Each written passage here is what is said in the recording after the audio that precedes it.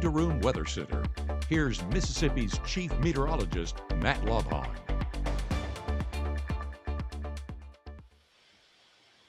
That's the wrong playlist. Give us a second. We'll really launch this. Right now, from the Room to Room Weather Center, here's Mississippi's Chief Meteorologist, Matt Lobhon. Tornado watches have been issued until 11 p.m. I'm Chief Meteorologist Matt Lobhon. Thank you so much for supporting us here on Mississippi Live Weather. As a bankruptcy firm, Mitchell, Cunningham & Bowling realizes many people are worried about their finances. We're here to guide you through the next steps to restart your life with easy video appointments. New clients don't have to leave home to get information about becoming debt-free. Also, convenient in-office appointments are available at the low cost of $340 upfront for a Chapter 13. You can be on your way to being debt-free. Contact Mitchell, Cunningham & Bowling today or visit our website at mcdebtfree.com. We are here to help you. Mississippi's trusted weather experts. This is Mississippi Live Weather at 6.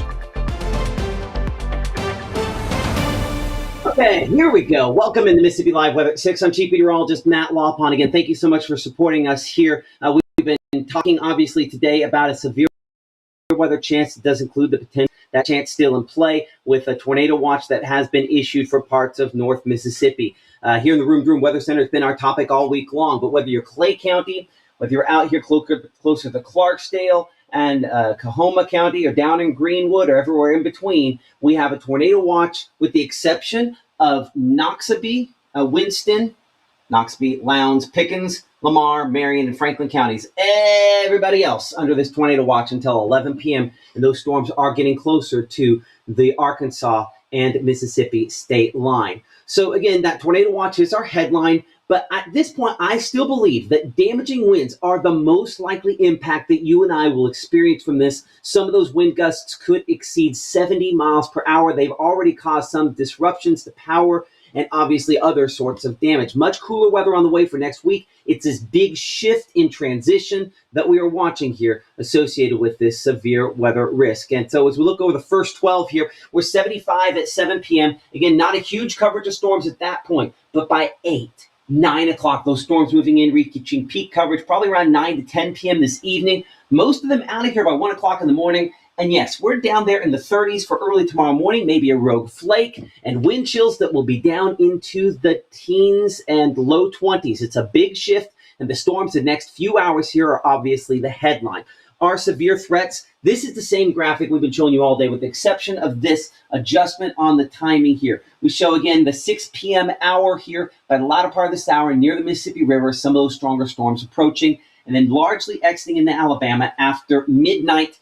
A few short-lived tornadoes possible, damaging wind gusts likely along the leading edge of this, and hail certainly a possibility out of the strongest of these storms. We'll use our exclusive triple threat, something you can see only here on Mississippi Live Weather, coming up here in a couple minutes. As we mentioned a moment ago, Mama Justice Doppler radar continues to show some showers and thunderstorms. Notice how we are having more and more of those thunderstorms kind of ahead of this main line starting to go. And that was our concern. You have the primary line here, right?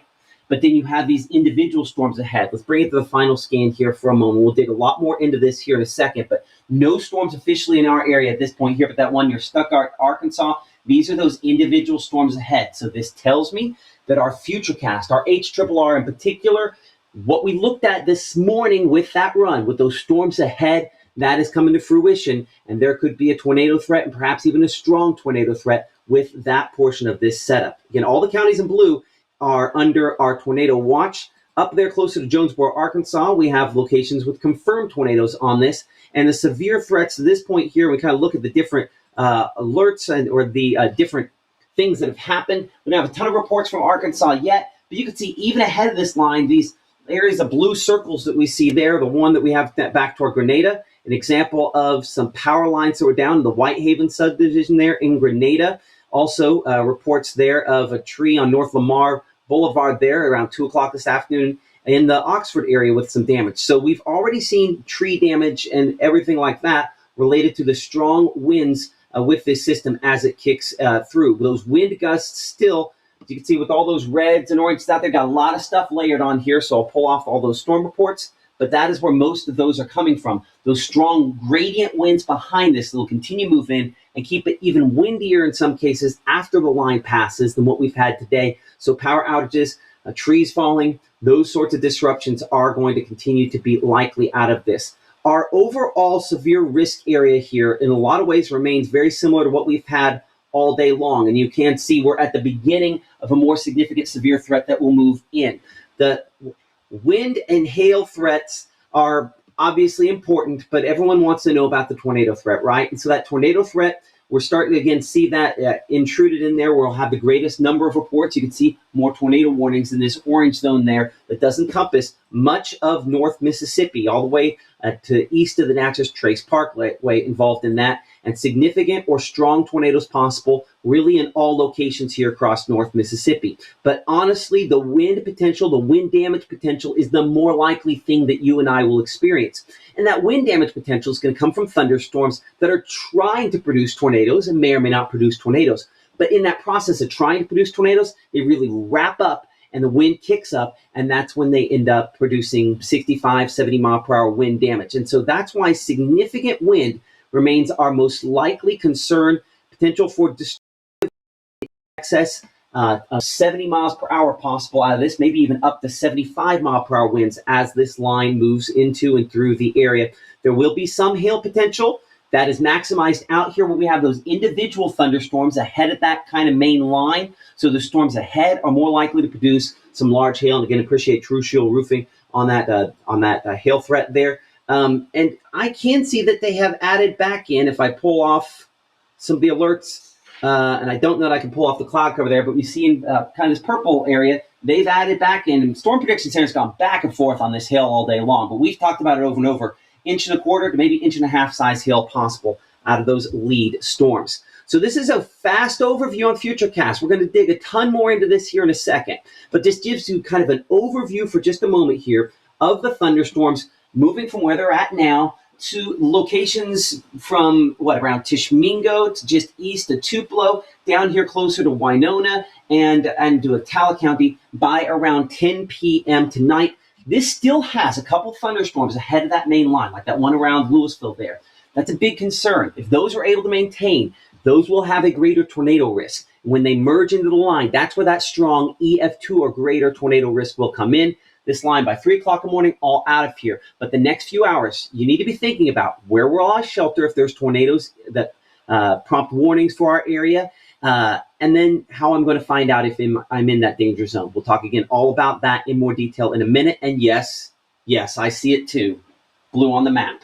We show some snow potential out of the last batch of this as it moves in. Are you going to school tomorrow? Absolutely. Are you getting home from school if you get there? Absolutely. These are picturesque flakes. Come on. How warm is it outside today? It's all going to melt on contact. But not impossible. See some of those early on your Monday morning there as well, to go along with just really, really, really chilly temperatures where wind chills will be down again into the teens. We'll look at those as well here in a minute, but from 36 in the morning, 35. That's right. If you notice they're dropping maybe a degree or so there by 9 o'clock in the morning as cold air continues to spill in. From there, winds remain breezy. That does we continue to potentially have disruptions to power and things like that, even through afternoon tomorrow with some isolated branches and things falling in the wake of the ice storm.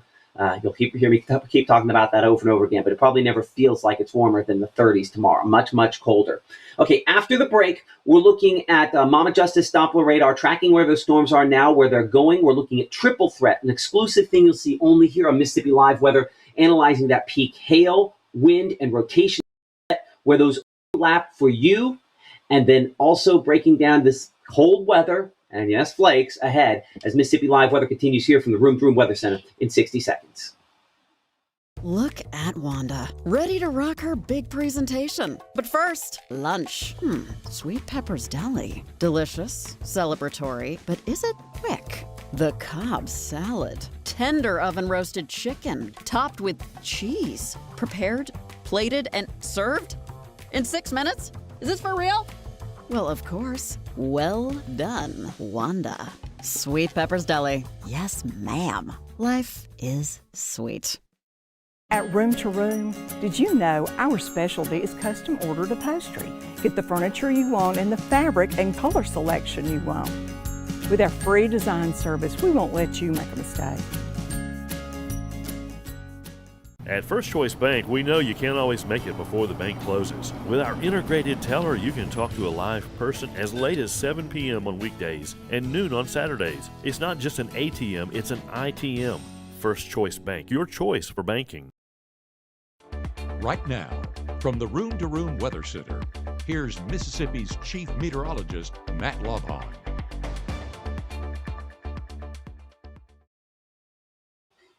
Well, we're looking across the river in Clarksdale towards storms that are approaching. You're under a tornado watch, as is pretty much everybody watching us here on Mississippi Live Weather. Thank you again for supporting us here in the Room to Room Weather Center. And that camera and all of our cameras showing one thing that we keep watching. We're watching that measure of moisture right there, that dew point. The higher that number, the more fuel for thunderstorms. Clarksdale, it's sitting around 63.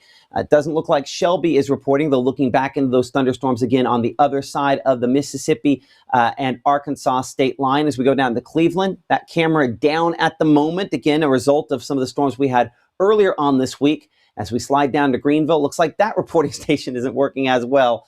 But okay, come on, rolling fork. Come on, give me one of these is going to work here as we go down this line toward deeper in the Delta. And there we go. That was showing that moisture mixing down a little bit more. So some pockets where the moisture is more significant, where storms are more likely to be strong to severe. And as we bring it back into Mama Justice Doppler radar, as we mentioned a moment ago, all locations for the most part, with the exception of a few notable ones near the Alabama state line, are under tornado watches until 11 p.m. this evening. We do have one tornado warning near Pine Bluff, Arkansas there, and Stuttgart. Looking at that all the way from our radar site in Monroe County. It doesn't have a great look to it, so we'll bring it a little bit closer in. And what I also see from our site there in the Memphis area, as I make this a 1 hour loop, you'll notice how these thunderstorms in advance here, just in the last hour, have all started to strengthen. They're all competing for that more limited amount of fuel. And the hopeful thing for us, what we're really hoping, is that maybe because they're all competing for fuel, that there's not enough and they all get strong, but not extremely strong. That's one of the, I guess, hopes in this situation on how this plays out. But obviously for folks there, if you're looking at this in Clarksdale and West Helena and Jonestown here, as we check different properties on Mama Justice Doppler radar, looking at the wind, we don't have a ton of rotation in these lead thunderstorms here yet. They remain still fairly shallow, fairly short. One of the things that is kind of limiting their threats. Again, not impossible to have maybe a little bit of hail up there just west of the West Helena area, but obviously the stronger winds, the tornado threat, that all with this storm that's still back to the west at this point here. Looking at our hail track, not a ton of hail for those storms on the far eastern part of Arkansas at this point in time. Back to Mama Justice Doppler radar. Again, the storms moving somewhere around 45 miles per hour or so. Caleb will double check that for me kind of behind the scenes here, but to get you kind of an idea if they continue moving northeast, about 45. Okay, I'm going to take it 50 just in case they pick up some speed there. So we show push landing there at about 6:13. We're looking at, let's go ahead and chop this down to some bigger locations, if you would. So change that to a slightly larger size city. There we go. And so we will show obviously over West Helena now. Friars Point by around 6:21 there. Tunica 6:32. Clarksdale 6:38. Sledge at 6:56. Hernando 7 o'clock. Coldwater 7:06. Senatobia at 7:10 and 7:11 there in Olive Branch. Those storms are going to continue to intensify and eventually could strengthen enough that they try to rotate and maybe even produce tornadoes in their own right there. These thunderstorms, again, still strengthening back out here. Most of these are still really in the organization phase and will continue getting stronger. So let's talk through what we have here. Again, tornado watch. I mentioned that a moment ago. Come back to Mama Justice Doppler and let's talk about the two different things here. The watch, the counties in blue, that's ahead, issued hours in advance. The warning, like what we have back out there in Arkansas, means it's probably already occurring or could occur very soon. And so the difference between those two things is a clarification I want to make sure that we're very clear on here. So we have tornado watches in advance for all locations with the exception of Noxubee, Winston, counties here in Mississippi. I think Lowndes County might be just outside of that tornado watch as well. And then we have warnings in place for locations out in Arkansas. Warning is when you need to be taking cover. Watches is when we were refining our plan, which is what we talked about in our discussion a little bit earlier on this afternoon. So know the difference between those two things. That's critical. As we see here, our day planner, our storms kind of reaching their peak coverage probably between 8 to 9 to 10 p.m. this evening as they move from west to east through North Mississippi. Some wind gusts will be up there in excess of 35 to 40 miles per hour outside of storms. And with the storms themselves, they could be up in excess of 70 miles per hour. Here is triple threat, something you'll see only here on Mississippi Live. Triple threat shows us wind damage. Layered on top of that, we have storm rotation, and we also have large hail potential. So you can see all three main severe weather threats layered on the same graphic and make an assessment of how strong the storms could potentially be for you. Notice on our triple threat here, we do have some stripes. We look for these stripes in particular on the rotation, that when they connect, those are storms that could produce tornadoes and maybe even strong tornadoes. So we have some of those stripes, and there's going to be a lot of rotation in this line, north to south. But where those stripes showing up the most pronounced, that's where we have the potential for them to produce a strong tornado. Most of these are probably not strong tornadoes. Most of these are damaging winds trying to produce tornadoes and maybe failing to produce those. Now, in that process of trying, those damaging winds still could be 70 or more miles per hour. Hence the reason we've got to be careful with this. But when you look at the purples kind of layered there as well, we do have a lot of hail potential showing up on this versus even what we had earlier on this afternoon. So the large hail potential, or at least some hail potential on this, potentially overperforms because of those storms out in advance, those lead thunderstorms here. As those storms kind of move eastward, you'll notice the majority of our area is past the worst of this by 11 o'clock to midnight tonight. But in its wake, we have plenty of spots where we have the splotches of blue, in the same spots where we have the red, in the same spots where we have the purple. And so that means our strongest storms are going to produce all three: the damaging winds, some of the hail, and that potential to produce tornadoes. This does have a preference for the northern half of the area, where some of the strongest winds aloft are, and our projections have typically done that. Does that mean that you're all in the clear here? Lowndes, Noxubee, and Winston counties? You are not in the watch. Let's say this: I think additional tornado watch extension could be necessary later this evening, so I would definitely still be paying very close attention down here because I have other projections that have more rotation in Louisville. You're going to want to see this here in a moment as we look at our storm rotation, because this is a slightly different projection. Our HRRR model, that was our exclusive strike model, and we like looking at the different projections. It gives us an idea of the range of possibilities here. And so as we head toward 8 p.m. on this, we again have a couple of stronger thunderstorms ahead with some brighter stripes. This highlighting primarily just the storm rotation. This particular projection here has the storms in advance stronger than the storms with the line. And so these storms in advance that you see here would have more of a tornado potential with those as well. But notice how we just have a ton of the red showing up here, and a lot of it's kind of the lower end. That is, again, that process of the storms trying to spin up tornadoes, maybe failing to do so, but in that process of surging and trying to spin up tornadoes, they kick out the strongest wind gusts, 60, 65, 70 miles per hour. In some cases, there will be storms producing, at least prompting tornado warnings. But this is what I was talking about a moment ago for you in Louisville. Let's zoom in a little closer here. Again, no guarantees the specific storm goes exactly where it's at. But my concern with this, and the reason I think it's worth highlighting you at this moment, is the fact that this storm is in advance of all the other thunderstorms. It's what we would call a discrete supercell.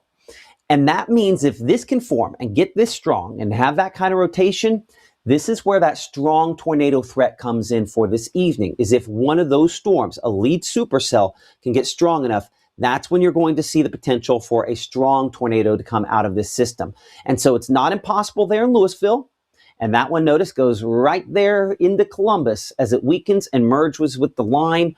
I still say that while you're not presently under a tornado watch out here in West Alabama or in Lowndes, Noxubee, and Winston counties, the reason you're not under a tornado watch is we're still talking, 5 almost 6 hours away for this arriving for you.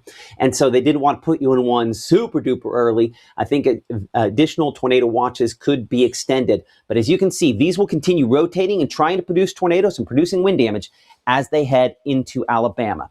This is storm rotation, and the storms after that initial wave will not have rotation and will weaken, and we are left with that chance for maybe a few flakes as we head toward early morning on your Monday. So let's walk again through Futurecast here, just standard Futurecast individual thunderstorms like that one near Greenville that shows up here. Again, same HRRR model we're looking at a moment ago there.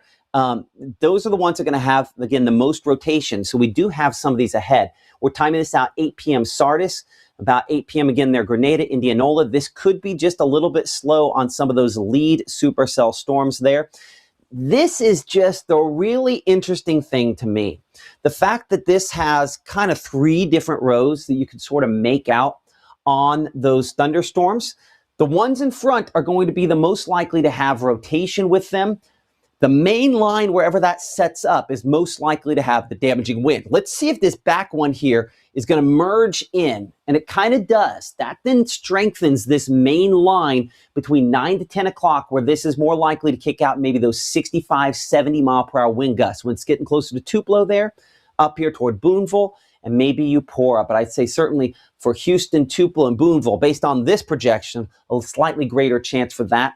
But then, of course, it does have that bad boy in front there that's going to try to produce, again, more rotation, try to produce a tornado. And then another one there closer, again, the west of Columbus. So this is a very jagged line.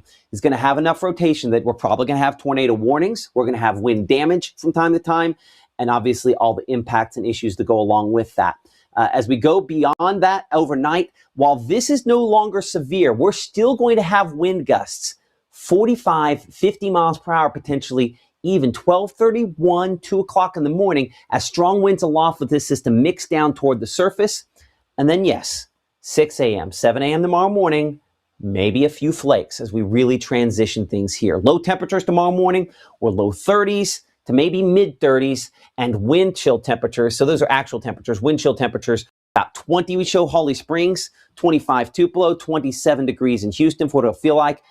Bundle the kids up, heading back from spring break, and going to feel very springy, right? 34 at a drop-off, 38 by lunch, 42 by the last bell on our IMPC school bus forecast, school day forecast. Very cold, never feels as warm as that 42 looks. By the way, we're going to have more discussion here in just a moment and answer your questions. So stick with us here in a second. I do want to get through the rest of the forecast briefly here. As you can see, we have a chance for some flakes. Don't be shocked if you see a few. Be absolutely floored if it ends up adding up to anything on any surfaces, because we're 70s, near 80 today in many cases. It's all going to melt. But not impossible to see some picturesque flakes for tomorrow. And anytime we see flakes, it's worth noting.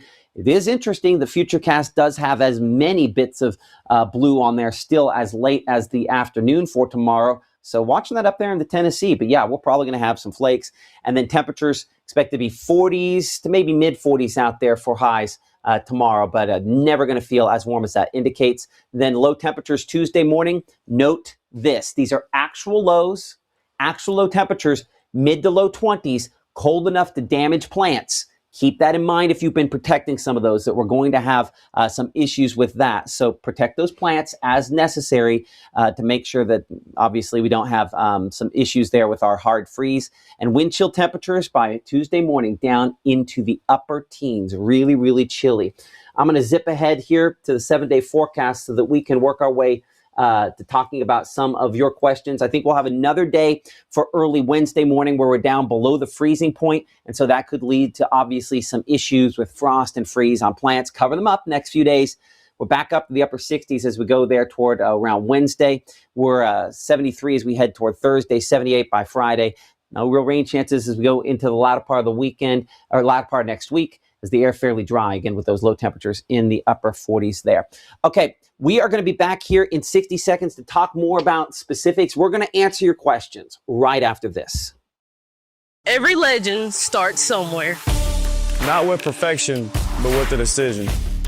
The decision to show up, work harder, and believe this place can change everything. At Northeast, you're more than just a number. We're built on opportunity, and our students are willing to rise to the occasion. Here, success isn't handed to you. it's earned. You don't just leave with a degree, you leave as a legend.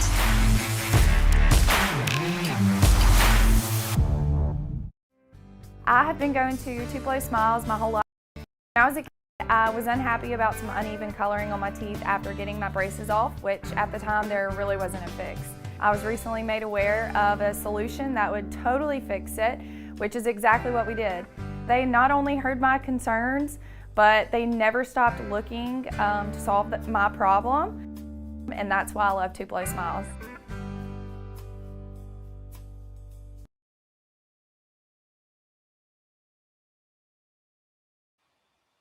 Welcome back. I'm Chief Meteorologist Matt Lopon. You're watching Mississippi Live Weather here at 6, and appreciate all 15,000 or so of you watching on the various different platforms here with us this afternoon, evening.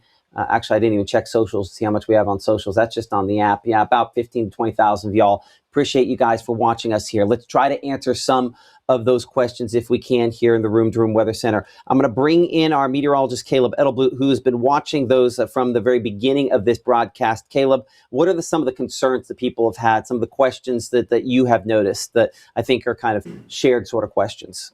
Yeah, well, honestly, major thing that I've noticed today is that there hasn't been too many questions as compared to yesterday, so you seem to be doing a great job letting them know that we're going to take care of them and time them out. But one of the questions that we did notice, we're still talking about those shelters across North Mississippi and those college students coming back from spring break and being on Mississippi State's campus, Ole Miss campus, just kind of some concerned parents out there wanting to check in, kind of asking about that as we get ready for the evening ahead. So I would say there's two parts to that question. One of those is, how you're going to get a hold of them, and you should absolutely call them and make sure that they're aware. A phone call from you probably does more than this phone call honestly does as well. But I think we need to layer up those threats in case you have something happen to you as well. Make sure they have weather call or you have weather call for them. The way that works, there's two things you can do in severe weather that actually could save your life. One of those is have a way to find out if you're in danger, and that's where weather call comes in. It is a phone call, just like these million text messages I'm ignoring right now. You can ignore those, but my phone will start ringing if there's a warning coming toward me.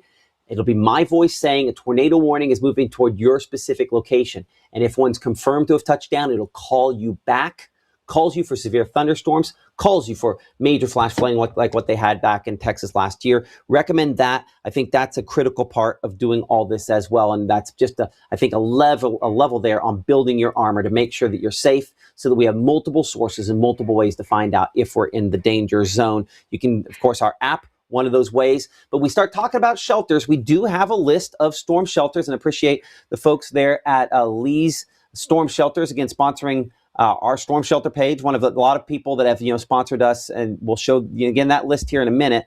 If I go down to LMNOP, yes, this only shows one shelter there in Oktibbeha County. I'm sure that they have some more than that. Caleb, I'm gonna bring you in on this for just a second here, and maybe as a Starkville County there.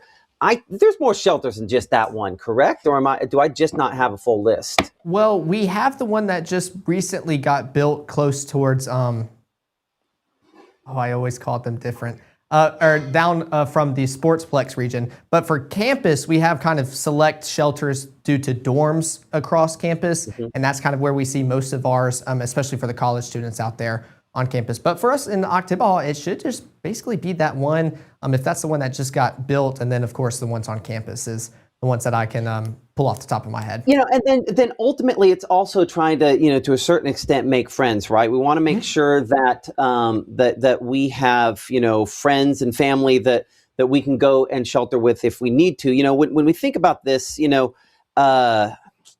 have to kind of make some assessments on where our safe place is. A small windowless room where you can wrap up with blankets and pillows. This works, but here's the thing. The top line on that there says lowest floor. So if you have a student of yours, a friend or what have you, that's on the second floor, a second floor apartment, then that's not where we need to be. We need to go down to the lowest floor on some of those apartments. And it might be going to the dorms. It might be going to one of those other shelters there. It might be just staying home this evening and driving down for tomorrow. I'll bring Caleb back in. But again, middle of the lowest floor, a small windowless room, a place you can wrap up with blankets, pillows, and stay there until we can give you the all clear when the time comes. And luckily, Caleb, we are not at that point right now. Yes, and I wanted to bring this question up pretty quickly just due to us just talking about weather call and some people talking about that in the comments. Some people are out like in Hamilton, Alabama, and asking, will weather call work for them out there, or if that's just a North Mississippi thing? My parents, so Weather Call kind of works with different TV stations, broadcasters around the country to basically, and it's a company that we contract through here at Mississippi Live Weather to make those calls, because I've been around them and with them for 20 years now, so I believe very strongly in their product. So I may or may not have my parents signed up under my Weather Call voice, despite the fact they live in the Kansas City area. So yes, you can sign up anywhere in the country and Weather Call will call you, because it's based on where the National Weather Service puts out their warnings. So for example, and I think we talked a little bit about this a minute ago here as well, you know, when we look at this, for people in Mississippi, we don't have any locations yet under a severe thunderstorm warning. They went right to the state line there, and that storm back out here toward Reed, out there across the river there near Monticello. This one, that looks interesting. We'll look a lot more at that here in just a moment. It's probably has some rotation, definitely has some hail. We'll see if it's going to get strong enough to produce tornadoes. But that storm there, if there was a warning out, the yellow boxes, that's where you get the phone calls. So here in Cleveland, you wouldn't get it. If there was one of those yellow boxes that went kind of halfway through the county, you don't get it unless you're in the box. So those are issued by the National Weather Service, the warnings there. And so whether it's a severe thunderstorm warning, a tornado warning, that's where those come in. And so these, I think just in the last moment here, that kicked it to where, yeah, we had a confirmed tornado there. So that person would have got a tornado warning and then a confirmed tornado as that threat increased for them. So multiple calls to say something has changed, things have gotten worse. So yes, that will work anywhere in the country where there are warnings, and obviously across North Mississippi as well. Caleb? Well, on the topic of weather call, someone was asking, is this the same weather call that they got with you back at your previous station, or is it different? It's a little bit different. There's a few things. There's, I think, a lightning component that's different with it. Also, if you're signing up on this, I think, opt into severe thunderstorm calls right away, and the flash flooding component as well. But there are parts of this that are similar. And listen, obviously, we would like you to sign up with us under my voice. But if you have that, or really any of the main, we want to have multiple layers of protection when we're thinking about this here. And that's why, again, on this Build Your Armor graphic, it's so important. I put weather call at the top of the list. It's the thing I trust the most. Let's be clear here. I pay a lot of money for the service and everything for that app that you're watching us on right now. But for my family's lives, I bet them on weather call as opposed to the app. I think the app is good, but like any app alert, if you've ever had an alert and been like, oh, I missed that, I wish I would have known that was going on. That's the issue with alerts. We just get so many of them. And yes, we pushed out quite a few ourselves. But that's how, again, the weather call component of this comes into play. So yes, it is very similar. I would say for tonight is good enough. There are some components that I think are better on what we do here. But if you have weather call, we want to make sure we have code red as well, where that is available to you. The weather app, just multiple layers of protection here. So there are multiple ways that you can ensure that you are safe. So that, yes, I would say it is similar, Caleb, but yeah. Yeah, no, next question we had, we were talking about that line of storms moving on through, and we all know by now kind of what's occurring tonight. We're also talking about those discrete kind of storms, those supercells. People were asking kind of, is that a concern? What's the major concern? Is that kind of more of a frontline thing? Are there two lines? Just kind of asking for some clarification on what you were tracking earlier. That's a great question, Caleb, because I think we still have some questions related to that as well. But as we kind of dig into this here, and I'll kind of bring it back in here. We'll leave your chat up here for a moment. I know I got an email from somebody earlier. It's like, I don't really love the chat. We're not always going to have the chat up, but we are here for the moment. If we look at this, and we'll make this kind of a 3-hour loop as these storms kind of move eastward, you'll notice this starts off as a line, and then all these thunderstorms, watch this. They start, I'll stay out of the way so you can actually see it for a second here. You have a primary line of storms kind of moving west to east through the area, and then these individual thunderstorms kind of developing in advance of that line there. Those individual thunderstorms, that's what we're talking about with discrete storms. Those have more rotation associated with that as well. And so I think we're talking about two chances here. The question is whether or not the second chance still has enough of a push. One of the really interesting things, interesting is usually good, but one of the interesting things about this setup is when we've talked about this for the first couple of days, we talked about this as one and done. That isn't necessarily the case tonight anymore, because we have what was the line we've been tracking for days. That's what this is back here, that we've known for days. We're going to have this, and this is going to have really, really strong winds with it. But then what has happened over the last 24 hours is our projections are like, but let's put some thunderstorms ahead of that. Okay, there's only so much fuel to go around, right? And so if you were going to have a big bonfire, you plan for a certain amount of wood to make that big bonfire. Well, if you split that wood up into 2 stacks, you're not going to have as big a fire. And so we have expected for the last few days that this line here, because of all the strong winds aloft associated with this storm system, was going to come through with 65, 70 mile per hour winds, widespread damaging wind all over the place. The question then is, when you start adding this stuff in advance, how much fuel is still left for this main line here as it comes in? Is it still going to be 70 mile per hour winds? Or when you have 2 areas, do you really have none that are as strong?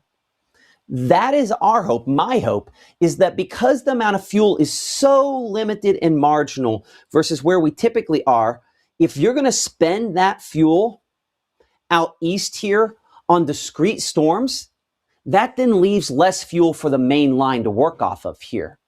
So while yes, there is a greater tornado risk with these storms in advance, wind is wind. And so wind, whether it's from a rotating tornado or wind from a line of storms moving in, or just wind when it's clear outside, it's wind that causes damage in all 3 situations.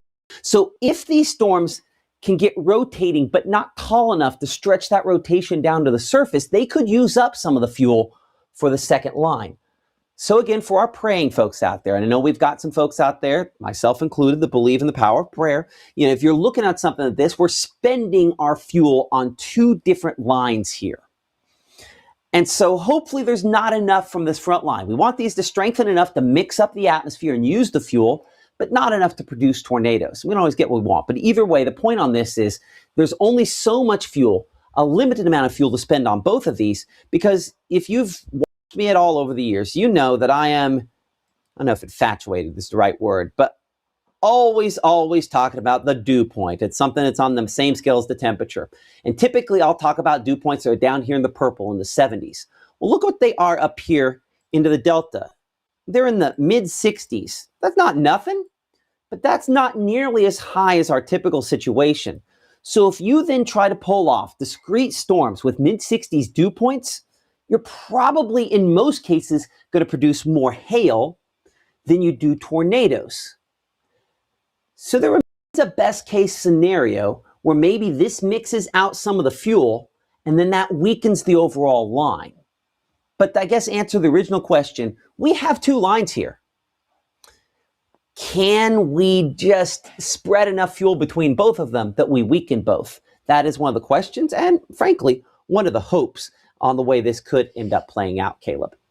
Yeah, no, that was perfectly explained. And we even had a question talking about that lack of moisture that you were mentioning earlier. Just brought it up there with those dew points, and thankfully continues to be a good sign as well. But another question that we have, I think you haven't heard this one before, especially with this unique setup. People are talking about a snow-nado occurring across North Mississippi. No snow-nados, first off. No. But it is interesting. It will be, okay.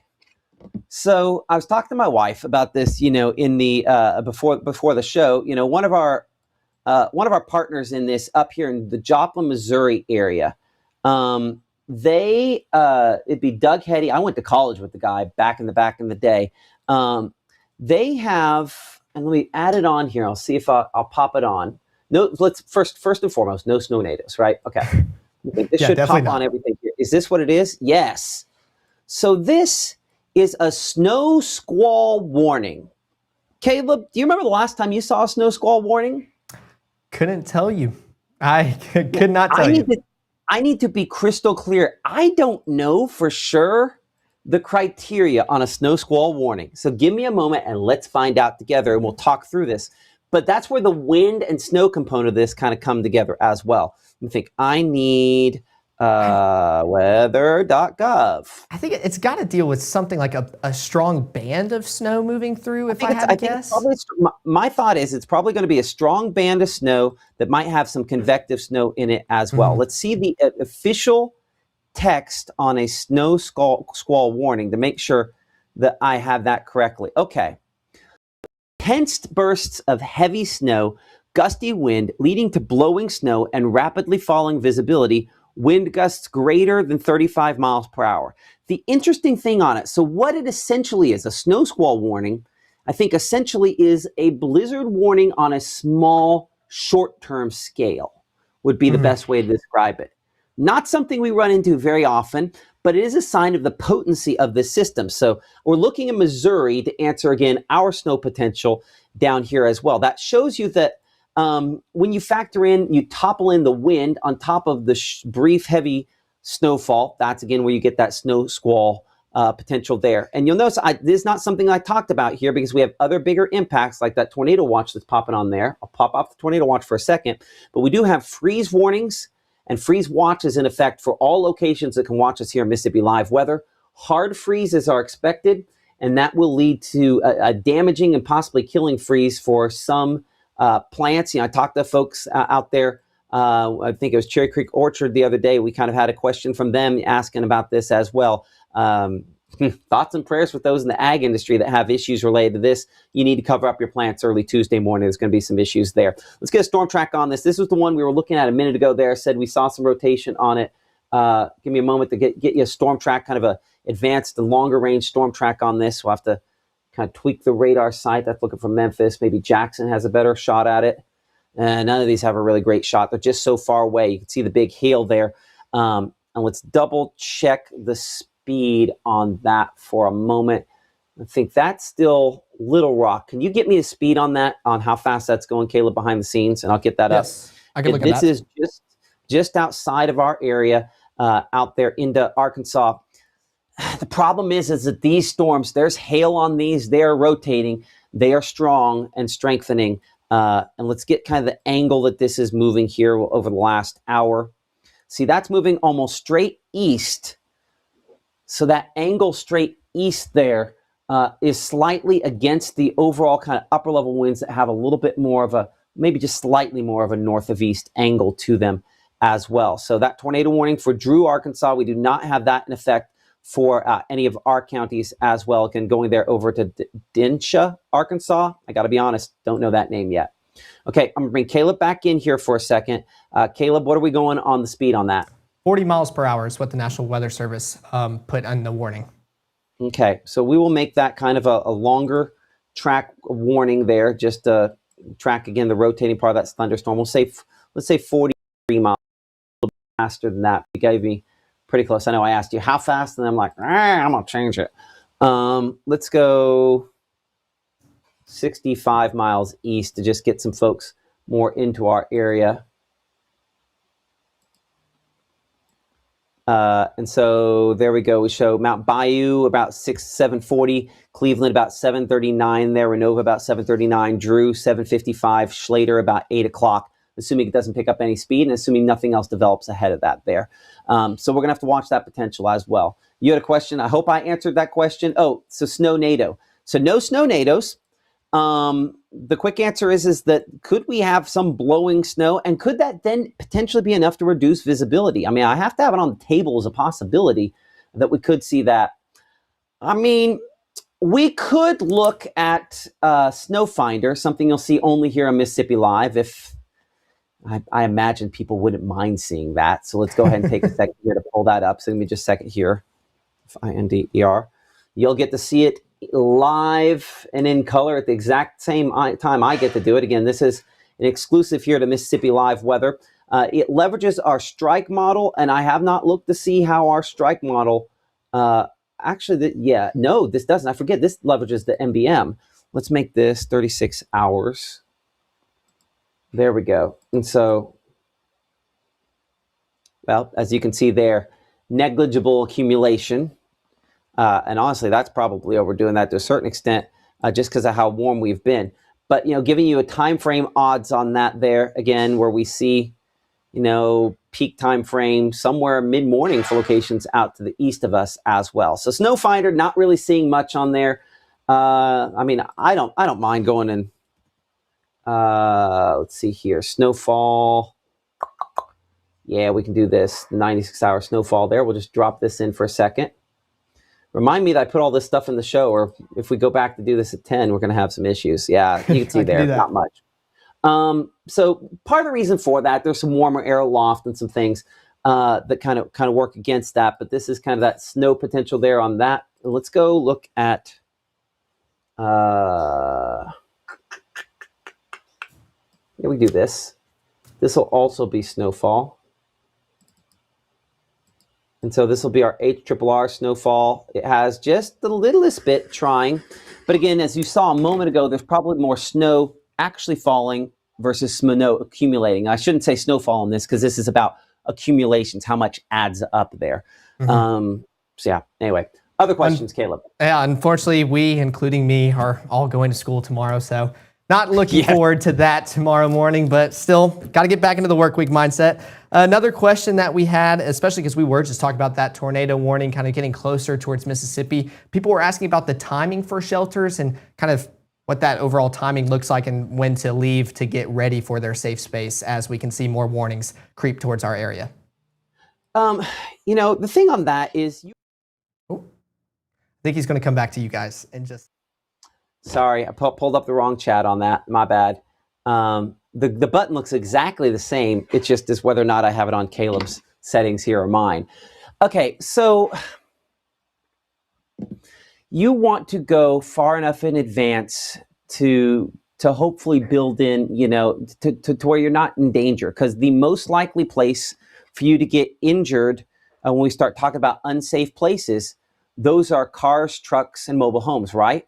So if you have to leave the place you're at to go to a place of safety, you're going to be in a car or truck, right? So, or an ATV, but obviously that's even less safe. So we want to build in extra time, you know. So like, for example, here, if I'm in Cleveland and I'm in a mobile home, now's when I'm going. Or Shelby or Rossdale, I see the warning west. I see it's coming this way. If I'm out here, Duncan or Cleveland or you know, even looking at this storm back there toward Lake Village in Arkansas, if I'm in Greenville and I don't think I have a sturdy enough structure, I'm going now before the warning is issued for my county. And one of the things that Caleb and I were talking about behind the scenes here, we might also do it, you know, a version of it for just tornado warnings as well, is to kind of put out those longer tracks on tornado warnings and say, there's a tornado warning west of your location. Push it to the people who are involved in that. I can't say we'll do it every time, but something we're going to try to do, but we have to do manually, to push ahead and say, hey, there's a tornado warning west of you. Now is probably the time, if you're going to travel to a shelter, you need to get going before it moves into your area. Because once the tornado warning is issued, like where it's issued right now, we don't want you traveling because then we'd be putting you in the most unsafe place. So we have to prep ahead. And also, I would say now is the time for some of those locations I was just mentioning a moment ago there, where we need to be getting toward a tornado safe place. I'm really encouraged by all this shower activity ahead. I'm really hoping that stabilizes the atmosphere a little bit, but this zone down here is very concerning. All the way east, these storms could stay ahead and could stay strong. Hail, damaging winds, and yes, tornado, all possible out of all those thunderstorms as well there. Caleb? Yeah, no, another question we had as far as talking about the shelters, I know we discussed it earlier. The list of shelters that's on our website, I know you can pull that up as well to get the people, to let them know where those local ones are. And then also on that topic, people are asking as far as how to stay informed with our app on Roku and how to specifically search that up. Okay, so Roku, we'll talk about that first. So Roku, you know, we are on Roku. Search for Mississippi Live, period. No weather. Mississippi Live, no weather. Because Roku's weird in that if you say Mississippi Live weather, it'll say, we don't do weather. So you search for just the words Mississippi Live and you'll find it on Roku. I know it's a weird thing. Had no clue that was going to be a thing when we named what we're doing here. But that's just something Roku does. So search for Mississippi Live on Roku and you can find us on there. We do have apps on Apple TV. There is an app on on Fire Stick at this point. That's probably going to change. The source on that, I think, at some point here in the future is probably going to end up changing. So just that kind of a heads up on that there. But as far as tonight works, I think that works. But the other thing that you can do is you can, if you want to cast the app to the TV, I know it goes horizontal sometimes or goes odd direction. There is a link on our app where if you pull it up, and I'm going to kind of pull it up here, so there's a link in the upper left-hand corner where if you hit recent live broadcasts, it will take you to our YouTube page. And it'll show you all the recent live broadcasts. If you just click on our logo at the top there, oh, look, that's me talking. It's automatically on there, right? And so if you then take your phone horizontal, if you take that full screen, you can go horizontal and that will cast properly on your TV. It's a little bit, what's the word I'm looking for? It's a little bit lower resolution, I think, but that is a way around it. But on your smart TV, if you just search, go to YouTube, you can search for Mississippi Live Weather on YouTube and find our YouTube page and stream it there as well. So we do not have smart TV apps for Samsung or Vizio or some of these others yet. LG, we'd love to do that. The problem is they make it borderline impossible for a small group like us to put one of those apps together. The kind of hoops we have to jump through, we try, but it can be very, very difficult. So anyway, point of the story being, we don't have them for those. You're going to have to probably find us on YouTube on some of those. But Roku is weird. Search for Mississippi Live. Caleb, remind me about what the other question was here. We were talking about shelters, I think. The list of shelters that we have. Yes. Yeah. So storm shelter list, again, on our website. It is, I think, a good list. It is not a perfect list there. Again, appreciate Lee's Precast for kind of sponsoring our storm shelter list there. So lots and lots of shelters. We also will have times for shelters listed, not all shelters, but as many as we've been able to get in there on our storm tracks as well, especially when we start getting into tornado warnings. We have a version of our storm tracks. We'll put the shelters on there. So if you see kind of a random triangle, it'll be a triangle logo, and then it'll show everything else, the location on that. That is a storm shelter in those locations there. So that tells you when it's arriving at those various storm shelters. So if you're in one of those shelters, that'll kind of give you an idea of how long you have at that specific spot before it gets to your location there. So again, a large list, can't say it's a perfect list, but a lot of different locations there listed on our website, msliveweather.com/shelters. There's also a link, of course, multiple links in the app where you can find those as well. And that just went super fast as I moved my mouse there. Okay, Caleb, what else? Well, I was looking for more questions, but it seems like you kind of keep covering everything. I think most people are just kind of concerned about their timing as that line continues to make its way through North Mississippi. But for the most part, people are having high spirits, ready to kind of get this night over with, and unfortunately start that frigid start to the work week tomorrow morning. Yeah, it's going to be really cold for a couple of days there. Appreciate that, Caleb. Let's go ahead and look then at some kind of a final look here at timing with an updated look at our Futurecast. So we have those individual thunderstorms. Let's double check some speed on this. Make sure our speeds are rock solid. So give me a moment as I'm sort of tracking. I'm going to base it off of that lead storm there that has prompted the tornado warning there in Arkansas. So if I go back, somewhere around 45 miles per hour is how fast that storm is moving. But as you could see over the last hour, how many thunderstorms kind of developed in advance of that as well. So I think just as a rough timing here, and there will be additional severe thunderstorm and tornado warnings. Let's just be clear for a second here.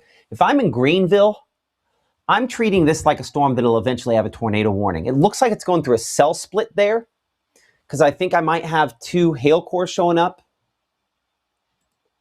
Let's go ahead and look at that here for a moment. Let's make this a 1-hour loop. Going through a cell split there.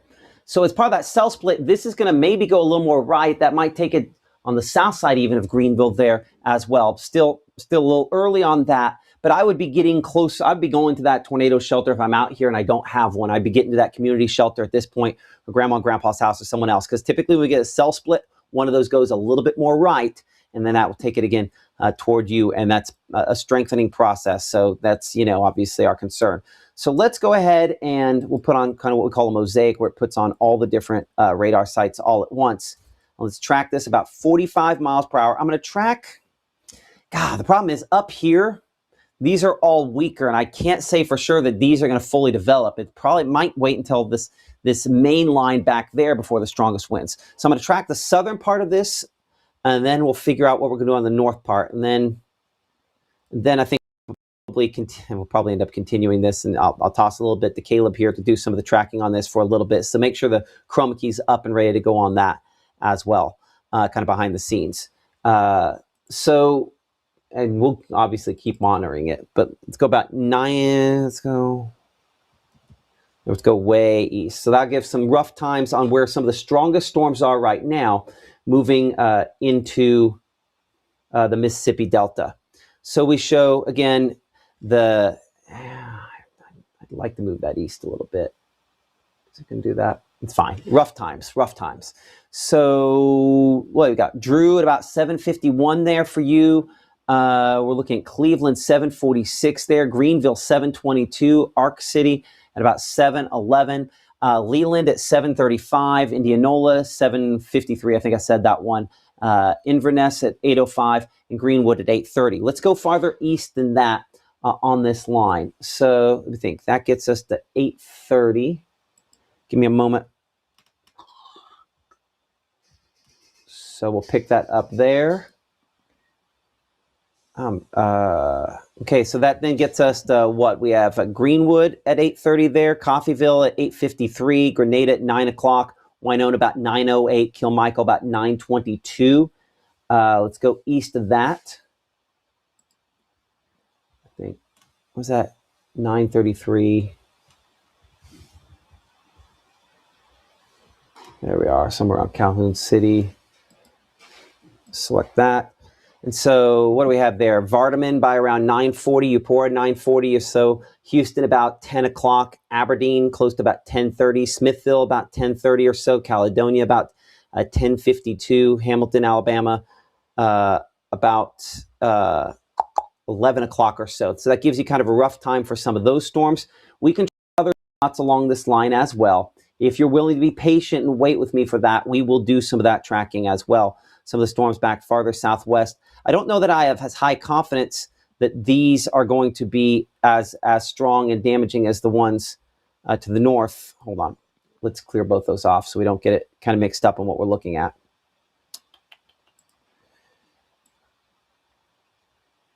Ooh, no, hold on. I need to clear that because that one near Greenville is one of those that was stronger a minute ago, and I don't want to undersell the time on that.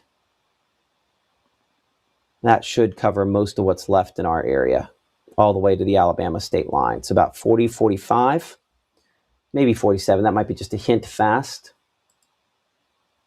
I'll take it to size 3 on my city. We'll go 250 on my mileage there. So let's see, we're Greenville about 726. I think that's similar to what we had a minute ago, 739 in Leland. Again, we're trying to get the southern portion of the area that we didn't get quite as well. And actually, I'm going to adjust this a little bit more straight east. There we go. Okay, so Durant about 9:36, Goodman 9:38, Ackerman 9:52, Kosciuszko just about 10 o'clock, Artesia around 10:22. Let's see if I can get Artesia in the list there. There we go. We'll make that the first one. And then Louisville about 10:32. Close to about 11 o'clock there. Macon, Reform about 11:11. Sugarlock after that. Gordo 11:24. And that means based on, again, if that's that first wave that takes over there, this is out of our area a little bit before midnight. Now, if it's that second wave, if this first one kind of peters out and that second wave is, that obviously extends the time. And then farther north, again, new tornado warning issued there, very near the Mississippi-Arkansas state line. We'll go back again to reflectivity on this, and we'll go up close to the Memphis area on that with some of those thunderstorms. Again, rotation back there, again, across the state line. If I'm out here in Tunica, I'm now going toward my safe place. So if I have to travel to get there, now's the time I'm doing it. Hernando, Coldwater, Senatobia. I'm probably doing the same thing now, making those last phone calls, deciding where we're going to go as these storms move more toward you. Now is the time to be thinking ahead, preparing ahead for that. The question in my mind, and I'll bring Caleb in on this as well, as we just kind of pitter-patter back and forth, is whether or not these storms in advance are going to, first off, get strong enough. There's just a lot of them. I don't know that they do. There might just be too many storms. There's not enough fuel around there for 3 batches of storms out of this. Yeah, I was about to say, I just feel like there's going to be too much fighting over the same fuel. It just doesn't seem likely. It's a little bit less than we had 1, 2, maybe 3 discrete cells, but kind of how bunched up it is, it's not too convincing to me based off that latest scan. And especially when we're starting to look here at just generally speaking how low dew points are, they're just not particularly high. And so as a result, that's a lot to work off of there. That tells me, by the way, that most of these storms are probably elevated out east. Elevated, a good way to describe them, a positive thing, because that then means that they are not getting that rotation down to the surface if they have any rotation. Speaking to that fact, I don't show much in what we have over top of Mississippi now. So I'm going to track this based upon the main threat back here. If something pops up stronger ahead, then it pops up stronger ahead and my time is going to be off. But so this time here for locations east, let's get kind of a time on that batch. And then we're going to have our first warning down here for Cleveland any moment now. So so we will see. Check the, if you can, Caleb, double check the, I believe that one is still the folks over there in Little Rock. So kind of check their discussion on that one in our chat. So let's get this track on the northern part of this line here. And I'm going to track it from where the strong winds are the most prevalent. I'm going to track this a little bit faster. I'm going to track this closer to, say, 54, 55 miles per hour, because I do anticipate that the strongest winds, I need to do that again. I didn't go far enough south. I think that it's possible that the strongest winds on part of this could speed the whole line up a bit more. Okay, so let's now adjust this to some of the bigger locations here.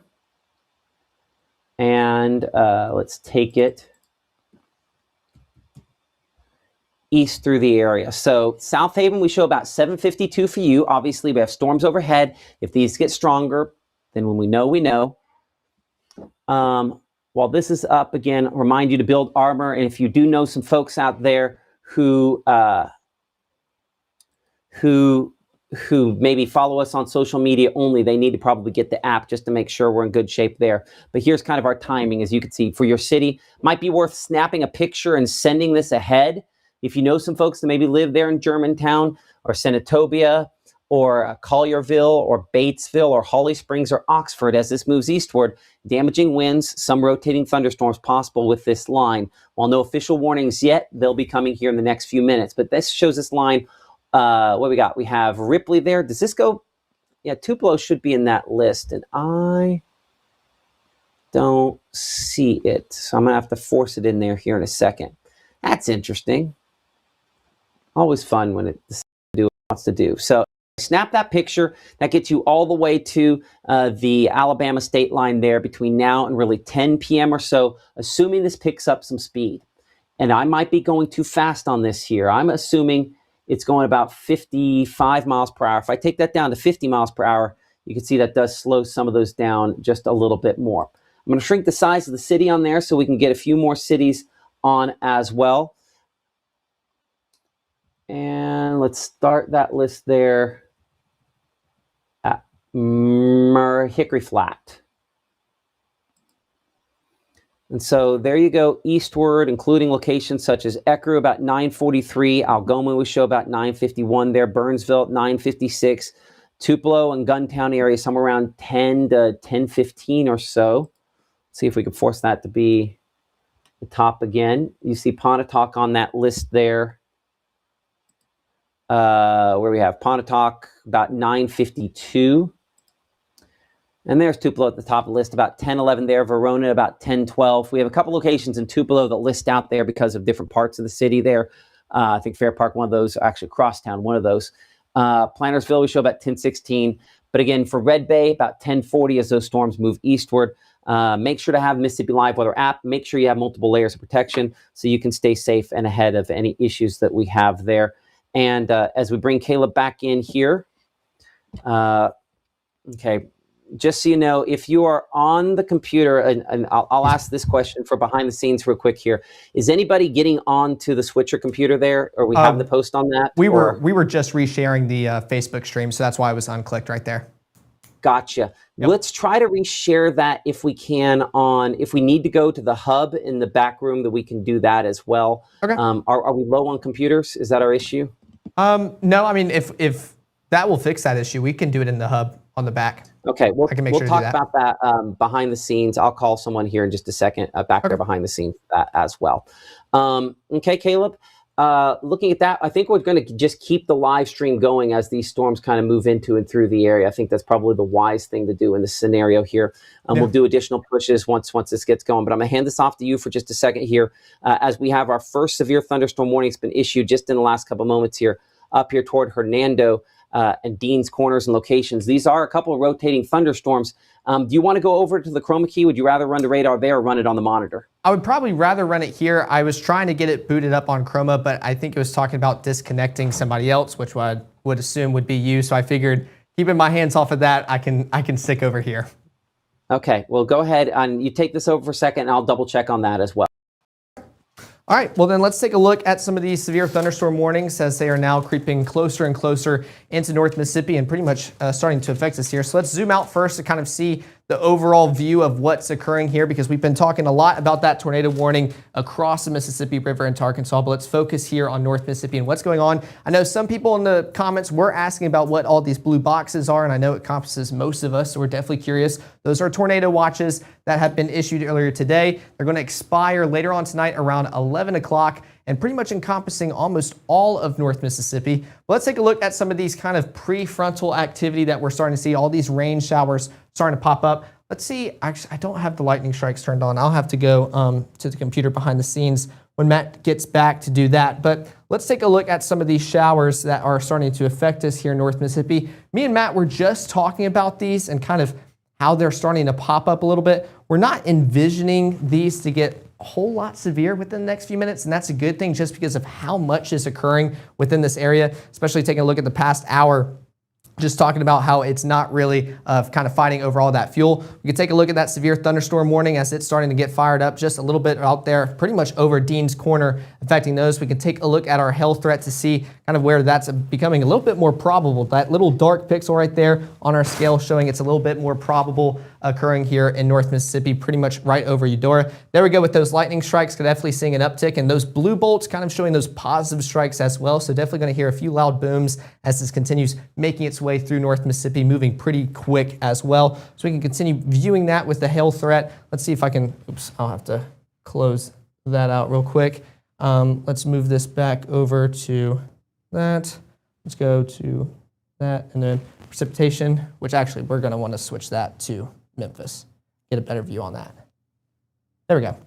All right, so yeah, take a look on it on the past hour as it kind of continues to build up just a little bit. Issued that severe thunderstorm warning. You can see kind of those brighter pinks and just those brighter colors starting to return just a little bit, showing that there's a lot more reflectivity up there. And typically that's due to hailstones. They're very reflective up super high above y'all, showing that that hail core is starting to become a little bit more prominent. And we just saw that with our hail track, showing that probable risk starting to be affected as well. Let's also take a look at our wind to see if we can see any rotation occurring within this. Let's go to now, because just to talk about currents. Not seeing anything right there, which is definitely a good sign. Definitely don't want to track any rotation.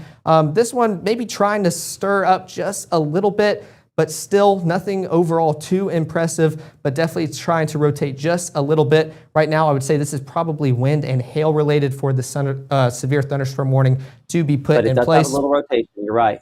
Nope. It's got a little bit of rotation, but trying its best to get some of that, but thankfully not too prominent at this time, and hoping that it can continue looking that way as that storm continues moving on closer and closer towards Dean's Corner. Okay, so the hub computer in the back room, let's be careful of how many tabs you open. I would probably just have the Facebook tab in there. You're probably gonna have to log in on that one if you would when you get back in there.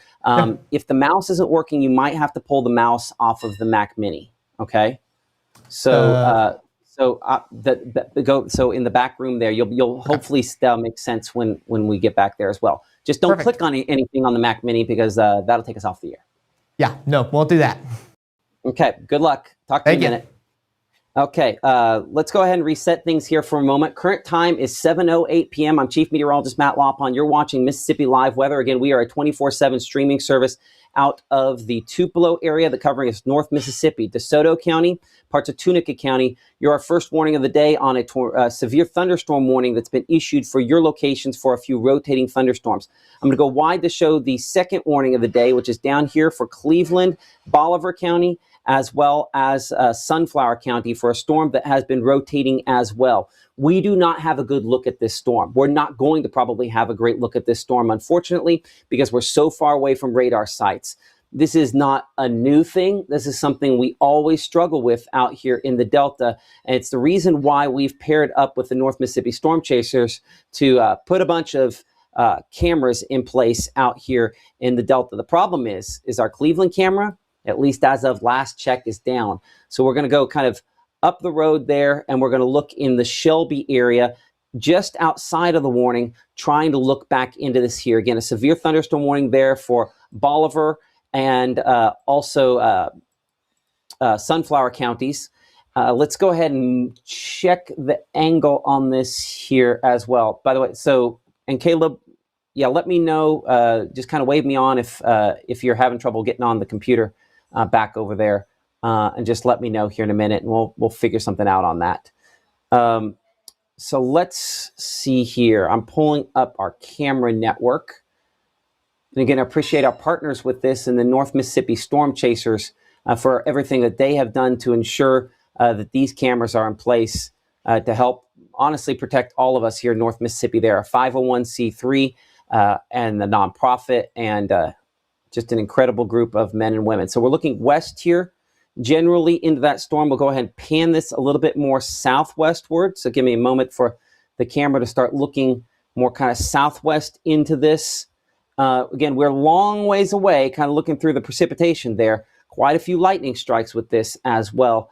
So that'll hopefully populate in on that here in a second. It does look like that camera is lagging a lot between when I moved it. There we go. So it's about 20 seconds behind. That's way longer than any of the rest of our cameras. Caleb, if you would on a sheet of paper there, kind of remind me at another time about that. We're going to have to see if we need to change out the link that is in there for that. And also, again, let me know if you're having some issues there logging in. I'm going to bring you up for just a second, just to make sure we're good. Are we good? I'm trying to figure out the mouse issue. I can only use the Mac one that was back there, and I'm trying to find another mouse. So what you'll do, the Mac, you'll pull out the little receiver and stick that into the hub. Yeah, so remove the receiver, stick it in the hub. We don't necessarily have to have a mouse on the Mac. I can get to it out here. Perfect, I can do that. Okay, appreciate that. Our meteorologist, Caleb Edelblut, we're working on some things behind the scenes to make sure we can do the right kind of pushes and information and give you what you need to know to keep you and your family safe. So looking here from Shelby, got some rainfall on the lens there, quite a bit of lightning, severe thunderstorm warning near your location. As we come up closer to Tate County, again, we have another camera here in the Crenshaw area that we are looking at as well. And that camera right now, just double checking my angle on it. That one looking kind of in a westerly direction. We need that to probably look more north. So I'm going to switch that around here to the north. So give me a moment to sort of move the direction that is looking. Hopefully that will go for us here in a second. Again, appreciate North Mississippi Storm Chasers on these cameras, and we might be getting some power disruptions out there as well. So we'll come back on that here in a minute to hopefully get those up and going. That's one of the challenges. So that one, again, the storm we're looking at here for Cleveland, let's get a storm track at about 40 to 45 miles per hour for you. And again, strong straight line winds. The main reason this warning has been issued at this point here, and large hail potential as well. We'll go 40, 45 miles per hour, giving you a time there. The Ruleville, we're looking at about 7:50 7:57. Kimball Lake at 7:38. Beulah there at 7:24. Again, this is Doppler radar indicated rotation. Previously has had a tornado warning on it. We have not been able to confirm a tornado on it. There's still broad rotation and a ton of lightning strikes, so it is still a healthy storm. But if that storm were to make it all the way there to the Cleveland area, we'd have that getting closer to you by 7:43. Marigold at 7:44, Renova at 7:44, Ruleville at 7:57, and Drew at 7:59. As we come back to the precipitation mode on Mama Justice Doppler radar, we'll go a little bit wider here, looking at the whole viewing area for a second.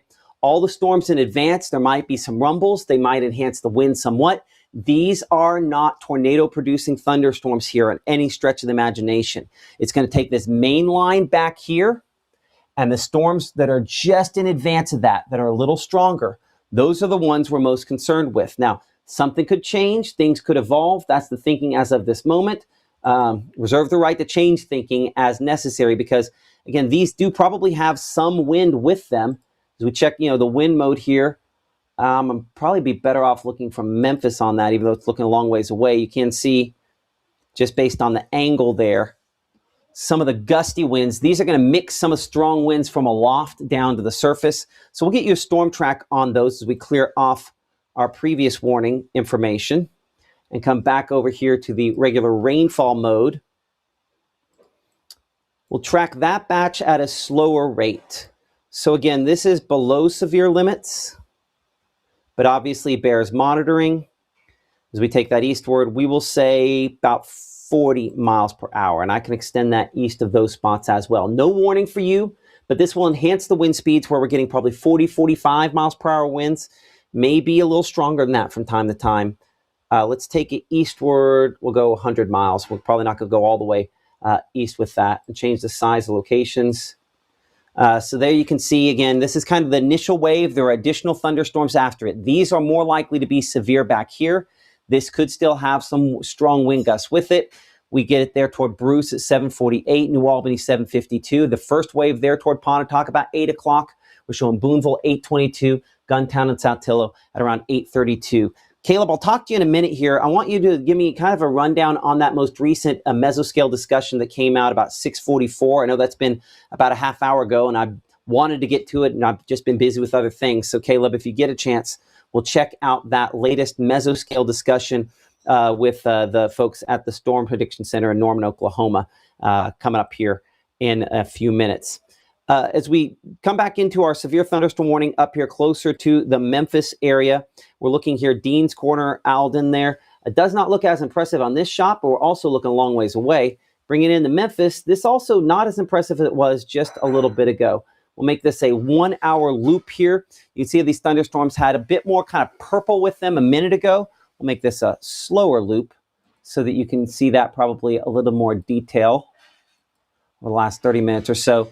Little stronger, and now it's gone through a slight weakening phase. Still do have rotation with this thunderstorm. As we check kind of the wind mode there, again, some rotation right there near Dean's Corner, where we have it at this exact moment. And that's about where we would expect to see it on one of these. Let's go back to the precipitation mode a couple different ways. It's just a little ahead of exactly where we'd expect it. If I'm going to look at the high-resolution site out of the Memphis airport, in close here, it's good at this sort of stuff. I can see, again, some of that rotation, but that does not perfectly match up with what we were looking at it aloft a moment ago. So there's precip. That's where it is. Base velocity, I have some stuff back behind it.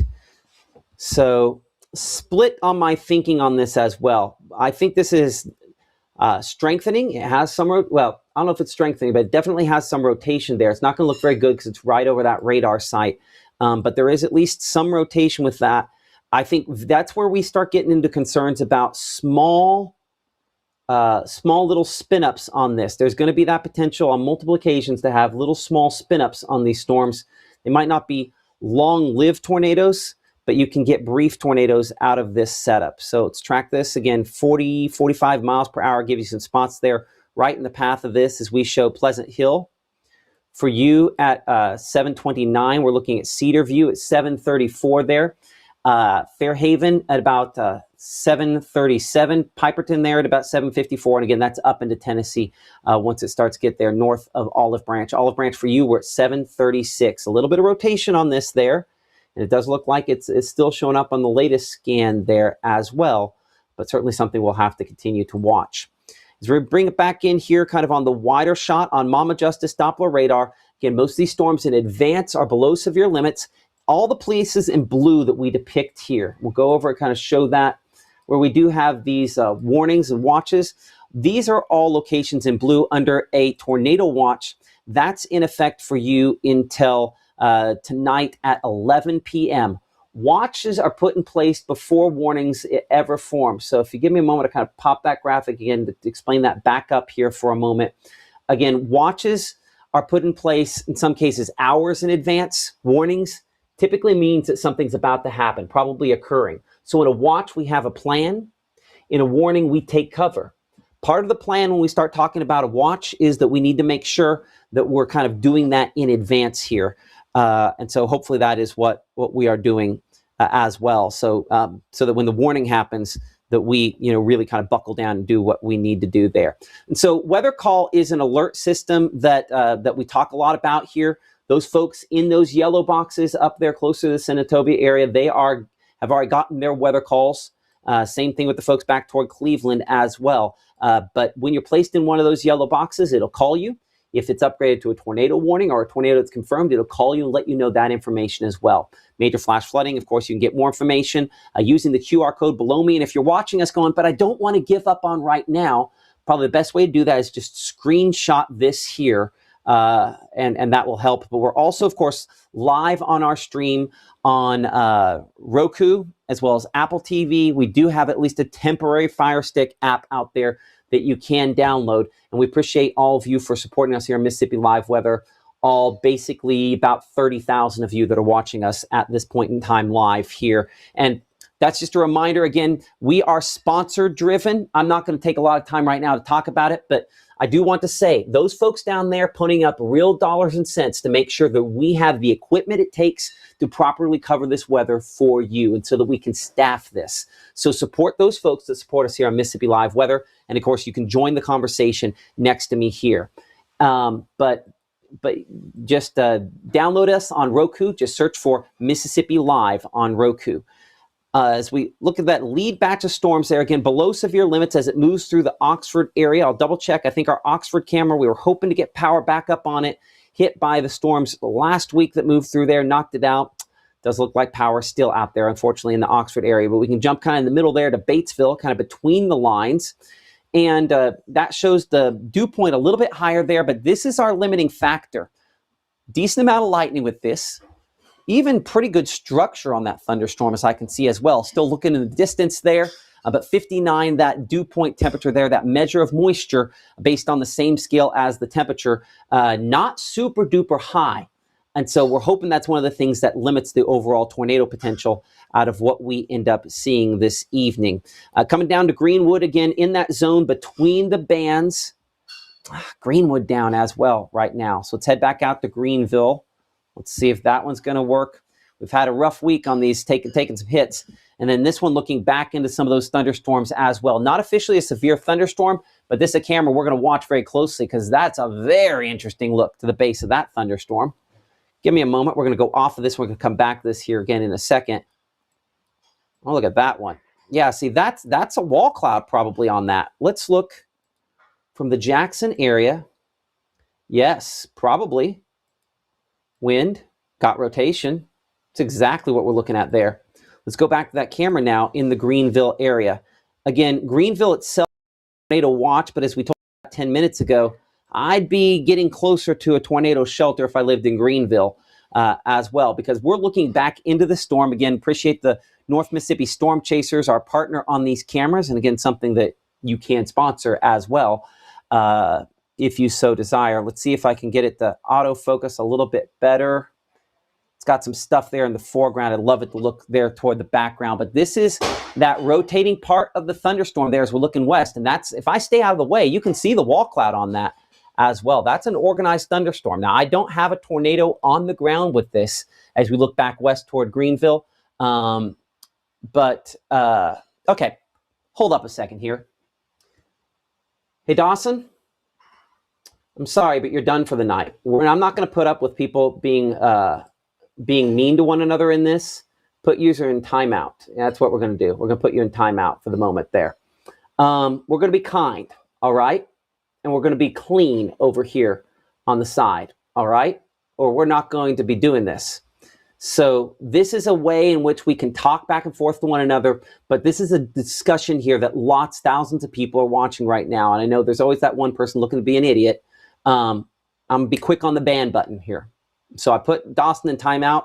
That's kind of the warning for everybody. If I have to ban you, that's what we're going to do. Let's keep it clean, and let's try to ask questions and be kind again to one another. Out there in Greenville, looking toward, again, you can see the base of that thunderstorm there as that's moving in. So that is definitely a storm to watch. The rotation on that continue to increase, but no tornadoes on the ground at this point in time there with that storm. But that is a organized thunderstorm. And if we give that a track where we continue to move at about 45 miles per hour there, it definitely needs some kind of severe thunderstorm warning, probably at the very least there.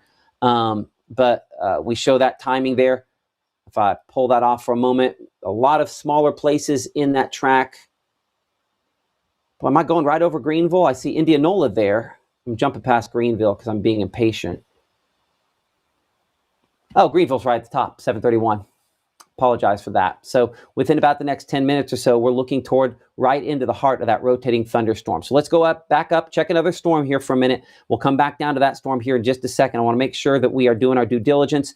New severe thunderstorm warning issued kind of for the long area here on these thunderstorms up here between Memphis and Clarksdale there near West Helena. Let's get a storm track on the strongest portion of that line of thunderstorms. Right there. We'll go about 40, 45 miles per hour on that there. So click that again. So we show Reagan now. We're looking at Helen at 726 there. Let's go ahead and clean this up. And I'm going to change these sites a little bit bigger here in a moment. Let's change we're going to start at about a 3. So there we are, Tunica at 741, Jonestown 756 there, Hernando at 807, Coldwater 813, Marks 815, Senatobia 815, and Como look at about 819 for you as we look on the extended part of that track. Again, a severe thunderstorm warning issued for your location. The spots involved in that, again, we're looking at Quitman County there. We're looking at Coahoma County, Tunica County, and I do think it clips Tate and DeSoto counties with that as well. Previously has prompted a tornado warning. At this instant here, as you can see, a scenario where we have the potential that this could produce damaging wind gusts. That's the main impact on this. So again, in this case, why was this issued? Doppler radar detects some rotation that could potentially lead to a development of a tornado, but we're also seeing strong wind gusts on this. So when a tornado warning is issued, it's issued for what you see below me here on this graphic. Caleb, I heard you behind the scenes here for a second, so I'm gonna go ahead and kind of pull you up for a moment, kind of check and see everything good as of 7:26 here. Yeah, no, got the computer pulled up in the back so we can get the Facebook updates rolling, and then pulled up that meso scale discussion for you to kind of give you the latest, which was a lot of stuff that we've kind of talked about throughout our 6 o'clock broadcast, let everybody know of. It's basically talking about those tornado watches that were issued, and we're talking about those kind of almost line of cells kind of making their way through North Mississippi ahead of the actual line. It's talking about that line continues to move into a favorably unstable and strongly sheared environment. So kind of with that low cape, high shear continues to be the story. Any discrete cell ahead of the front will pose an increased hail and tornado risk, which is something else you were talking about earlier. But then they were also talking about how certain models that we have in the background, they were forecasting that low-level jet will continue to increase, particularly into northern Mississippi and into Tennessee over the next few hours. So the threat for damaging winds will continue with potential for an increase in the tornado threat as low-level shear continues to increase as those low-level hodographs enlarge. So just kind of the latest update with that mesoscale discussion, and just talk about that environment that these storms are heading into and just kind of the threat that they could impose across North Mississippi. But thankfully, everything that you've been talking about, making sure that we know ahead of time as we continue tracking that line out, Matt.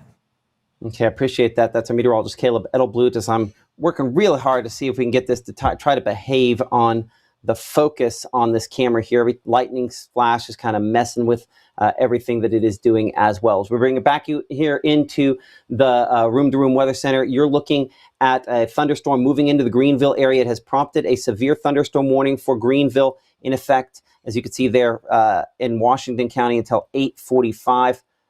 For brief seconds there, it clears up just enough before it decides to go a little bit blurry on me, which, anyway. But what we're looking at here, again, this is the low-hanging part. This is the kind of where the wind is going up and into that thunderstorm there, kind of rotating around.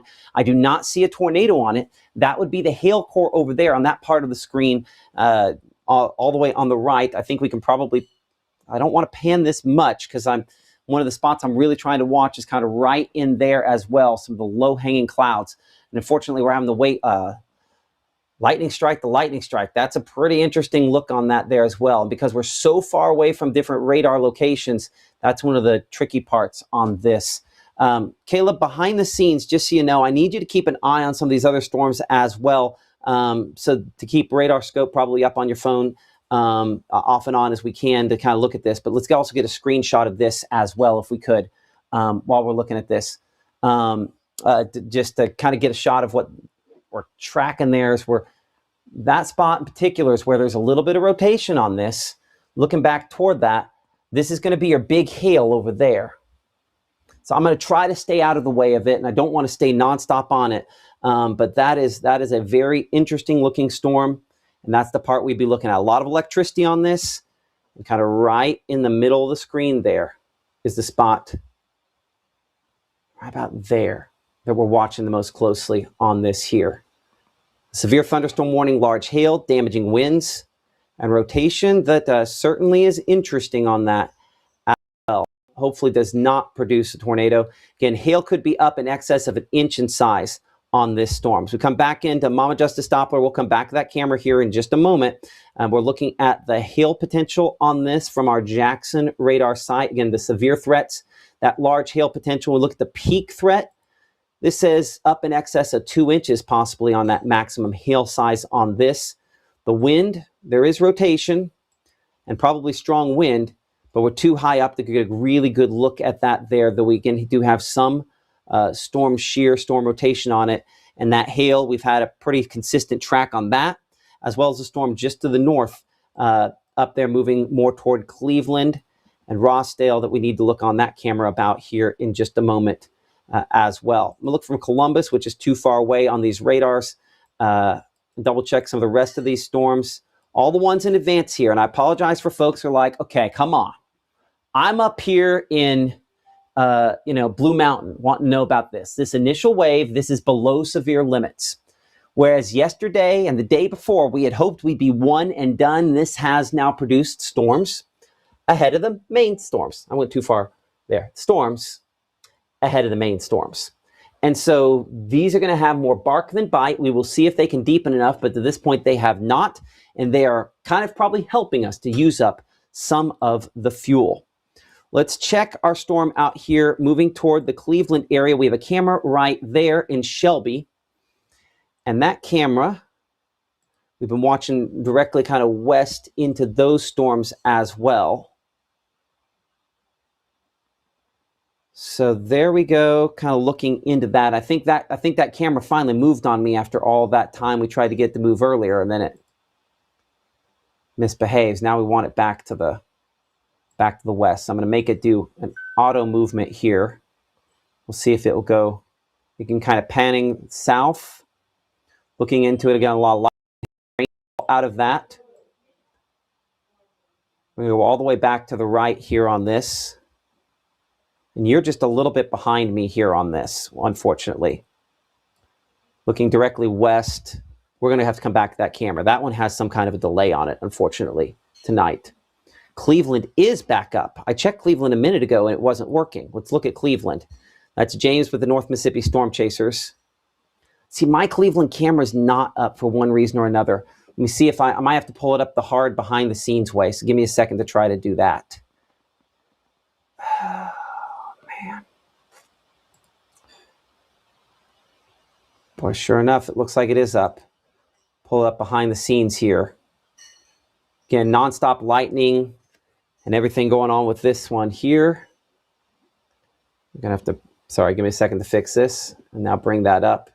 There's that camera in Cleveland, again, brought to you by the North Mississippi Storm Chasers. A lot of lightning, a lot of heavy rainfall as that storm moves in, as we're looking west into the strongest part of that thunderstorm there. You're watching Mississippi Live Weather. Again, we're a 24/7 streaming service based out of the Tupelo area here in North Mississippi. And in the Room to Room Weather Center, we've been tracking on these storms rotation that could at some point potentially try to produce tornadoes.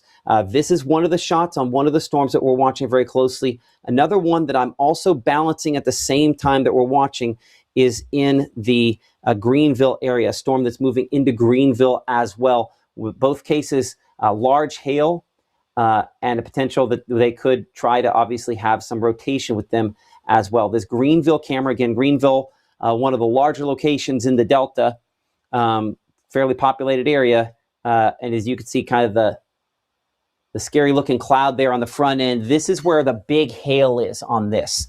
Moving kind of probably through the north portion of Greenville there, most likely to see some impacts with that, kind of moving through those spots there. We put a silence on that. Again, watching all of our behind the scenes stuff as well here that you guys are sending in. Caleb will also probably get the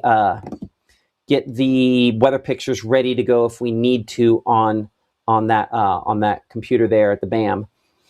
But I'm going to go back to the left here on this because that low-hanging stuff you see there is the scary-looking cloud. But the cloud we're going to have to watch is the one that being illuminated by all the lightning strikes there if I kind of go to the left a little bit. So this is the one that we're watching right here. This is going to be our rotating part of a thunderstorm, and that is our wall cloud right there. So this is the cloud. This is the part of the thunderstorm. I'm going to step all the way to this side here. Make sure we have the warning information on it. So this is the part of the thunderstorm here that we have to watch, the rotating part of that thunderstorm. I'm again looking at the precipitation there. I believe that's rainfall that's back behind. We'll watch a few flashes there as well because that's a funny look to it, just the way in which it's lighting up. There we go. That's a good shot here of what looks primarily like, again, a wall cloud here where everything's going up. So this is the part of the thunderstorm where this rotating thunderstorm is trying, if it's going to produce a tornado, this is the spot there where it would do it. Definitely impressive looking wall cloud shot there on this camera, again, brought to you by the North Mississippi Storm Chasers.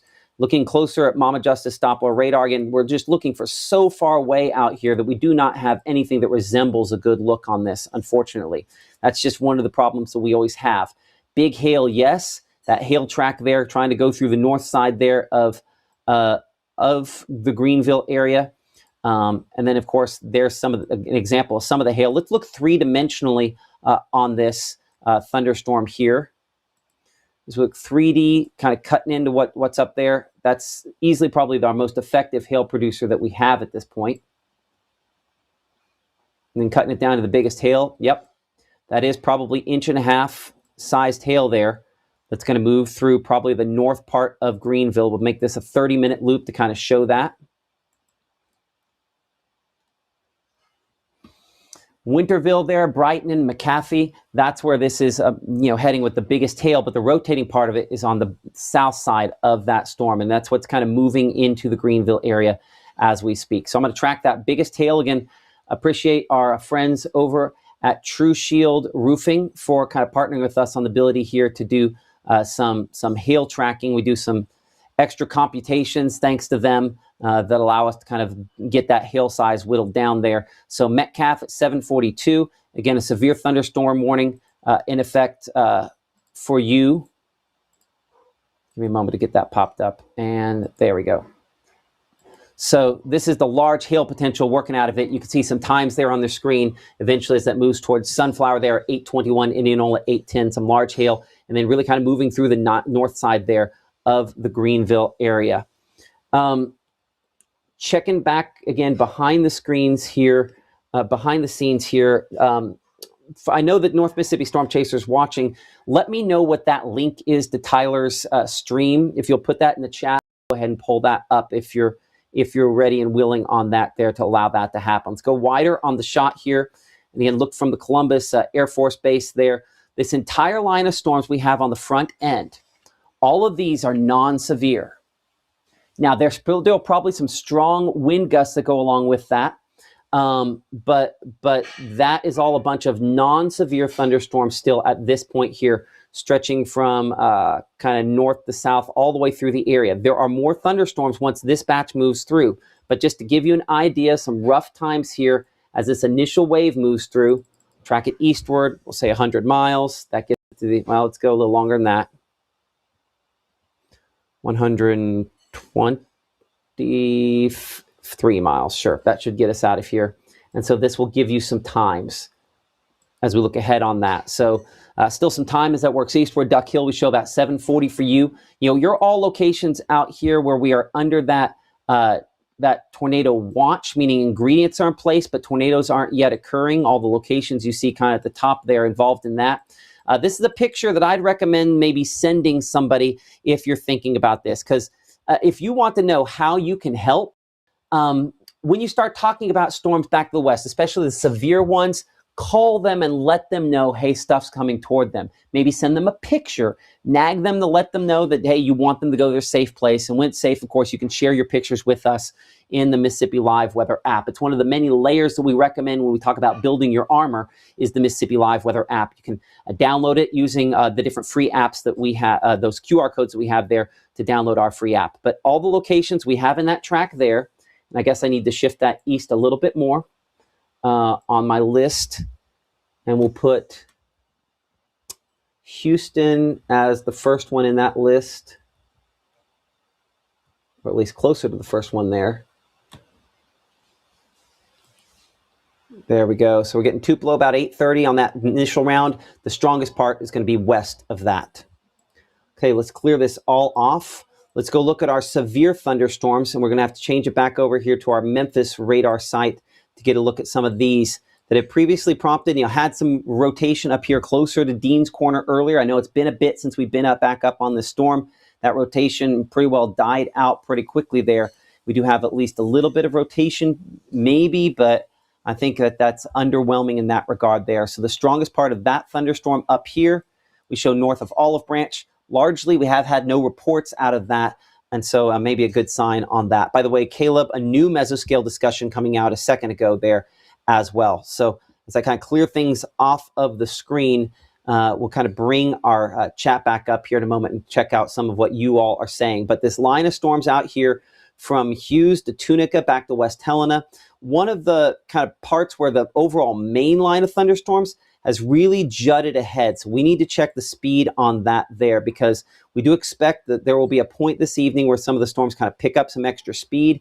And when that happens, that's when maybe we really start to push the limit on what they're capable of. I still show this about 40, 45 miles per hour. So it has not really picked up speed yet on that section. So from all the way up here, north of Tunica to Clarksdale, let's track that whole line there eastward about 40, 45 miles per hour. This would be the stronger section of it that has prompted severe thunderstorm warnings for some locations here.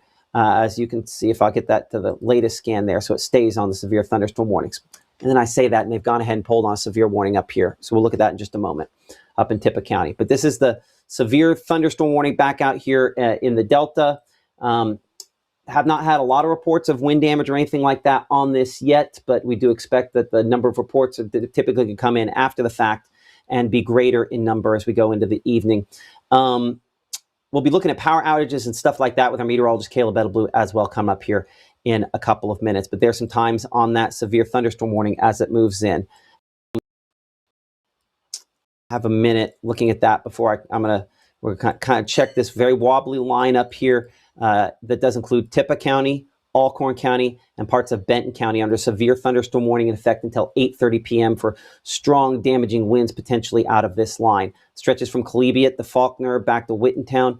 You can see how wobbly it is. Wobbly lines are always concerning because that means there are areas where there's extra shear, and in extra shear, maybe a little bit of rotation there. So sometimes you can see as that moves eastward, Collegiate now, Mount Zion now. As we kind of poke and prod this and look at the rotation on this, a couple ways. We'll look at it from down in Monroe County. Don't have a ton of rotation on it. Check it from up here in the Memphis area. A few little spots where we do have a little bit of rotation, where we show that there near Wittentown, another spot near Tiplerville and Brownfield. Still looking a long ways away on this and fairly high up. I have mixed feelings on how strong I believe these storms are. We will look at the hail top on this, or the storm top, to get an idea of just how tall these are compared to our storms back southwest. 45,000 feet is probably enough. The storm back there closer to Greenville, as we change this over to the radar site out of Jackson. Yeah, see, the storm back toward Greenville, though, has a top of it that's about 50,000. But that tells us that these storms have strengthened a bit more. And so, yeah, could potentially be kicking some of those stronger wind gusts down closer to the surface up here, near Ripley and locations eastward. So you can see times there on your screen as it continues to move eastward. You're under a severe thunderstorm warning for your locations. And so not a bad idea to maybe snap a shot and send it some folks there ahead, that there could be some damaging wind potential and at least a little bit of rotation out of that line of storms. I look specifically at the shear. The one spot it kind of captures is this one spot close to the Blue Mountain area as to how strong that is there. A little bit of broad rotation on that as well. Our meteorologist, Gabe Maynor, is out in the field with these storms this evening. Gabe, where are you at as of 7:44 p.m.?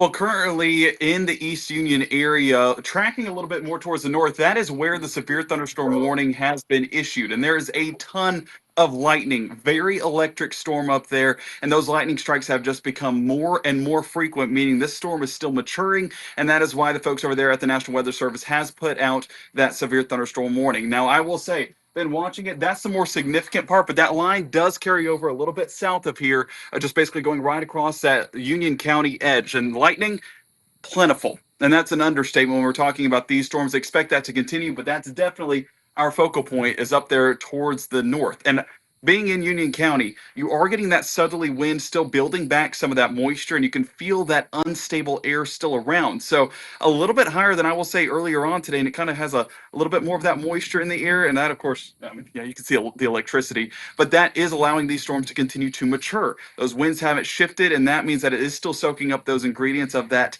just-in-time moisture that we've been talking about to potentially produce some of these rotating storms, and already producing one of those severe thunderstorm warnings, Matt. So keeping eyes on that out in the field here in Union County, and kind of watching these storms move on in. But of course, this one has our attention over there towards the Tippah County area, just north of Union County. And as that line continues to progress, eating up some of those ingredients, and hopefully doesn't produce any more severe weather. But honestly, looking at what you've been tracking tonight, it seems more probable than possible.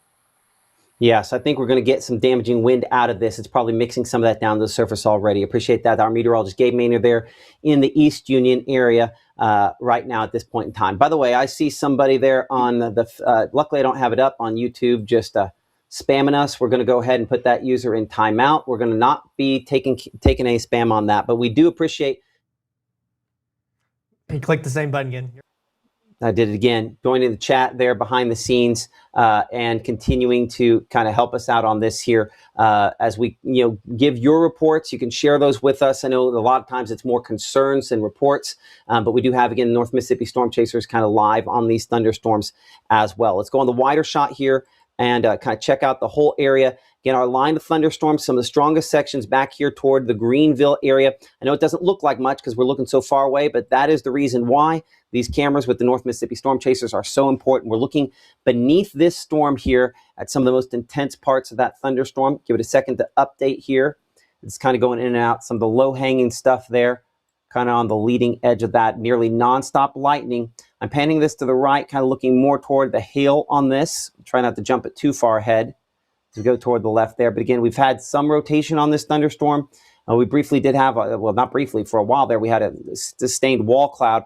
I don't know that I have a great shot of that anymore because all the precipitation kind of showing up behind this here. We're just so far away that one of the things that's going to take a while for me to adjust to, just as a as a meteorologist utilizing these cameras in the new area is just how to adjust to the lack of radar data that we have in that area. And this thing is still kind of panning to the left here. It's in and out because of all of the disruptions that we have there with, there we are,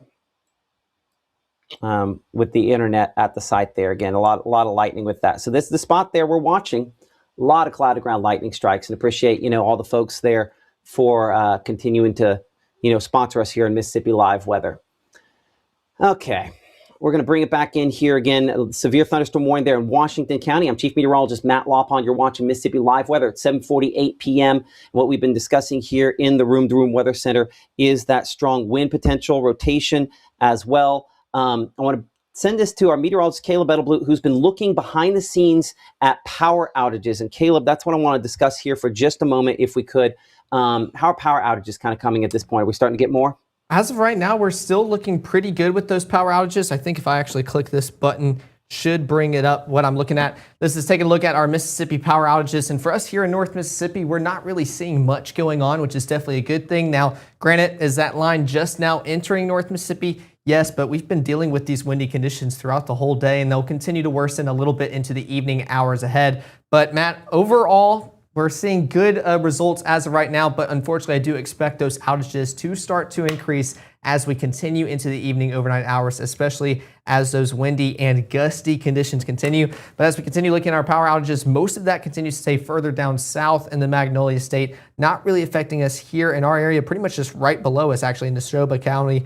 312 customers out, so around only 2.67%. But especially a little bit more apparent out there in Franklin County, 407 customers. But for us here in North Mississippi, we can even zoom in just a little bit on Lafayette County, coming in around 121. Actually, that just updated to 63. So already seeing good signs to where we could see some of those outages get reported. But quickly, your local emergency management people, they are getting it back and ready for you guys as we continue into the overnight hours ahead. So I'm going to continue tracking that out as we continue further into the evening, and that line is going to continue pushing on through North Mississippi as well, Matt.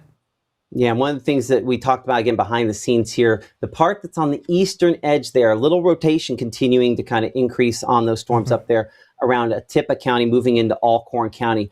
On Mama Justice Doppler radar, we'll kind of bring it in and we'll look at that storm rotation from a couple different ways. Again, a couple of shear markers on that closest radar site now showing up on there. 2 areas of circulation where we're kind of focusing on here. So while there is no tornado warning in effect for you out here in Tippah and Alcorn counties, I'd be thinking ahead and again, preparing ahead as rotation continues to increase on this. It's not inconceivable that perhaps this takes the next step and tries to produce a tornado. We'll look at a couple different ways. From the Memphis, that rotation obviously a bit stronger there as well. And then looking from the Monroe County radar, 2 spots there. I would say that we need to, again, Caleb, behind the scenes here on the push alert, if we can do that, send one out on this here. I'm going to make it full screen, and then we'll kind of do that here for a moment. So again, 2 areas here where I think we have rotation that could at some point try to produce a tornado. Let's get tracks on both of these. Heads up for folks that are up here near Tiplerville, moving toward the Gift community, Winnesoga, and possibly eventually Corinth there as this moves northeast. This is, again, an area of Doppler radar indicated rotation that could potentially lead into the development of a tornado. So we're watching that for you, and then one that's right over top of Ripley as well. So there's some times on your screen for Tippah County. We need to be getting into that tornado safe place, I would say, in both cases here as shear continues to increase. No guarantees that this is going to produce a tornado. I'm going to pan it a little better so you can see exactly what we're talking about on that. But we have a severe thunderstorm warning, rotation possible. It's right over top of the Ripley area as well. So I'm going to try to put both of these tracks on here. About 40, 45 miles per hour on these so that we can kind of go back and forth between these as necessary. So our rotation with this is pretty much right over top of the Ripley area. So if you live in Ripley or you know someone that lives in Ripley, you might go ahead and give them a heads up. This is that how you can help scenario here. If you know someone in Ripley or east of Ripley in Tippah County, call them, let them know there's a rotating thunderstorm overhead and they need to be getting to that tornado safe place just in case. So this is that time. Again, we're tracking the southern of those 2 thunderstorms there. That's where this storm track is. In the next few minutes, Silver Springs, Collins Crossing there, Collinstown, Crumtown, Crow, Hightown, Kossuth. about 818 for the Kossuth area. Let's double check the angle on this, make sure we've got the angle right. I might have this going a little too east of north, but you get the sense there of where we're watching. And then one right here on the Alcorn and Tippah County line, right toward Theo is the next location in the pass. In the next few minutes, a severe thunderstorm warning with rotation possible there. For the Corinth area, we're looking about 817 for you. So it's just south of Collegiate. Probably some damaging winds at the very least, but potentially a storm, a part of the storm where we're trying to produce a little bit more tornado. Our shear on this, the rotation, this kind of works the same as that rotation track we show you leading up the storms. That has increased somewhat on this thunderstorm here. Look in the precipitation mode. Looking at the debris mode, I have no debris out there that would contend with that as well. But this is an area that we're looking that we need to watch very, very closely. So we come in street level here, approaching County Road 665 there in western Alcorn County, where we're looking at this east of the Tiplerville area. A Doppler indicated rotation moving toward Theo, moving in the direction there of US 72 in Alcorn County. And there's again your track on this storm as it moves through some of those locations into the Corinth area, about 817 if it continues. So 2 areas of rotation here. Latest scan on Mama Justice Doppler radar, kind of updating this. Here's our track on the southern section of storms here.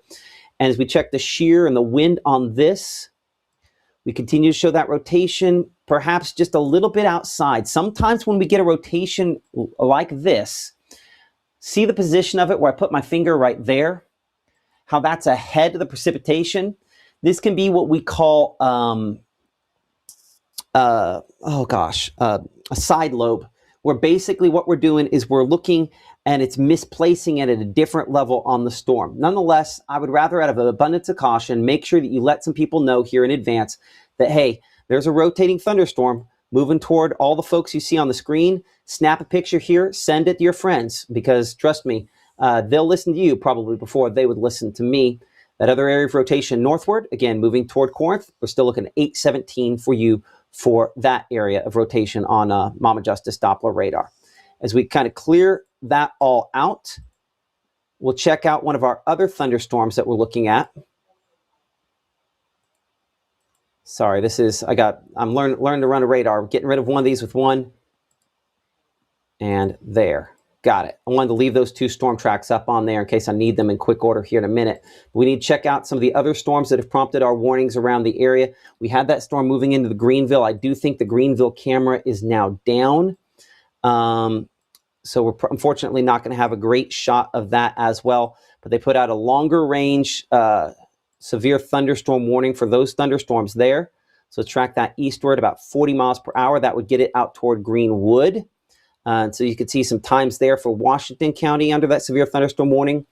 There for Sunflower County, eastward toward County. Some of the times there in the immediate future over the next 10 to 15 minutes where strong straight line winds could move toward your locations there.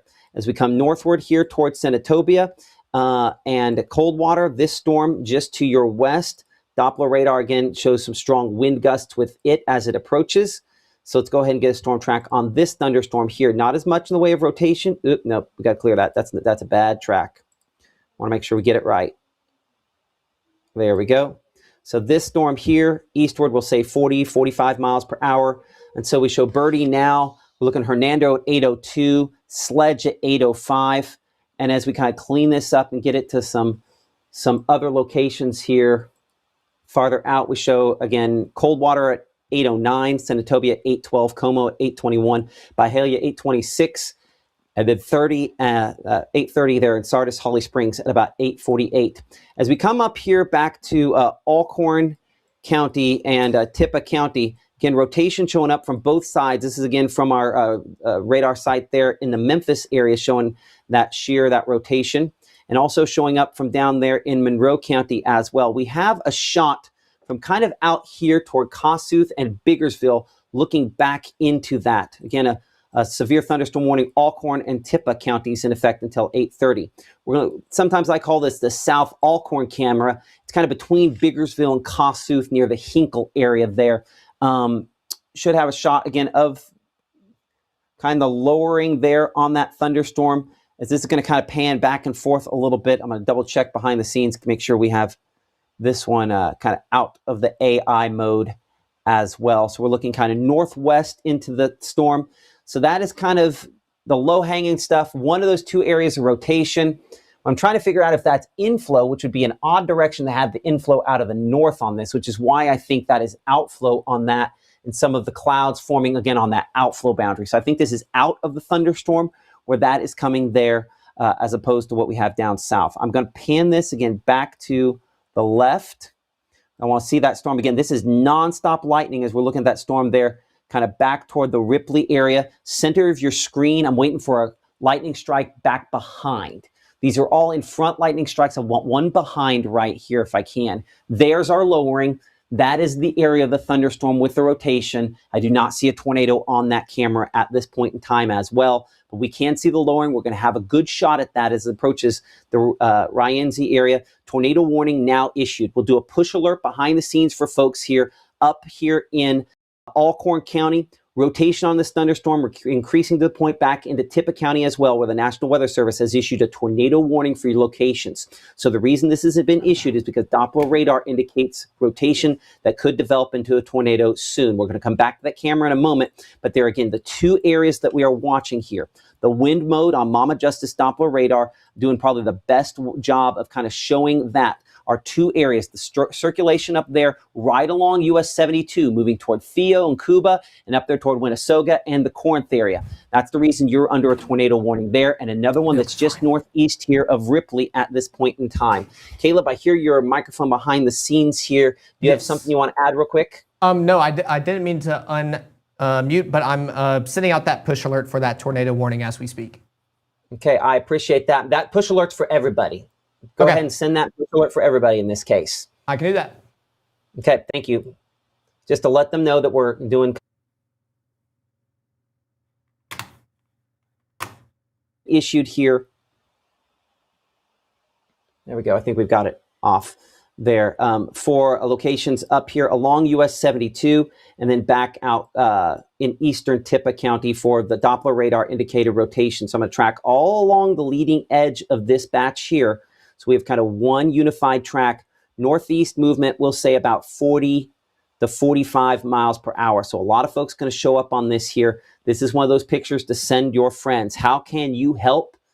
The best way that you can help in this scenario is to make sure that your friends ahead know what is coming. So, let them know, hey, that there is a storm that could potentially produce a tornado moving towards, say, Corinth, for example. 8:21, we show kind of at the slowest time there for you. We were tracking a little faster a moment ago, moving also there, as you could see, toward Kossuth, the Jobs area, all kind of in the path of this Winnesoga, Theo.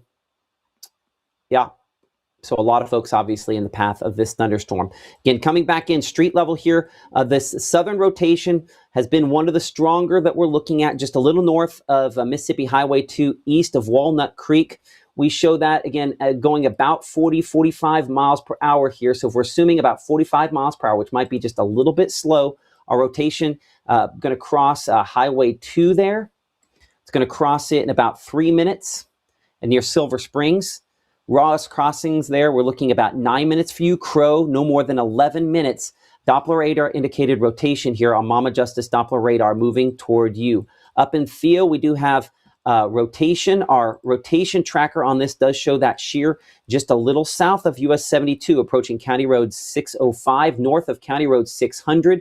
A tornado warning for Doppler radar indicated rotation for you. Not a lot of hail track on this, but we do have a little bit of hail track on our True Shield hail track, but obviously the tornado threat is the more significant. And where you see this pink in here as well, this is oftentimes something that shows up when we get not just the wind, but rotation. It's looking aloft and saying, hey, that could be translating down to the surface. Rotation that could lead to the development of a tornado, a possibility out of this here. One of the other ways in which we can assess this for you folks there is, again, looking right at it. And that's where our camera there in southern Alcorn County is so important. Definitely bouncing around as we're looking into this tornado-warned thunderstorm here as the winds kind of being sucked into this site. The east and southeast remain pretty strong. We're widening this camera out just a little bit more. Hold on. Let's go ahead. Let's not go in and out so much. Let's try to keep this out here for a second. as we're looking back southwest into this. We're looking into the rotating part of this thunderstorm there. This is going to be our wall cloud. So I have some heavy precipitation back there as well. I'm going to come to this side of the graphic for the moment. Again, this is a live camera you'll see brought to you by the North Mississippi Storm Chasers. And something you'll see only here on Mississippi Live Weather on broadcast. But this is the spot of the thunderstorm here where if we're going to see this produce a tornado, we're looking. This is going back and forth as the winds are being sucked into this. So we need to be in that tornado safe place if we're up here in Alcorn County. And a reminder about some unsafe places. We don't need to be in cars. We don't need to be in trucks. We don't need to be in mobile homes or large open rooms or upper floors or rooms with windows. These are all unsafe places to be in a tornado. So for folks in Alcorn County, Eastern Tippah County, that's why we want you in a sturdy structure. So we want to make sure you're in your tornado safe place. That's going to be the lowest floor of a sturdy structure, a small windowless room where you can wrap up in blankets and pillows, put on a helmet to protect yourself from debris, and stay there until we can give you the all clear. Now, these are still, thankfully, at this point in time here, Doppler radar indicated tornado rotations. We do not have one that I can say for sure has produced a tornado, but you can definitely see how this has kind of an S shape to it, right? Definitely looks like an S, though it's always an indication, always a spot there where we're going to have to kind of concentrate on what this storm is capable of. And so it definitely shows that this has some rotation with this as well. Here to make sure we're not missing something on the wider shot of Mama Justice Doppler radar. We are not. All severe thunderstorm warnings back west. We'll talk more about those, I think, at some point here in a minute. But because we do have a tornado warning in progress for locations in Alcorn and Tippah counties, we're going to obviously prioritize our tornado warnings over severe thunderstorm warnings today. So in saying that, know this. Any of these storms have the potential for 50 to 60 mile per hour winds. The strongest could have 65 mile per hour winds. There's going to be some rotation. We're going to come back and look at these as they're upgraded, if they're upgraded to tornado warnings, which remains a possibility on lists. Let's come back up here to our tornado warned thunderstorms in Tishomingo County. We're watching ahead for you. So if you're up here in northern Tishomingo County, you can make a real argument that we need to be getting to another safer place if we can, north of Burnsville, north of Iuka, that if this moves toward you, you still have a few minutes to maybe get in your car and go to a community shelter.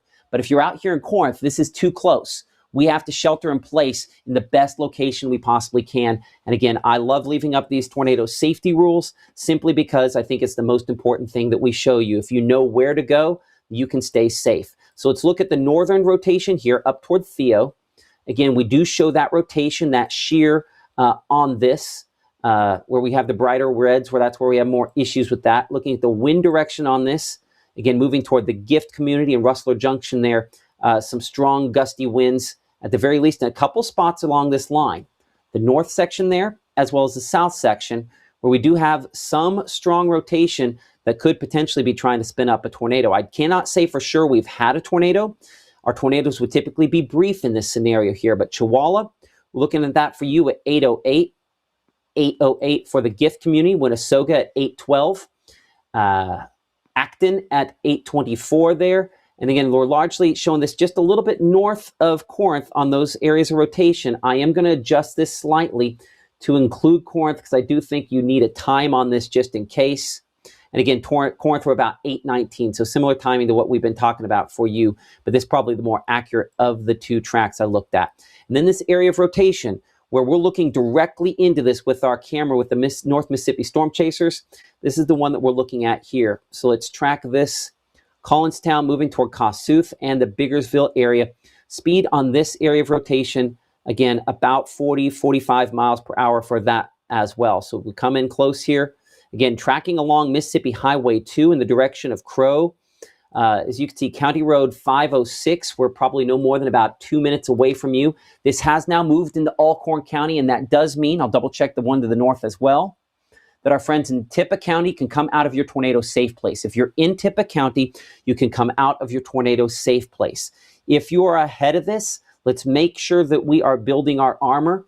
Let's make sure we have the apps and we have the alerts and we have everything that it can take to make sure that you are tornado safe place here, because this storm is moving ahead of this. So let's build the armor. And if you have not had warnings tonight, they could still be coming. As we look north here, again, Corinth City Grid, middle part of the screen there. It's a severe thunderstorm, a tornado warning in effect for Alcorn County until 8:45 p.m. because of this area of rotation approaching locations on the north side of Corinth. I'm going to send this over. Caleb, if you have the cameras up on that computer, do you have the cameras up on that computer where you can pull them up behind you there? I want that with the North Mississippi Storm Chasers. Let's try to, again, pull that up if we can. I'm going to pull up the camera here the standard way for a moment. And this is, again, looking from southern Alcorn County into these thunderstorms here. There's our low-hanging part. That is our rotating part of the thunderstorm there. That area we're looking at is probably another part of the storm behind it there. This is the spot that we would be watching closely if this is going to produce a tornado. What you instantly see is nearly nonstop lightning strikes on this. So, and it's definitely moving that camera back and forth a lot. So rotation that could lead to the development of a tornado with this thunderstorm. One of the locations we're looking at here as we look kind of toward the west out of our camera in Rienzi. For perspective on that, as I bring it in super close here, you can see about where our camera is, right about there. So we're looking west into that thunderstorm. It's right there on the western part of the county as opposed to the one north. We'd be looking through the rain on the one north there. We're trying to not get caught up in that rain curtain that's coming right toward us as well. So again, that is the southern of these rotations. Closer here to say the Collins Crossing and Ross Crossing area. You are under this tornado warning in Alcorn County, and obviously it's moving toward you at this instant. Hightown at 8:15. We need to be in that tornado safe place. This is Doppler radar indicated rotation.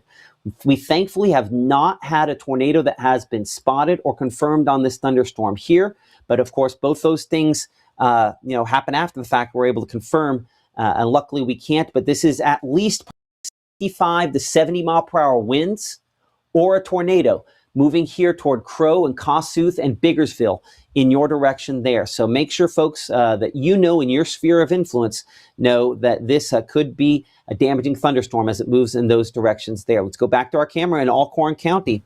It's a great way for us to take a look and poke and prod this storm and kind of see what it is all about under this tornado warning. Current time is now 8:10 p.m. You're watching Mississippi Live Weather. We're 24/7 streaming service based out of the Tupelo areas. I'm looking into that storm, looking at the strong winds again, kind of behind that thunderstorm there.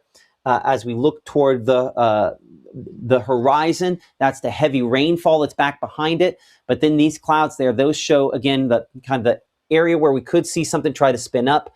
I don't know that we're going to have great visuals on one of these thunderstorms here. This is largely just kind of straight line winds with this as it moves through. And so then your tornadoes tend to be very quick and brief as they try to spin up on there. So Doppler radar doesn't always give us a ton of lead time on this, but we know it's likely probably some damaging wind as well. So make sure you know your safe place. The lowest floor of a sturdy structure, a small windowless room where you can wrap up in blankets and pillows, put on a helmet to protect yourself from debris, and stay there again until you can get the all clear. This is largely one of those shelf clouds and parts, that scary looking cloud that we oftentimes talk about.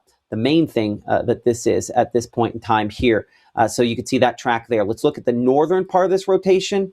And again, this is also in Alcorn County and the northern track on this.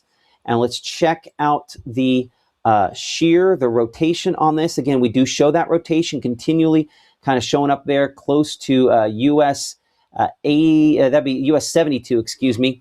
This is not as tight as it was before. Let's check a couple other radar sites on this. Let's go over to the Memphis radar site. Check the wind. This is broader rotation. This has weakened somewhat.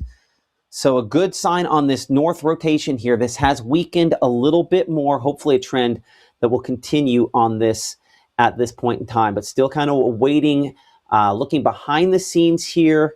I do not see any additional information coming in from the folks there at the National Weather Service on this. I want to bring in our Caleb Edelblut, who has been, again, monitoring our chat back and forth with the North Mississippi Storm Chasers. Anything that they're saying on these storms? Well, I was monitoring Slack, and we were starting to get some storm reports, but I just opened up our power outages, and TIPA is noticing significant power outages. They track just over 1,000. And 440 are out. So I'm gonna have to pull up the local EPA for that region, try to give you the best visual on that behind the scenes real quick. Appreciate that. Thank you, Caleb. I appreciate that. Our meteorologist, Caleb Edelblut, looking at that as well. Current time is 8:12. I'm Chief Meteorologist Matt Lopon. This storm up here in Alcorn County is our strongest. You can see how it has kind of a bow and arrow sort of look. If I were to draw that in as a bow, I mean, well, I guess I can draw it in. Trying not to go to John Madden on this for you as well. But you can see how this looks like a bow, right? There's a string. You'd put the arrow on it. And so if you follow the bow and arrow, where the arrow is going is where the damaging winds will as well. So whether this is a tornado or not, Kossuth, Biggersville, you were obviously hard hit by the recent ice storm. This is probably going to cause some power outages as it knocks down trees that have not been fully cleaned up, that were damaged by this storm as it moved into your area. So we do expect it to continue to try to produce some damaging wind gusts with it as well. And certainly there's some rotation there that could potentially develop into a tornado. That's one of the things, one of the concerns. Brief tornadoes we've talked about last couple of days here in the Room to Room Weather Center. That's where we're most concerned with this, is that we have brief tornado touchdowns on this. And that one looks like it definitely has some rotation. Let's look at the rest of the line here. Let's widen things out for a moment, get like a full assessment. I want to come Pontotoc County here. We're going to look Springville, Randolph, Pontotoc County for a moment. Let's go again on the wind mode here. Just kind of look at some broad rotation there. That one not as organized, but kind of an early look at this one, that in 15 minutes, this could be another one that tries to do what the storm up north has done in Alcorn County, which is, we don't know, but it's producing some damaging winds likely, could try to spin up a tornado. So I do want to get you a storm track ahead on this just in case it were to continue at that pace. So this one will go about 44 miles per hour there. Again, no official warning on this. If you're ahead of this, you still have a little bit of time to make your way, mosey your way on the shelter, wherever you need to go on this. But this storm is strengthening. And for locations, again, on the north side of Tupelo there, you can see somewhere around the 8:40 time period.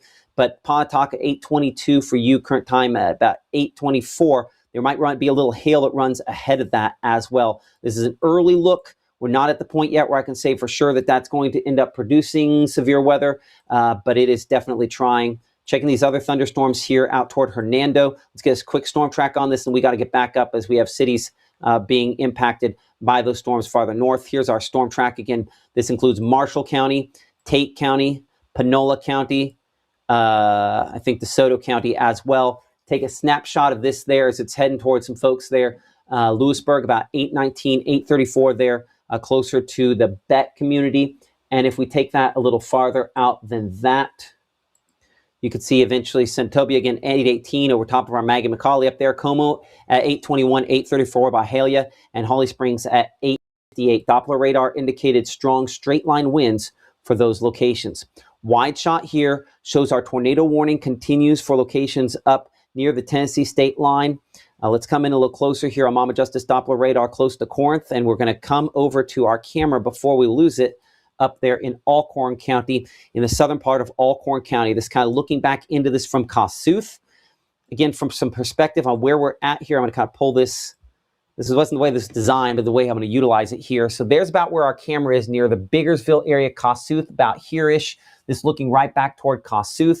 Let's kind of look toward the west, northwest into this. So whether this is producing damaging wind, whether this is producing a tornado, we are looking back into the heart of where whatever this is.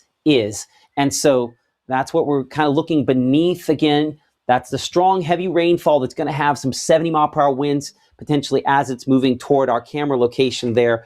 So 60 to 70 mile per hour winds, I think, possible out of this thunderstorm at the very least, and then potentially trying to spin up a tornado. We're awfully close. It's obviously awfully close to our camera site there as well. So I got to pan it up just a little bit. Obviously, it's nearly nonstop lightning. One of the things that's probably leading to some power disruptions for some locations out there as we kind of look northwest. Again, it's definitely a scary sort of look to this thunderstorm there. A lot of heavy rainfall, a lot of low-hanging stuff, but not a lot that we can for sure confirm on this moment. That's one of the hard things about trying to look for lightning strikes to figure this out. So again, that is the part of this thunderstorm. There's two areas where we've had rotation on this. So we have the one that's up here close to Winnesoga, the north side there, pretty much right at the Tennessee state line, and the other one that's farther south. Looking from Memphis, meh. Looking from Monroe County, The one up north looks a little stronger, but I think we're also looking higher up in the thunderstorm there. So that could be one of the things kind of affecting that. We do want to make sure that, of course, that you know where your safe place is. That's probably one of the most important things that we can do in this situation, making sure we're going to that tornado safe place just in case. That would be, again, the lowest floor of a sturdy structure, a small windowless room where you can wrap up in blankets and pillows, protect yourself from debris, and stay there till we can give you the all clear. Let me pull off again. Appreciate Mama Justice and Room to Room, some of our big sponsors here on Mississippi Live Weather. But on Mama Justice Doppler radar, that rotation right at the Tennessee state line, one of the stronger. But this one here down south has been pretty consistent. So I'm going to get you a track, again, about 40 miles per hour here, that takes that right there into Corinth, so I can get you a time into Corinth. And we show the time into Corinth there about 8:30. Again, Doppler radar rotation, Allentown, we're 8:20 Kossuth. It's over top of you now. And this does slice off just a moment there. We've got an updated location. I'm going to have to change something about our tracks here behind the scenes so that it works better for now. So give me just a moment to do that. Storm tracks, we're going to change our duration here to 30 minutes. So that way we don't have to drag it out as far to make these adjustments. So give me a moment to do that. Let's update this storm track based on the updated location. And there we go. At about 40 miles per hour, we need Corinth in that track. But third time's a charm. Apologize for that. It doesn't take me usually 3 times to get a storm track right, but here we go tonight. Okay, so Corinth, I show 8:29 for you. Farmington, 8:34. Kendrick, 8:41 there. Damon, 8:46. Southside, we show at 8:47 there. And Pine Flat at 8:48. Doppler radar indicated rotation that could potentially try to allow this to produce a tornado if it gets strong enough. And then north up here near the Tennessee state line, where you see this kind of rotating cylinder, we call that a shear marker or rotation track. That's where Mama Justice Doppler radar is starting to see stronger rotation on that part of this thunderstorm as well. The rainfall mode, you can kind of see it just looks like a bunch of rainfall. We go to the shear, and this shows, again, some of that stronger wind and rotation with this. Maybe some hail. Our True Shield hail track does show some hail on this, but obviously the wind and rotation threats are the ones that have the greatest concern for us as well. So as we track that, again, this is exiting the Mississippi Live coverage area as it goes up here into Tennessee. So this will be the last track we're getting on the north side here. Acton, we show at 8:25 for you. Liberty, 8:28. Chambers at 8:33. Counts at 8:40. Nixon up there, 8:44. Maddox there at 8:49. Doppler radar indicated rotation that could potentially lead to the development of a tornado. Our friends at Tennessee Valley Weather will be taking care of you. That's Tennessee Valley Weather. They're our partners here in the Digital Weather Network. Check them out for the latest. I apologize that we have to disengage from that, but we have to continue to kind of concentrate on folks here in North Mississippi in our primary coverage area. And so that's what we're doing here as well. So sliding back out wide for a moment, because I'm going to have to kind of keep poking and prodding that storm there in Pontotoc County, just to kind of check what it has as well. On the rainfall mode of Mama Justice Doppler radar, again, some broad rotation showing up there. We'll look closer in a second. We still do have these storms back out here from Sunflower back toward Eudora. Let's get a motion on these. Again, clearing off some of the old data for a moment. And checking the wind mode. And we're going to be looking super high up, so we're not going to have anything that resembles a great look at these, unfortunately. The only great look we honestly have is from our camera there in the Greenwood area. Let's check out what that camera looks like here for a moment. In Greenwood, that camera down, unfortunately. Maybe I'll remember at some point here which these cameras are down. Unfortunately, every time we kind of have some, these take lightning strikes, power outages, those things unfortunately affect as well. So let's go back here to the regular rainfall mode on Mama Justice Doppler radar. And again, going up this line of storms and looking northward here, closer to Charleston. Again, this whole batch starting to congeal into one line. We talked earlier about how we had multiple lines. Now we kind of have sort of one line for the second batch here, which has previously prompted some severe thunderstorm warnings. Tracking that eastward, pulling down that Skycam information. We show that getting there. Again, severe thunderstorm warning for you in Panola County, in Tallahatchie County. Just tornado watches, southern Tallahatchie County there. And then, of course, the severe thunderstorm watches. We have warnings. We have LaFork County as well, but also up here into Benton and Lafayette counties. I think both, actually Marshall and Lafayette counties there on that. But there's some times as that moves eastward. We'll check and see if the camera in Oxford is back up. Unfortunately, some of these have taken some power hits. I think Oxford might be one that's not coming back tonight, unfortunately for us. Nope, that one looks down. Panola County, you're kind of under the gun there in the Batesville area. We should kind of have a shot of what this looks like, a severe thunderstorm warning there in the Batesville areas. You can kind of see that thunderstorm. We're looking beneath it. Again, there's going to be some scary looking clouds on this. Batesville, we're 72 degrees for your current temperature. That dew point at 61. We're just hopeful that these scary looking clouds don't end up fully producing severe weather. I've got to come back up north here. I did promise Pontotoc. We've got to look Pontotoc briefly, and then I got to go north to check out the storms there. These have not taken that next step, thankfully. Any rotation there still pretty broad west of Pontotoc, but we'll get you a track on it nonetheless. And tracking that eastward, we'll say about 40 miles per hour there. Pontotoc, north side there, Nixon, in the next 5 minutes or so, we're north side of Pontotoc where this is moving through. Broad rotation there. Can't actually get a shot of that with our camera just to make sure, and we've got to get up north. Back up north there on this. So that's the Pontotoc camera. Again, this would be that rotating part of the thunderstorm there, kind of the leading edge. Not nearly as much lightning out of this thunderstorm. There is a little bit. I need a strike on the other side. God, can I get a strike on the other side there real quick? Just to make sure of what we're looking at for a moment. I'm going to try to zip across. We're going to give this 10 more seconds, but I need a strike back there if we could get one, please. Well, the very fact I don't have that much lightning is a sign that this is still increasing in intensity. Can't wait on it forever on a lightning strike to pull up. Caleb will be watching that one behind the scenes as well. Then up here into Alcorn County, again, our tornado warning with a storm that is moving in the direction there of the Corinth area. Back here on Mama Justice Doppler to our wind mode up there. The wind rotation still looks a little broader than it did before, God willing. That will continue related to this. Looking at the shear, again, we still have some of that. Pretty much right there along US 45 is where our strongest wind is. So this is at least probably 55, 65 mile per hour winds moving toward Farmington and Strickland. And it is rotating still somewhat, but it is not as organized on rotation as it was just a little bit ago here. So a good sign, and one that we, again, hope will continue. Let's retract that northeast about 39 miles per hour or so. There are some times on your screen as this tornado warning continues until 8:45 there for Alcorn County. Doppler radar indicated rotation with this.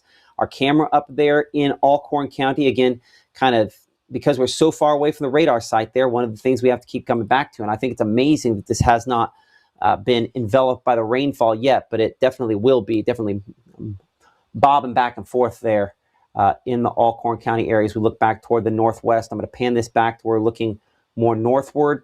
We're going to kind of be looking back into the tower on that, unfortunately. So don't have a great shot on that. We'll look a little more northeast just in case. And I think we probably look through the tower, almost directly through the tower there, unfortunately, if that's the case. So we'll go back southwest. And we'll go back to Mama Justice Doppler radar, which has some more useful information to us. So again, strong straight line winds a possibility out of this storm.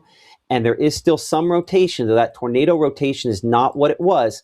Certainly, hopefully, we're hunkering down there in the Corinth area. There's a lot of lightning with this thunderstorm, and obviously some damaging wind possible. The rotation as far as tornadoes go, probably on this cell up north, but as we talked about, that has now exited the Mississippi Live coverage area up there. Liberty, though, for you at 8:28. Mitchie there at 8:29. Tulu at 8:32. Our friends up at Tennessee Valley Weather covering that storm very, very closely. So check them out for the latest. Let's come back to the regular rainfall mode on Mama Justice Doppler radar here. And I have a couple other things that I can do to try and kind of look for the hail threat on this, just to double check hail, which we have had at least some hail out of these thunderstorms today. You see, we show a little bit, but we have not had any true hail reports with this. I think it's mainly the wind that is one of the biggest factors. Wider shot here shows some on that storm back toward Pontotoc County. These back into the Delta have less than they had before. Our meteorologist Caleb Edelblut has again been monitoring the power outage situation in particular there, and those numbers starting to increase, right? Yes, no, definitely increasing and increasing pretty quickly as we're starting to see those new colors start to pop up. Benton and Timpa continue to be our biggest issues right now. Benton County, 538 customers without power. We were comparing that earlier to the total customers tracked, which is around just over 1,000. We were around 400, so already bumped up another 100 out there in Benton. But for Tipa's definitely going through it as well. 2,000 customers out for pretty much around 13,000 customers tracked. We can even take a view of that here. Take a look at Tipa and take a look at all these circles. I'll move it for you guys. That way y'all can see it. Let me go the right way. That way y'all can actually see what I'm talking about. All these different circles mean different things. That red one right there is 500 plus customers without power. That orange is around 100 to 500 people, and then those yellows around 11 to 100. So Tipa's still got a lot of work to do, but those power outages definitely starting to creep up as we continue into the evening, Matt. They are. Meteorologist Caleb Edelblut, thank you so much there. Again, you're right. The number of power outages increasing, not just in that county, but other locations there. Percentage-wise, that's what we're talking about. A fairly higher percentage there, partially because of lightning, partially because, again, so affected by the recent ice storm. As we go back to the regular rainfall mode on Mama Justice Doppler radar, looking from the Memphis site, storms up that direction. As I'll put our warnings back on here. This one near Byhalia is interesting because it has the look of a pretty strong wind producer up here as well, near Warshaw, moving eastward. We are tracking this, we're going to go about 40, 45 miles per hour with that eastward. And so there's some times, again, that's the next round that's moving toward you there in the Ripley area. It's prompted severe thunderstorm warnings in effect for Marshall County, 9:15, Lafayette County, northern Lafayette County there at 9:15, Tate County until 9:15, Panola County until 9:15, and eastern DeSoto County there until 9:15. Strong straight line winds in particular, the main impact this is probably producing. Don't really have a lot of rotation along the leading edge of that, but something we'll certainly continue to watch in case that changes there. Let's reset things here for a moment. I'm Chief Meteorologist Matt Lawpon. You're watching Mississippi Live Weather. We're a 24/7 streaming service based out of the Tupelo area. We cover severe weather. We cover all sorts of weather, and we want to make sure that you are building your armor. Part of that is, of course, the apps that we have. Weather Call, it's phone alert service, but making sure you have multiple layers to let you know if bad weather is coming towards you. We'll be here to let you, try to dissect the information, let you know everything that we can related to it. But ultimately, part of that whole keeping your family safe thing comes down to you making sure you have layers. It's not just on tornado sirens. Tornado sirens really only do so much. Our meteorologist, Gabe Maynor, again with us behind the scenes as well this evening. Gabe, in studio, you're looking at some of these cameras here. Have you seen anything of significance yet? Driving, a lot no. of scary looking clouds. Do what?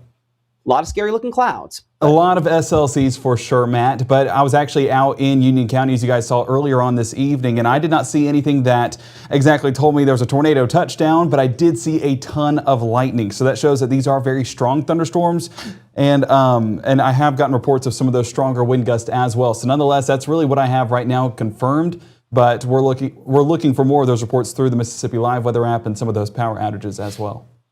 Absolutely. Our meteorologist Gabe Maynor there, again, checking what's in the app as well. Alcorn County, again, under a tornado warning until 8:45. I'm going to come down here to Pontotoc County. As we look down in Pontotoc County here, these storms, a little bit of broad rotation on these, as we've talked about before here. Not super organized. I just don't know that we have enough fuel for them to work off of. We're going to take a moment and check that camera there in Pontotoc as well for just a second here. Again, hopefully we're, up in Alcorn County. We're in shelter. The broader rotation on that storm than what we had a little earlier. I think it's more likely damaging winds than tornadoes at this point here. Let's go. The reason I'm in Pontotoc County is I need to see what a developing storm in this looks like. 57 for a dew point is low. Really low. We need to go northeast on this. Let's go northeast a little bit more. I'm going to look through that tower, unfortunately. Yeah, we're just not going to have a great shot of it because we're looking through the tower. But this number here is the best thing I can show you tonight. My hope is that these flirt with producing tornadoes all night long and never actually do it. But looking back toward the northeast there. I know that looks suspicious. That's a raindrop refracting the light there as well. That's why that looks as suspicious as that is. Caught my eye for a second as well there. So we're going to have, again, some scary looking clouds from time to time. See how we move it there? And that moves as well.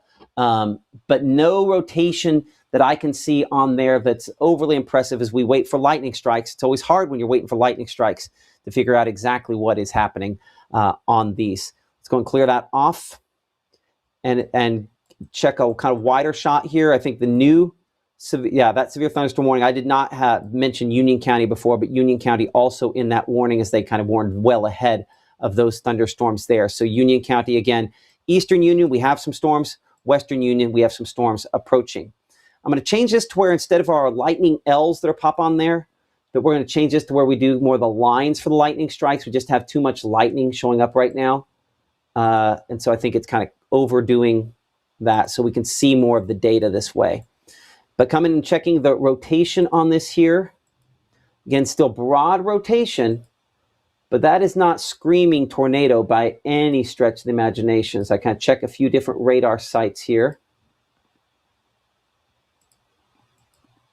No, I would say I'm less impressed with our tornado threat than I was before, certainly out of this part of this thunderstorm that's up here moving east of the Corinth area. So still maybe some hail. This is probably still some damaging winds.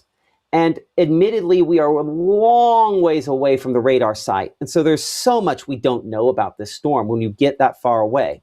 We'll make this a loop for the last 30 minutes. And I want you to kind of compare how this has looked over the last 30 minutes here, right? So here's where it is now. Notice how bright, some dark blacks, bright pinks that was versus what it is now. That is a strong or significant weakening phase on this as it's moved eastward. Still some wind damage. We're also looking higher up, but and that we could be kind of looking over the top of this. We typically would expect these to be kind of shorter thunderstorms than maybe usual.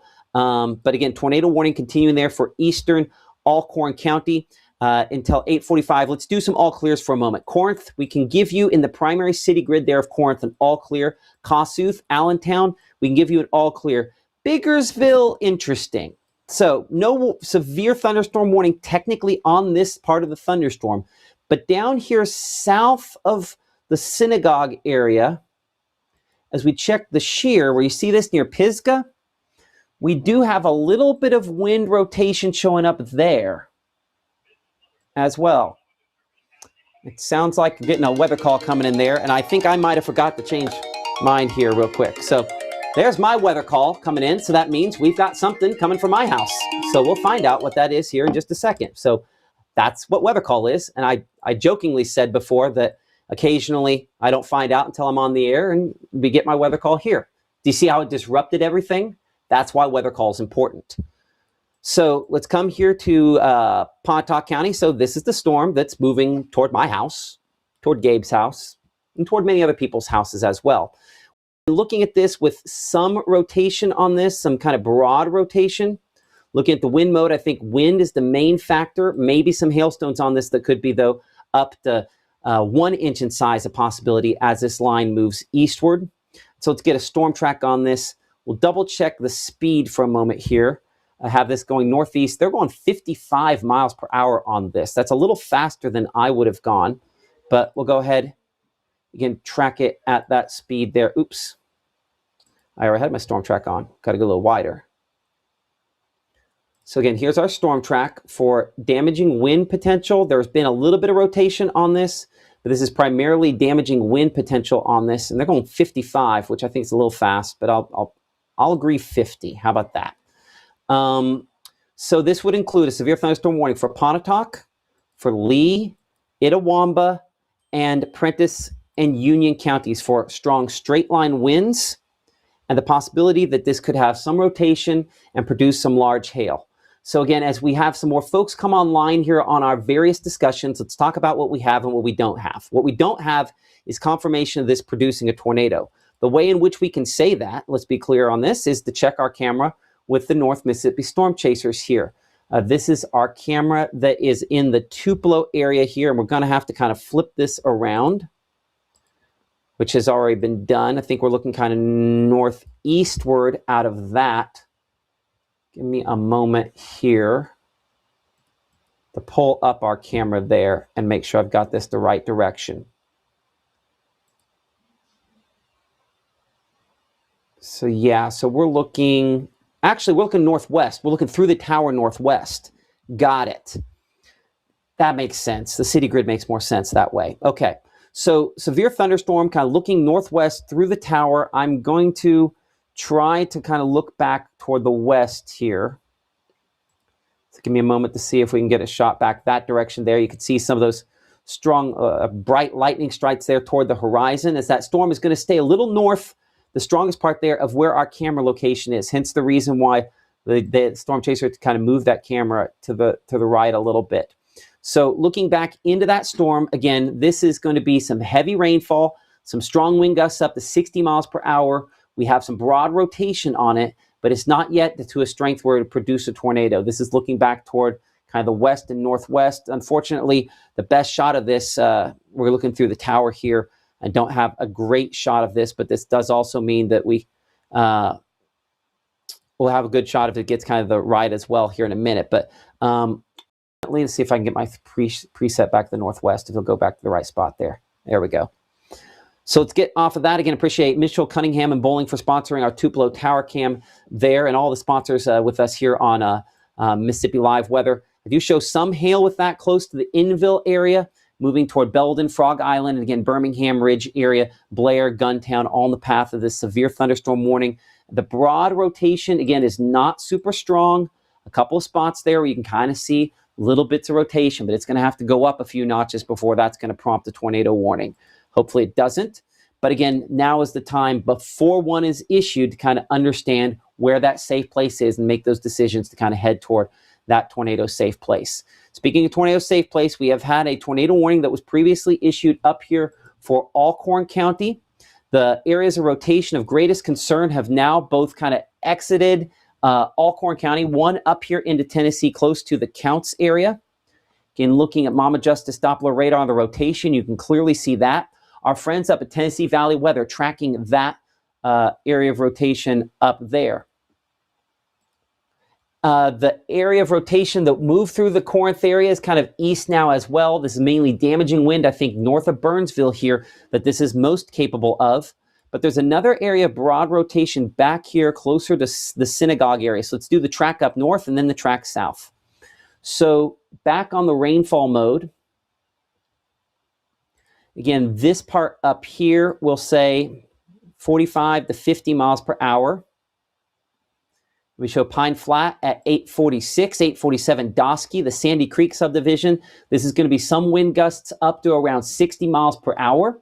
I think the tornado threat has passed. That's why Corinth, we can come out of that tornado safe place. Farmington, we can come out of that tornado safe place. Strickland, we can come out of that tornado safe place as this has moved eastward. Now, obviously, Kendrick, this is close enough. While I don't believe it's necessarily producing a tornado, I'm far from perfect. Let's stay in that tornado safe place for you, just because we're kind of already sheltered and already in that location at this point in time. Let's look at the southern area here that has a little bit more rotation with it here, closer to Biggersville. See, I have this little bend back in Biggersville, and then we have another area where we have kind of that wind change there closer to the synagogue area. I think it's all kind of the same issue there. So I'm going to kind of track the whole batch eastward as opposed to necessarily pinpoint the rotation, because I don't want to miss something by being more pinpoint than we should. So again, this is our severe thunderstorm warning there for southern Alcorn County and Biggersville, where our camera location is there. One of the spots that's kind of being impacted by this right now. I'll see behind the scenes, Ryanzi, Biggersville sort of area there. Again, there's our track, Ryanzi at 844 there. We want to try to treat this as though this is a tornado warning for you, but for Iuka, this is damaging winds moving more toward you. Burnsville, damaging winds at 858 as it moves through your locations there. We have had some hail, not really much out of this. Looking at that rotation, that's primarily what we're concentrating on.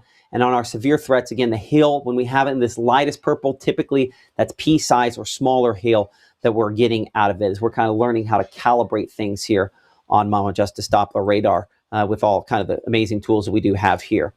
But looking at these, we're going to look closer at that in 2 seconds. We got to spend some time on that in a minute. Let's go out to Charleston and Oakland, Coffeyville. Again, we have not talked a lot about you in Yallowbush and Calhoun County now. As these storms kind of move through your area there, some strong straight line winds. The main impact out of these, though some broad rotation possible. On our severe threats, not really much in the way of hail, and any shear remains limited. I know I just popped through about 10 bagajillion things there. We've got a lot of storms that we're tracking this evening, so I want to make sure we're doing the most effective job possible of that. So we're going to track this at about 40, 45 miles per hour there. So Tillatoba, we show at about 845 for you. This is Doppler radar indicated a strong straight line winds primarily. There's a little broad rotation there, but Scobie, we're at 848. Take a picture, maybe send this ahead. That's one of the ways, and again, where you can help is by, taking a picture, calling friends and family in the path and saying, hey, Matt says 845. It's 843 right now in Tillatoba. Or if you look down that list, Water Valley Landing there, we're about 855. Or Coffeyville at about 903. 906 there, Water Valley. Pine Valley at 911. The Bentwood area there about 916. So send that picture ahead. I'm going to kind of put a few other folks on there. So I think, again, where are we at? 918. I'll make that my first one. We'll say Tyson as the first one there. So again, Schoona, we're looking at about 921 for you. Shepherd, 925. Bruce at 930, 929, 930. Pittsboro, about 931. And then eventually Randolph, close to about 942, because that's right. While we're talking about storms there in eastern Pontotoc County, we do have spots in western Pontotoc County, and really, I guess, all of Pontotoc County that eventually will potentially be impacted by that thunderstorm as well. New tornado warning issued up into Tennessee related to the rotation up there with the storms exiting. Our tornado warning here for North Mississippi and Alcorn County will likely be allowed to expire at its conclusion time here in a minute. Some of the pictures coming out of Alcorn County look pretty impressive here of some of the lightning, and Gabe will talk more about that sort of stuff here in a minute. From the emergency management up there in Alcorn County, a shot here of what some of the lightnings look like. A lot of, nonstop lightning going on there. Appreciate Kim McCrell helping out there in the Alcorn County area in the emergency management. Again, that's an example of some of the lightning. You can share your pictures with us. I know that's something that our meteorologist Gabe Maynard is kind of checking behind the scenes. But as we come back to Mama Justice Doppler radar, just wanted to be on here in time to watch that tornado warning that's set to expire kind of pop off the map right there. So now we no longer have tornado warnings in effect for any locations here in North Mississippi, but we do have some thunderstorms that we're watching very closely. Hail, wind here in Lee, Eastern Union, Southern Prentiss, moving into northern Itawamba counties. You're all under a severe thunderstorm warning until 9:15 as that hail and wind potential kind of increasing on a thunderstorm moving into your areas. We appreciate all of you for your support. Again, you can join a conversation, a chat going on, a robust chat here. A lot of folks saying a lot of things. I see Judy mentioning big hail in Enville. The question is can you send us a picture of that if you're getting big hail? That's a way in which you can work with us. Join the conversation right now on social media. We have about 15,000 people watching us live on social media. And on the Mississippi Live Weather app, we have about another 40,000 people. So some rough math. 30 plus 15 is 45. God, we have about 60,000 people watching this live right now. We appreciate y'all for your support. Support those people right there that support us here on Mississippi Live Weather, because without them stepping up, we could not provide this coverage to you. So let them know you appreciate them, that you value them. They have a zillion different ways in which they can spend their money, and they're spending it trying to provide life-saving weather information to you. So tell them thank you on behalf of all of us here, if you would. I'm going to bring the chat down here for a moment, and we're going to bring in our meteorologist, Gabe Maynard, who's been watching, again, behind the scenes, a lot of those lightning strikes and other things. Gabe, let's take a look at a couple pictures real quick as I get some storm tracks ready. For sure. Okay, so this is a look actually over there in the Ecru area, and Addie submitted this picture, and I wanted to point out one thing. It was saying how the wind was strong enough to blow their hats off, as you can see there on the ground, but the lightning in the background is really what catches my attention, because that is a ton of cloud-to-ground strikes. not just in Ecru, but if we look around the surrounding North Mississippi area, you can see some of these strikes. And of course, cloud to ground is what we're talking about, with the clouds, it being produced from the clouds and making it all the way to the surface. And those are where we get the concerning strikes, because that does mean some power outages are possible. And potentially we've seen some house fires also start from this, and it just can cause some damage. So we're hopeful that that's not the case, but seeing this amount of cloud to ground strikes is of course something that adds to already those severe weather parameters. This one showing the bright flash of light there, and then of course a few more of those strikes. But Matt, electric storms, I also wanted to jump on here real quick because I saw Saltillo on the map and pulled up. I have my home camera right now monitoring in case I see any hail on the stones. So I'll let you know if anything does happen here in the next few moments.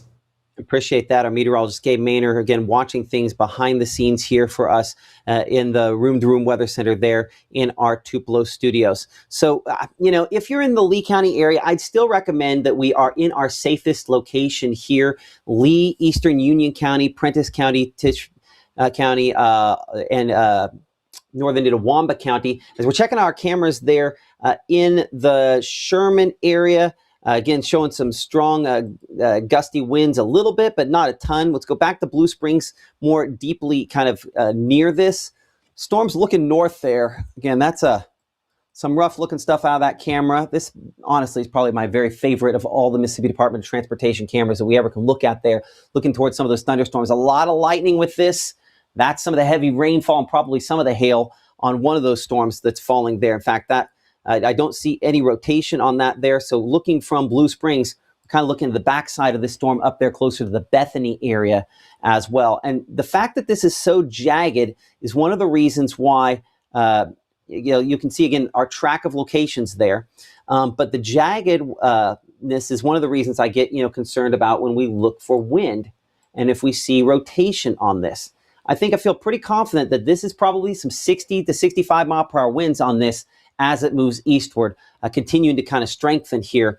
And our meteorologist, Gabe Maynor, trying to get my attention for a second here. Gabe, what you got? Okay, so this is hail over in Pontotoc, but that same storm moving through Saltillo was this storm, and we are getting confirmation that hail is on the ground. What I'm getting there looks to be about pea-sized, and neighbors saying the same thing. So this is producing hail on the ground.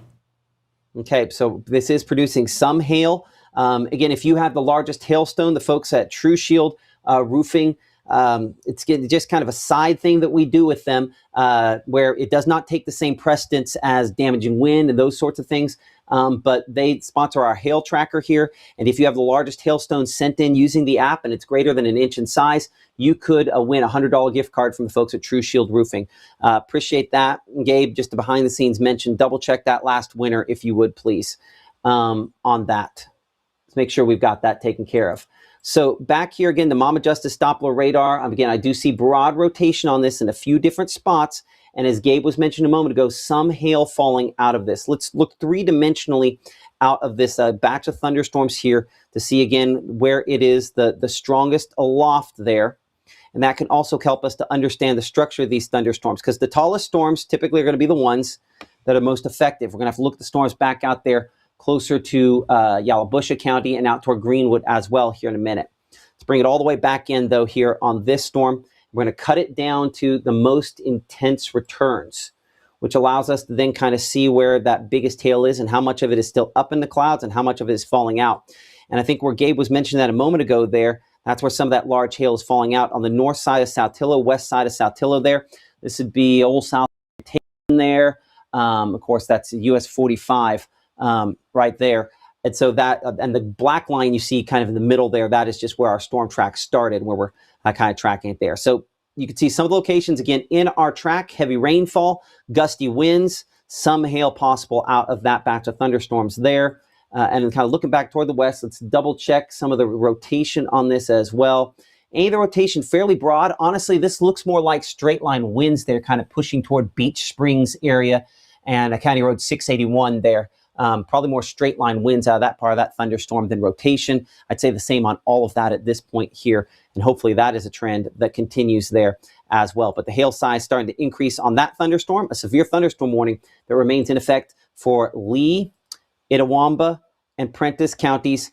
until 9:15. If you're out here in Pontotoc County, we are all clear from this storm. Same thing for Union County. You're all clear from this storm here. At some point, National Weather Service will cancel you out of that warning. Sliding northward, checking the spots where we did have some rotation before we go west. All that rotation fairly broad. The more significant rotation up into Tennessee. We'll get you a quick storm track here on these storms. Again, severe thunderstorms. And we'll kind of track the entire line here and thin out locations a little bit all the way down there toward Boonville. That whole line moving eastward about 40 miles per hour or so. You can see that track there. We'll go and change the size of the locations. Make sure we've kind of got everybody, larger locations on there. So Tishomingo about 918 for you. Iuka 911, 959, 859 there, the Burnsville area. If we kind of put everything back on there for a moment so you can see all those other locations, you get that there. So I'm going to leave that storm track on for a moment. We're going to go to a different thunderstorm here. So that storm track still applies to the last thunderstorm, but this one's probably producing some 65 mile per hour winds up here in Yalobusha County. Yalobusha County, we come to the wind here on Mama Justice Doppler radar. Again, I have some broad rotation. The main thing I'm seeing on this, though, is this push of wind right here. See how you have the brighter green with this?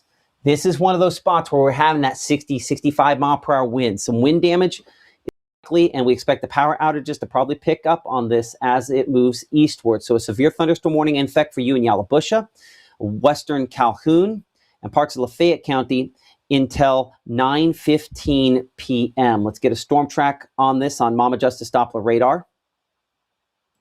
So I put our, no, actually, hold on. I want to go to the wind, back to the wind mode to make sure I got the exact spot right. So I'm looking for this area where it just gets a little bit brighter green. See, we got a new update. Third time's the charm. Maybe that's the name of this severe weather event. We go back after it. Third time's the charm. And hopefully I can say that tongue in cheek because hopefully it doesn't get any worse.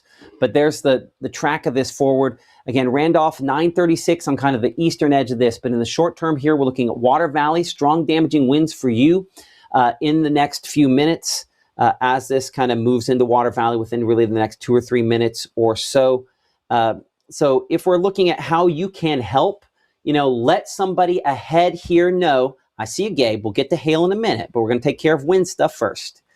So, okay. Anyway, I'm not going to read lips. I got to finish this first here. Okay. So anyway, here's our storm track as we look ahead of this. Strong straight line winds, some hail. There is some rotation on this as well. When I look at kind of the rotation mode on this, the north side of this in particular up here, close, moving toward Water Valley, Springdale, and Tula. You're in the zone here. We're going to have to watch. So if you're ahead of this, send this storm track if you know somebody lives in Paris, you know somebody lives in Banner, you know somebody lives in Sarepta or Bruce, and let them know about what time this is moving toward them. And you can tell them that the way they can build their armor, one of the ways, is with the Mississippi Live Weather app, free and available for all of those different devices. We stream live on there. We appreciate all of you for supporting us on there and all the other versions of social media and different platforms where you can watch us. All about 60,000 of you watching live with us at this instant here. Okay, now I'm going to bring in our meteorologist, Gabe Maynor. Just wanted to get a second there to make sure we kind of completed all that. Gabe, I do see some decent sized hail there, right? At least 1 inch hail, and this was closer to Trace State Park out there in Pontotoc, so before this moved into the area. But nonetheless, you're getting 1 inch hailstones reported out there, that quarter kind of aligning with 1 inch, that one bigger than 1 inch. I would say almost 1 1/4, maybe 1 1/2. And then this continues to just flood it. This is about where Trace State Park, so this is what it would look like when it went over Trace State Park. Oh, yeah. That's probably dropped a lot of its biggest hail already. We'll look 3D on it, but go ahead. And I was going to say, well, and here's kind of the numerous reports of it, and I was seeing it come down heavy on my porch here just a moment ago. But Caleb is live outside right now. If you do want to cut to him, he's kind of got eyes out in the scenes on this storm as it moves just north of the northern part of Lee County. Okay, let's take a look here with this, our meteorologist, Caleb Edelblut there. Okay, so what you got, Caleb? Yeah, no, I'm just outside the station here in Tupelo facing north, and it's definitely been a lightning show as that storm y'all have been tracking just north of Tupelo continues to move on through. Definitely showing off lots of lightning. But another thing I wanted to point out, a little bit more noticeable just a second ago, but take a look at that flag. may just kind of look like an ordinary flag blowing in the wind, but it's blowing north. So still kind of feeding in that moisture as that wind continues to kind of travel towards the north, towards these storms, building on that fuel, that dew point that we've been talking about the past few days. So these storms continue to move on through. You can definitely see that lightning in the background, but definitely some decent lightning shows, especially for those not really affecting or being affected by that rain and wind yet. Definitely fun to watch out here in Tupelo, but still got to get ready for some more storms moving on through, Matt.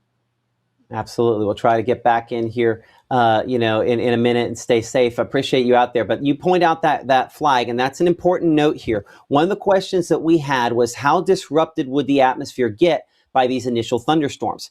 If Caleb's showing what he's showing there, what that means is we still have flow out of the south right into these storms, and it's still somewhat clean inflow. Why that matters is that then means there's more fuel for thunderstorms to work off of. That still means, in particular, the south one of these thunderstorms here, right over the Saltillo area, we're going to have to watch that. We've had some large hail out of it. And it's also in a zone where it could potentially see more rotation try to pick up on it. It's one of the things I was looking at while Caleb was full screen a moment ago there, was kind of looking at the rotation on this thunderstorm.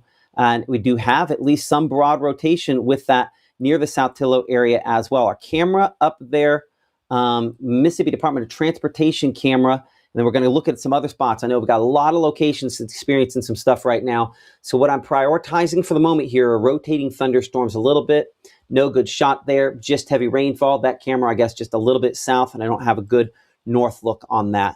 As well as that's now moved a little bit east of Saltillo. That is, let's look here. That's my rotation, just a little east of Saltillo. See if it jives up with what we have.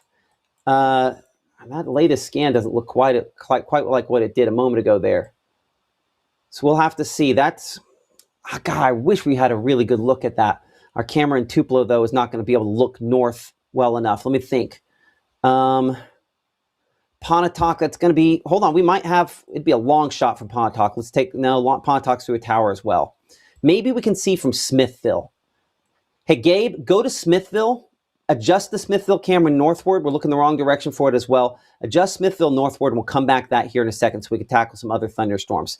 Again, that has some broad rotation on that thunderstorm there. We have not talked about the Grenada storm here in a little while. North of Greenwood here, moving toward Holcomb, moving toward Causilia there. This is a Doppler radar indicated straight line winds. We come back into the wind mode here. Again, some broad rotation with this as well. This is one of those kind of long-lived wind potential storms that we are tracking. When we're looking at those rotation tracks, this is one that we would have been looking for and looking at that had some of that rotation. So we see the severe thunderstorm warning does continue there for Grenada County, for Carroll County until 9:30. Again, Greenwood, we're kind of this, there's still plenty of thunderstorms overhead with this. Cleveland, we're all clear. If you're basically behind this main line here, you are all clear from any tornado threat tonight. There's still going to be some strong gusty winds. But Grenada obviously is moving toward you. Tie Plant, we're at 9:11 there. Dubbard at 9:03. We show Grenada, kind of midtown there in Grenada. We're looking at 9:11. Scobie at 9:14. Grenada Landing, of course, on Grenada Lake there, as well as Hurricane Branch, somewhere around 9:15 to 9:20. Dear God, I hope there's not anybody out there on Turkey Creek this evening, but nonetheless, something to just mention. Hopefully we don't have folks in those spots there. But this is Doppler radar indicated straight line winds. Moving eastward, maybe some very broad rotation. Again, we're going to look way high up on this, so that's going to have to tighten up a lot more right there in western Grenada County.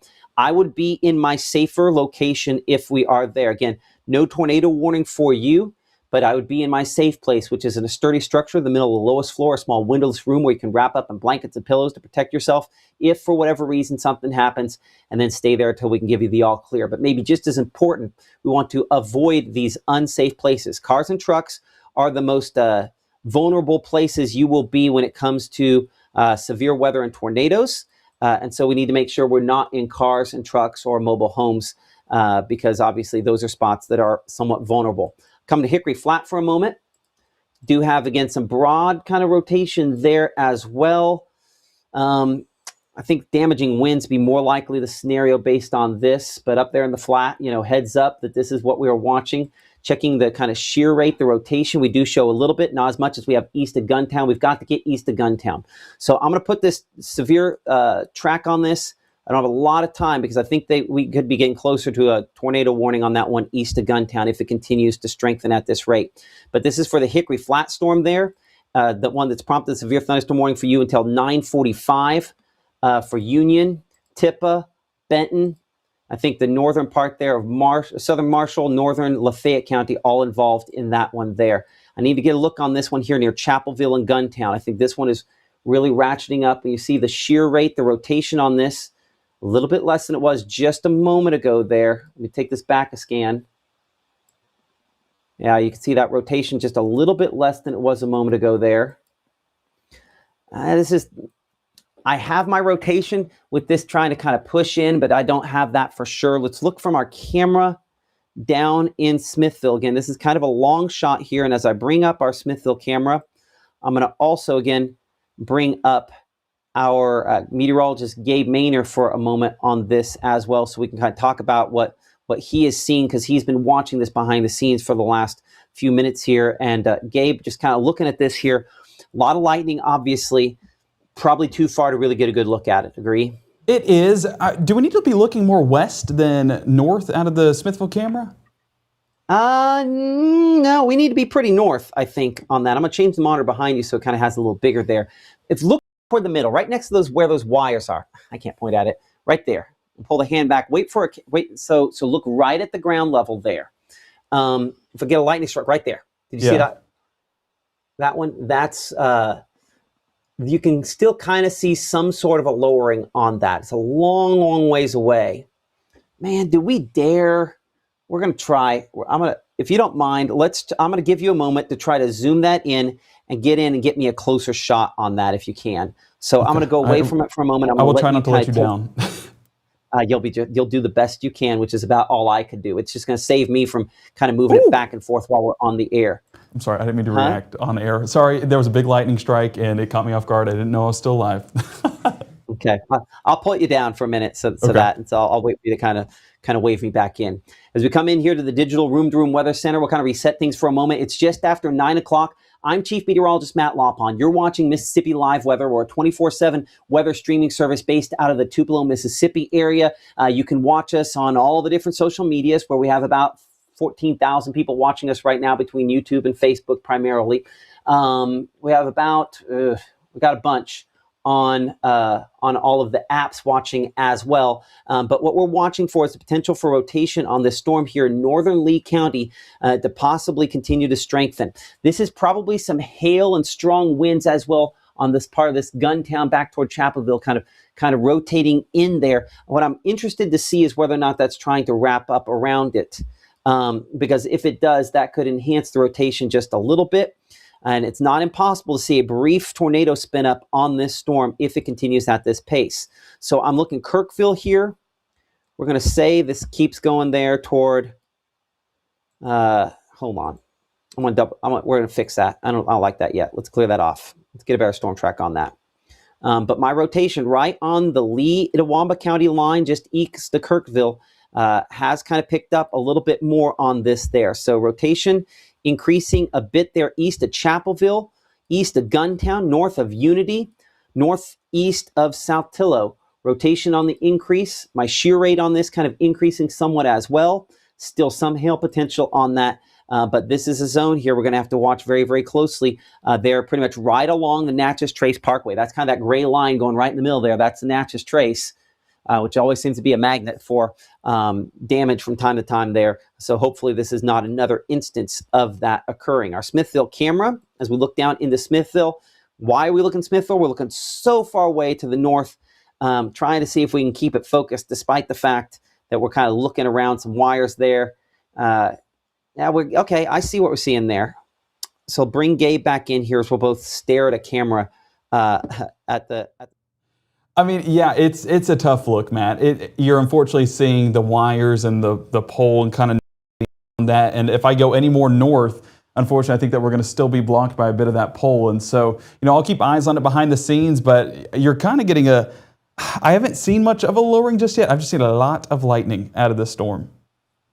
Okay, maybe Amory would. I mean, Amory's not that far south. Let's try Amory and see if we flip it north here for a moment. We just have to remember to flip these back to the west when the time comes.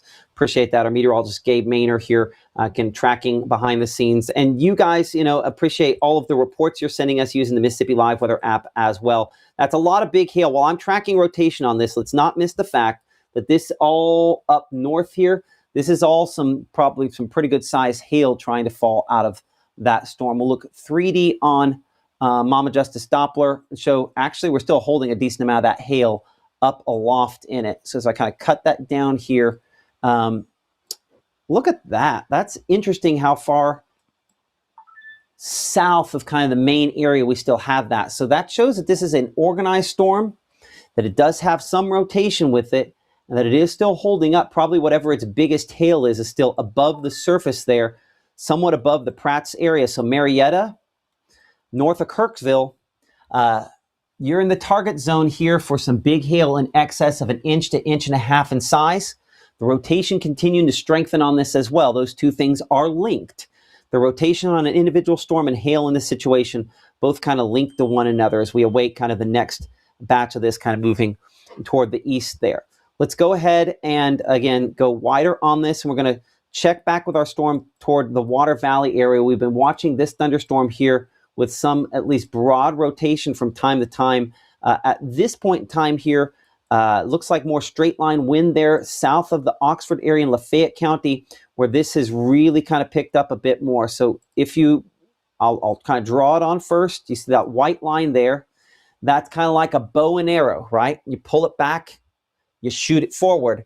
That's going to be the strong wind going ahead of this. And there's one other spot ahead that maybe rotation I want to look at as well in a second. So we'll go about 47 miles per hour. If you're ahead of this storm, we expect strong straight line winds to be the main factor that you experience as this heads eastward. Speed on this, we're going about 45 miles per hour. While we're looking at that, I do see kind of an area up here on the north side near Altus there along 278, maybe some broad rotation on that there. But I think more than anything, it's going to be the straight line winds, 65, 70 miles per hour that are possible there. That's what's prompted additional severe thunderstorm warnings now that do include Pontotoc County, Chickasaw County, Calhoun County, and locations eastward. We have also warnings down south for Webster County, Grenada County, and Montgomery County. The takeaway should be we're all probably going to be under warnings at some point here as this line moves in and hopefully transitions more to, well, we don't want any strong straight line winds or damaging winds of any kind. But I mean, if we're choosing, and most people would probably choose that over tornado potential, and hopefully that is a trend that continues. So you saw that again, strong straight line winds with this northern storm there, moving there east of Water Valley and the Pontotoc area. I'm gonna go north in just a second. I need to hit the Grenada storm here. We can slide, double check southward toward Belzona and Hollandale. Let's start south to north on this. And so that means we're gonna have to change this over to our radar site down in the Jackson area. And so we show, again, strong hail potential out of that thunderstorm there as well. Our hail, pretty consistent, so maybe 1.5 inch hail, not impossible. The rotation on this, we don't show anything of significant concern there. It's primarily, we see that purple there, the large hail that's our peak threat to go along with the very heavy rainfall on this. Not a ton of rotation. And then, of course, obviously strong straight line winds out of that as well. We check out the wind mode there. And while I have the green next to the red, that looks more like straight line wind sort of wind than anything else. So severe thunderstorm warning for Humphrey County there, for locations up into Holmes County as well with that thunderstorm as it moves eastward at about 45 to 50 miles per hour. Let's clear that up and let's come up here north. Again, severe thunderstorm warning continue for Kruger, Morgan City there as well. Checking the wind mode here. I do in some spots a very choppy look to our velocity. That tends to happen when we have these big straight line wind events. And then some strong wind, again, moving through Grenada as well. I see up here behind the scenes, a lot of folks mentioning Grenada, some hail there and some hail in the Water Valley area as well, kind of balancing a bunch of these storms all at the same time. So I apologize that it takes us a while to kind of get through some of these. Another bow echo here, another area where we have strong straight line winds, probably some hail. And as we kind of track that batch there toward the east, I need to clear that again. Let's get a taller track north to south. There we go. East, about 45 miles per hour. Calhoun City, of course, in the path of this, as well as Bruce, Gore Springs, Duck Hill, in the path of this strong straight line winds. And some rotation from time to time on this as well. Duck Hill, we show 920, Pittsburgh 945, Bruce at 946, Calhoun City 947, 948 there in Durham, Vardaman 957, and Houston at 1010. This is Doppler radar indicated straight line winds that could potentially from time to time try to spin up a tornado if everything goes the wrong way. East of Grenada, right along Highway 8 is one of those locations that we're going to have to watch closely here, where this could potentially try to spin something up. So heads up here, again, just south of Grenada Lake right there. So this is just south of Grenada Lake, an area where this is trying to show more signs of rotation. So refining again the spot we're looking at here, Grenada County, as well as Webster County, Calhoun County, all under severe thunderstorm warnings. So we track that eastward at 40, 45 miles per hour. You can see Gray's Crossing, the Susie area, Sabugala, Big Creek on the path. If you're ahead of this particular one, you'd be one of those folks. I would say it makes a lot of sense for you to probably try to get within steps of that tornado safe place, just in case. I would say it's certainly a recommendation on our behalf that could spike up and try to produce a tornado at some point in possibly the near future. Looking ahead, we've got to come up here toward Marietta. This one rotating right over top of Marietta. Cannot guarantee it's producing a tornado. Gabe, I don't know if we ever got a shot on this from the Amory area. Were we ever able to get one all the way north on that there? I'll go ahead and check and see. Thumbs up there. Okay, so looking at that, trying to look all the way north toward that from Amory, we're just too far south. We're not going to be able to get it. We're just too far south. Okay. Yeah, well, I say that. That's not true, actually, but we'll get in a minute. Let's get a storm track on this first. Because rotation's kind of picked up enough on this. So Marietta, East Prentice there, Bay Springs Lake, just north of the Natchez Trace Parkway, all locations under the gun for this severe thunderstorm warning with large hail and the potential that the rotation that we're looking at here in Prentice County could try to produce a tornado. So as I track that northeast, speed will go for spots up there in Tishomingo County. We'll say about 45, 49 miles per hour, somewhere like that. This is Doppler radar indicated rotation for you. And so if we're kind of preparing ahead out here in Dennis or the Neal community, we probably need to be, making sure we have our shoes on, our hard-soled shoes. What is it they say? Bra on, teeth in, the whole thing. Make sure to have those documents ready. Make sure that we have everything we need to, in case we need to evacuate. And again, if you know some folks out here ahead, we need to make sure to call and give them a heads up that this is coming toward them. Send us a picture, send them a picture, this picture right here, to let them know what's on the way there so they can have a heads up on what is possible. Rotation has increased on this thunderstorm here near the Marietta area. Hopefully does not take that next step and try to produce a tornado, but certainly that plus large hail potential, the two main threats that we're looking at. This might also be dropping some of that big hail there near the Marietta area right now. Estimations on Mama Justice Doppler radar, hail could be approaching 2 inches in size. Our hail swath, again, provided by the folks at True Shield, definitely shows that there's some hail with that. That's my old school weather call mobile. Let me know that the warning is passed. With the old mobile, you got that. That's not something that's available anymore. I have to upgrade to our version of weather call here pretty soon. Take care of everybody else. Don't always take care of yourself, right? Back here, again, on the wider shot, the thunderstorms up here northwest of New Albany. Let's look here at the wind mode. Some broad rotation with that batch as well. Just a notchy look to this. And then north of Coffeyville, another spot there. Or north of Grenada, another spot. Okay, so we're going to do a long track on this stuff out here in parts of Lafayette County, moving into Pontotoc County.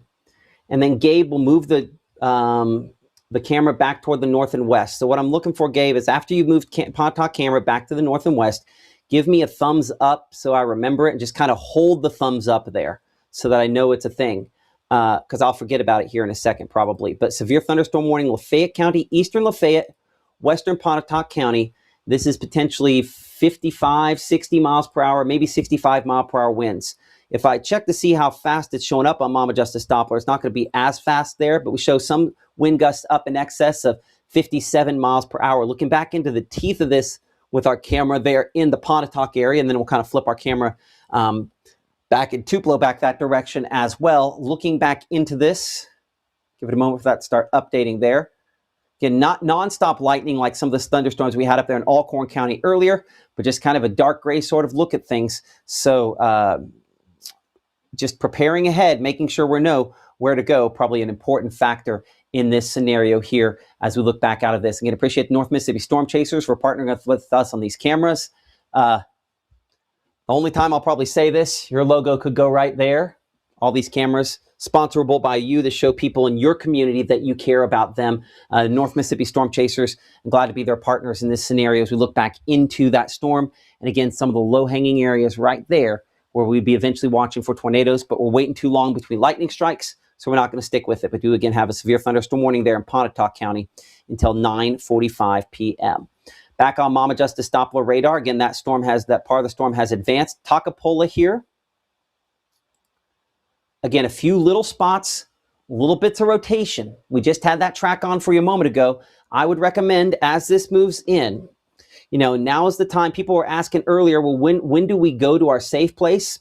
I'm going to give you, I would say that, if you're directly ahead of this, we need to be in that safe place, safest location as this thunderstorm moves in. New Albany, Myrtle, obviously there now, Ecru, Pontotoc, Bruce, and then, obviously east of Grenada, Coffeyville, Duck Hill, Winona, all locations where as this line moves in, wind damage is possible, and hopefully doesn't become a big issue there. I'm going to watch this part near Takapola. See how that's sticking out a little bit right there? That would be one of those locations we're eventually going to have to watch the potential for this to try to rotate a bit more and possibly produce a tornado. So cars, trucks, mobile homes, we need to be out of those in those locations there. Coming back here toward Grenada County, our rotation there near the Bryant community, south of Coffeyville, it's mid-level rotation, but we're showing it there near Turkey Creek. Again, we're on the north side there of Grenada Lake. If I were to clear off all of our returns on that for just a moment, you can see Grenada Lake there kind of showing up on the graphic. For folks out here in Grenada Lake, hopefully we've already had them in shelter, but the rotation on this has picked up on the north side here near the Bryant area. That's borderline on a tornado warning at this point here. Looking at our severe threats, some hail. Obviously, the rotation that we're looking at here, concern, and hopefully not something that ends up taking the next step on this as well. I'm going to bring in our meteorologist, Gabe Maynor. He's been watching power outages.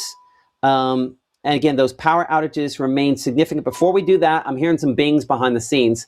I want to make sure that I don't have something here that we're keeping a close eye on rotation in Yalobusha County, okay? So the folks at the National Weather Service also kind of looking at that as well. Before we go to power outages, dare I say, if your power's out. Let's get a track on this here. Again, eastward, about 45 miles per hour to give you some times. Let's go back in and look at the rotation on this once again. Near the Bryant community, south of Coffeyville, I have that whole line tracked, but that individual area of rotation is moving more northeastward. South side of Coffeyville heads up. This is a different track here I'm going to put on for a moment. South side of Coffeyville, Gums area, Ellard there, and Banner. All in the path of this storm that has rotation on it that is increasing. That rotation pretty much right where that white line is intersecting there. I need you in your tornado safe place if you live in Gums. We have 4 minutes for you, an area of rotation increasing on the southeast side of Coffeyville there. Now I show it right over Mississippi Highway 330. Man, I drove that highway back after the ice storm there. That is got a lot of trees along that, so you're not going to have a whole lot of view, and I do expect that that's probably pushing down some more of those trees that got damaged by the recent ice storm that went through there. So kind of heads up for folks there. We need to be in that tornado safe place. The overall line itself moving eastward, that's what kind of this main track is here that we're showing up as well as that kind of main track showing that moving eastward with a speed there at around 45 miles per hour or so. So Doppler radar indicating rotation out of that section. We'll check back in on that here in a moment. We got to come all the way back up here to Marietta. I'm going to look up Tippah, Alcorn County. We haven't looked at you for a little while. Let's just double check very, very fast if we can. Again, severe thunderstorm warnings, Tippah, Western Prentiss County, and Union County until 9:45. And by the way, if you are behind this, I'm not doing a whole lot of all clears tonight. Ashland, we're all clear. Holly Springs, we're all clear. Hickory Flat, we're all clear. Everything west back there toward Sardis Lake, we're all clear as well. Oxford, we're all clear. But ahead of this, we are obviously not. Strong straight line winds, some sporadic rotation along the leading edge of this, lots of little spots to watch, none that are immediately screaming tornado, but we will get you a track on this whole batch here at around 40 to 45 miles per hour. So there's our track there. Again, hurricane, we're looking right for you at now at as of this instant. Glenfield now as well. This is Doppler radar indicating strong straight line winds, primarily a few spots like north of New Albany there where we also have some rotation that we'll look at here in a moment. Rocky Ford, 924, Mitchell, Martintown, Buchanan, all kind of the path of this line. I tracked a huge long section of it, so I'm going to have to kind of shrink it down to locations that are a little bit larger. And so there's some times there in New Albany for you within the next couple of minutes. We showed Jumpertown, Algoma. You can help by sending this picture to somebody who's ahead of this. And then I got to get up there near Pumpkin Center, north of New Albany. But again, this is the whole line here and the spots that are being tracked there to that as well. Tishmingo, we have a closer to you near Marietta. Golden, looking for that is you as well as Belmont, though it might be a little bit north of both of you here in just a second. So that's the whole line here. Let's look at where our shear marker, our rotation is showing up stronger on Mama Justice Doppler radar here, just north on the north side there of New Albany. Checking the rotation. Again, strong straight line winds there. Some rotation. I think that's strong winds more than anything else. Strong straight line winds, the most likely thing that is producing there. So we'll keep watching that, but that is not a tornado at this moment in time here. Neither is this necessarily in Tishmingo and Prentiss County, though this rotation is a bit stronger on this and kind of has been for a while. This produced the quarter-size hail when it was back there closer to South Tillow. I'll bring up Gabe beside me for a moment here, and I'm going to keep tracking at the same time Gabe is bringing that up. But again, a lot of pictures that have been sent in from around the area. Ooh, what is that? So initially thought it was hail. Glad to know it was not, but unfortunate because you know what it was? A hanging limb from the ice storm being knocked over by the strong winds. Man, we were hoping that wouldn't be the case, but we knew it was going to happen. Yeah. So yeah, one of those limbs coming in. Gabe, I'm going to get off of this for a second here because I'm going to go over because I'm getting a little bit more shear starting to show up when I get some of the peak returns on our peak impacts here. That usually is a sign that it's seeing not just strong straight line winds in there, but also the rotation starting to increase a bit more as well. One of those things to try to grab our attention. We have a number of tools to do that as the rotation increasing on this storm here in northern Tishmingo County.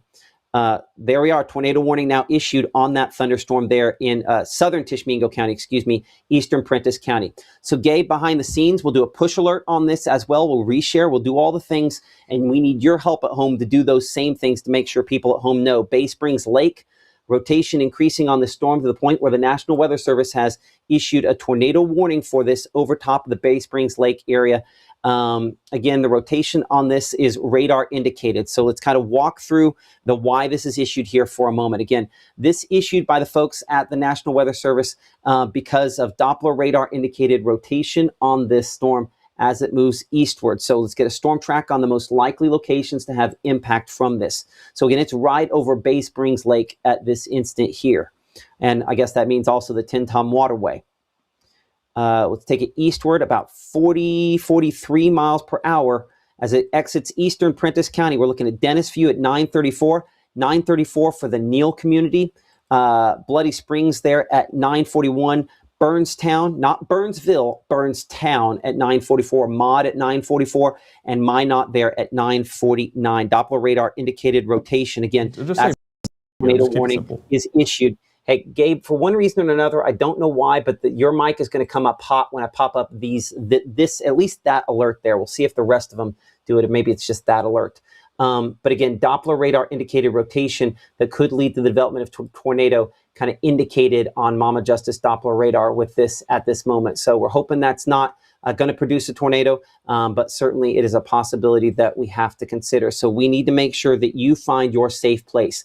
That's going to be on the lowest floor of a sturdy structure, a small windowless room where you can wrap up in blankets and pillows, put on a helmet to protect yourself from debris, and stay there until we're able to give you the all clear. So Highway 25 in the path of this rotating thunderstorm here, as it moves eastward, we anticipate that it will continue to produce large hail, and then obviously that chance that it could produce a tornado. Let's kind of talk specifically about a few individual spots. Again, crossing Bay Springs Lake as we speak, just east of County Road 3501.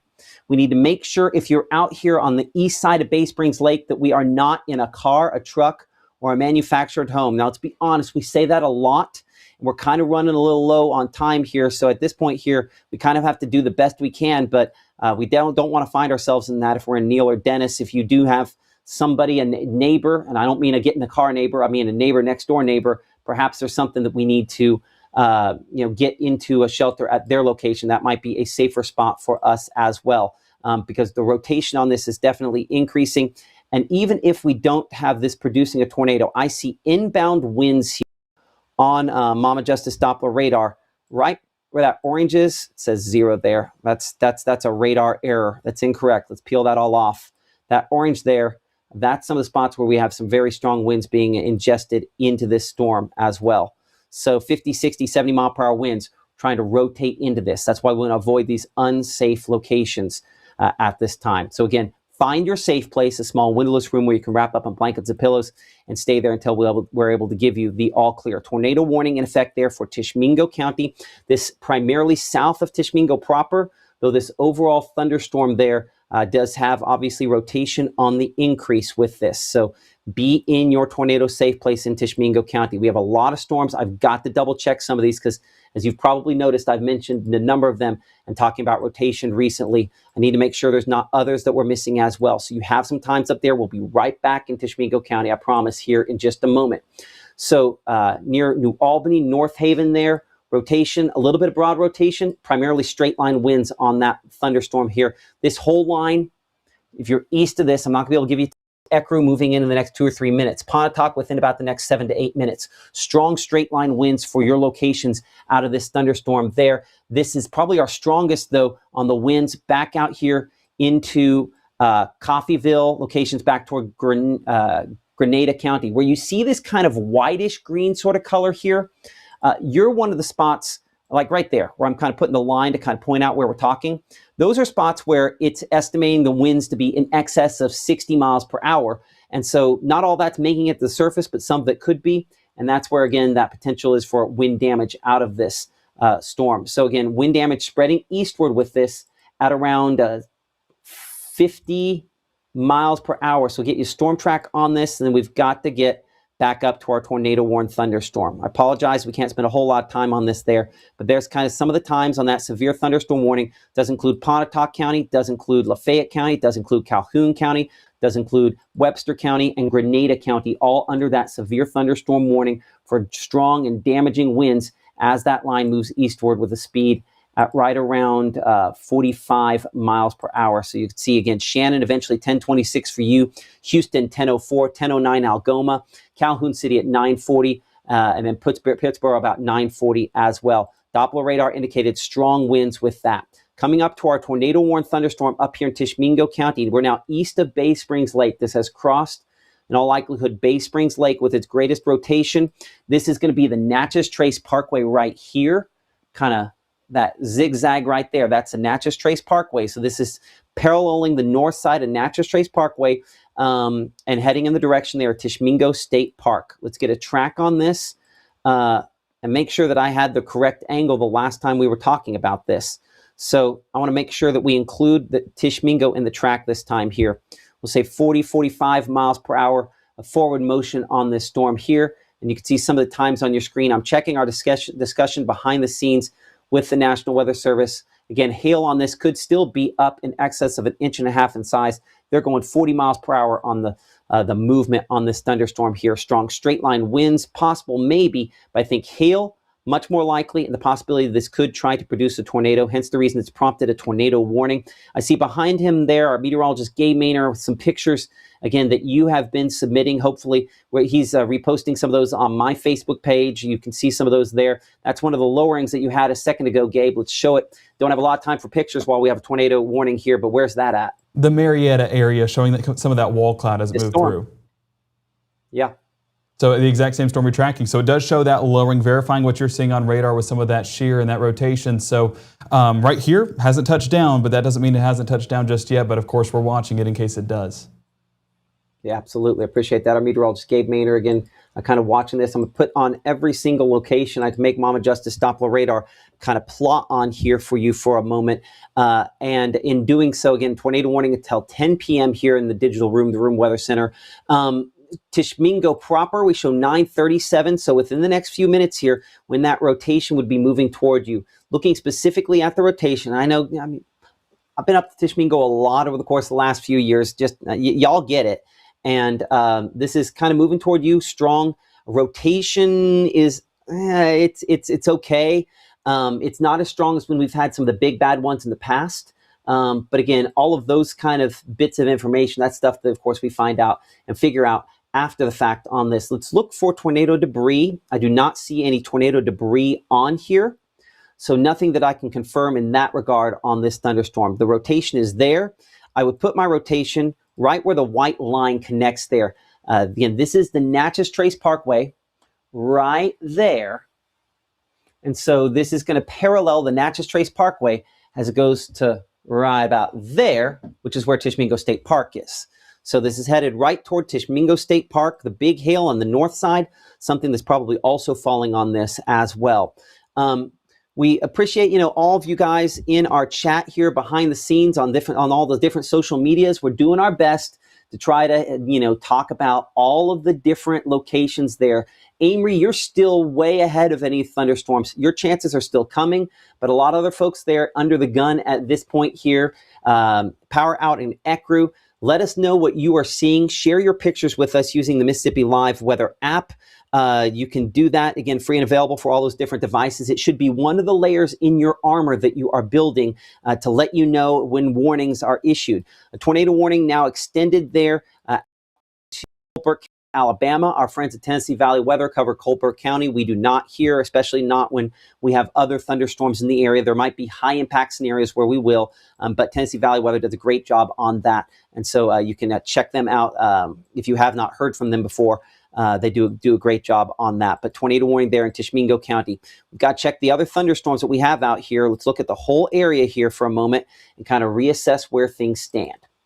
Current time is now just after 9:30. We're at 9:34. I'm Chief Meteorologist Matt Lawpon. You're watching Mississippi Live Weather 24/7 streaming service here based out of the Tupelo area, tracking a line of rotating thunderstorms that are producing primarily damaging winds.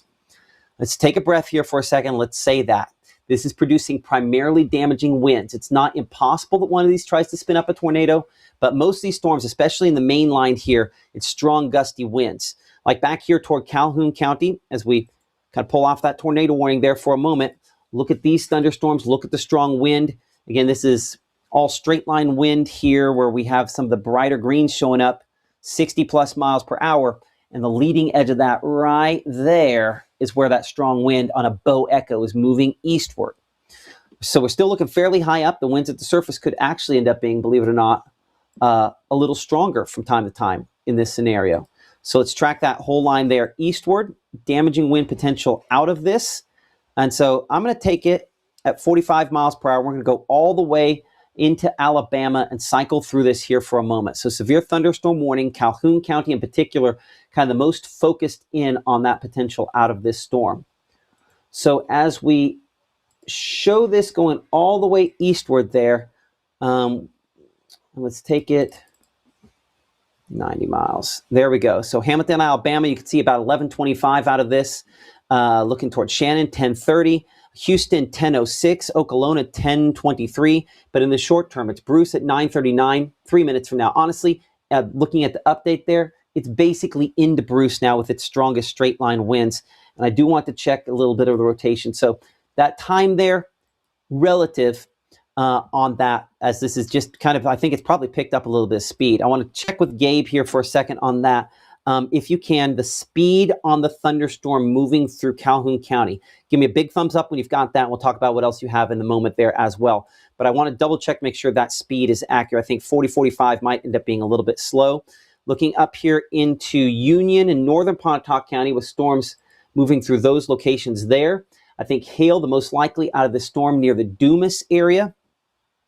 And so up here close to Dumas, as we check out the hail tracker, we show a little bit there. Obviously, most of the hail has been with that one big storm that has prompted that tornado warning up there closer to Tishomingo County. So we're going to have to get back up to that there. Just know that it's probable that this line of storms there east of Dumas, producing some strong winds in Jumpertown as well. Back up here to Tishomingo County, again, Mama Justice Doppler radar showing that rotation, the red and the green next to each other. Again, one of the ways in which we do that, we're looking fairly high up. I cannot confirm this producing a tornado. If it were to be producing one, it would be just east of the intersection of Mississippi Highway 25 and the Natchez Trace Parkway. Following along the Natchez Trace Parkway, very near Tishomingo State Park. The hail up there toward Carter Branch is more significant, as if you haven't had significant hail recently, and the tornado warning in effect until 10 p.m. for Tishomingo County. Payton, the tornado threat is primarily south of you, and if you are west here, everything west of Bay Springs Lake, obviously, we're in the clear. Give me another 3 minutes if you're west of Mississippi Highway 25, and we're in the clear from this as well. All the white lines you see here are lightning strikes, tons of lightning coming out of this thunderstorm. Let's bring in Gabe here, again, with the thumbs up there. Gabe, what are we getting on speed on that? 60? Is that insane? I had 54 knots on it. No, that's exactly what I thought. I thought it had to be moving faster. That is Sorry, go fast. Ahead. No, that is just fast. Okay, no, and that's what happens. Like when they start getting the bow echo, they put down the accelerator and they go. So no way is that shocking at all. Well, I do want to also point your attention back there towards Union County a little bit. A broad rotation being shown. I know we do have that not confirmed, apologies, tornado warning up there towards Tishomingo, but this is a look out of I-22 closer to Blue Springs, keeping eyes behind the scenes. But, you know, it embedded within that line, trying to get a little bit of that rotation, but for sure some strong winds. Absolutely. We will look at that here in a minute. You know, peak impact here on Mama Justice Doppler, saying that when this storm was back kind of west of Neal a minute ago, as it did its assessment, it says possibly winds approaching maybe 80 miles per hour on this as well. It says less than 80, but that's just the way I have the color table set up on what it spits out with that there. So some strong winds with this as well, as this park kind of wraps down here and continues to track right along the Natchez Trace Parkway. So let's get a new storm track on that as well.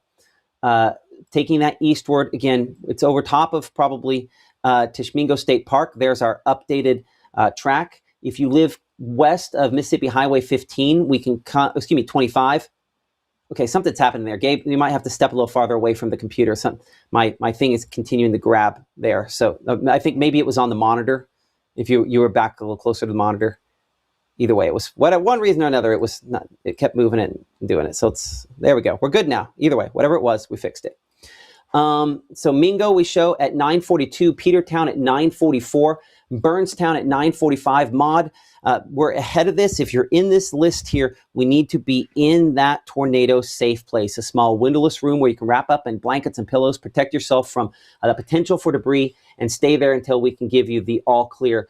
Again, we know that's still going to be some time, but if you know somebody ahead, make sure that they know that this is coming toward them. So the best way to do that is to call friends and family that are in the path. We mentioned weather call, the grandmother call probably works just as well to get somebody in their safe place. So this is a tornado warning for Tishomingo County. It will cross fairly soon into Colbert County, Alabama, but it's moving toward Mississippi Highway 30 up there, kind of east of Tishomingo. I was on this road on Friday there, out there, and it's obviously hilly, a decent amount of terrain there and trees, so not a lot of good visibility. So you're not going to see it if you're in this zone here. So hopefully we are in that tornado safe place. So you can help by calling picture of this and maybe sending it to your friends and family that are ahead of this.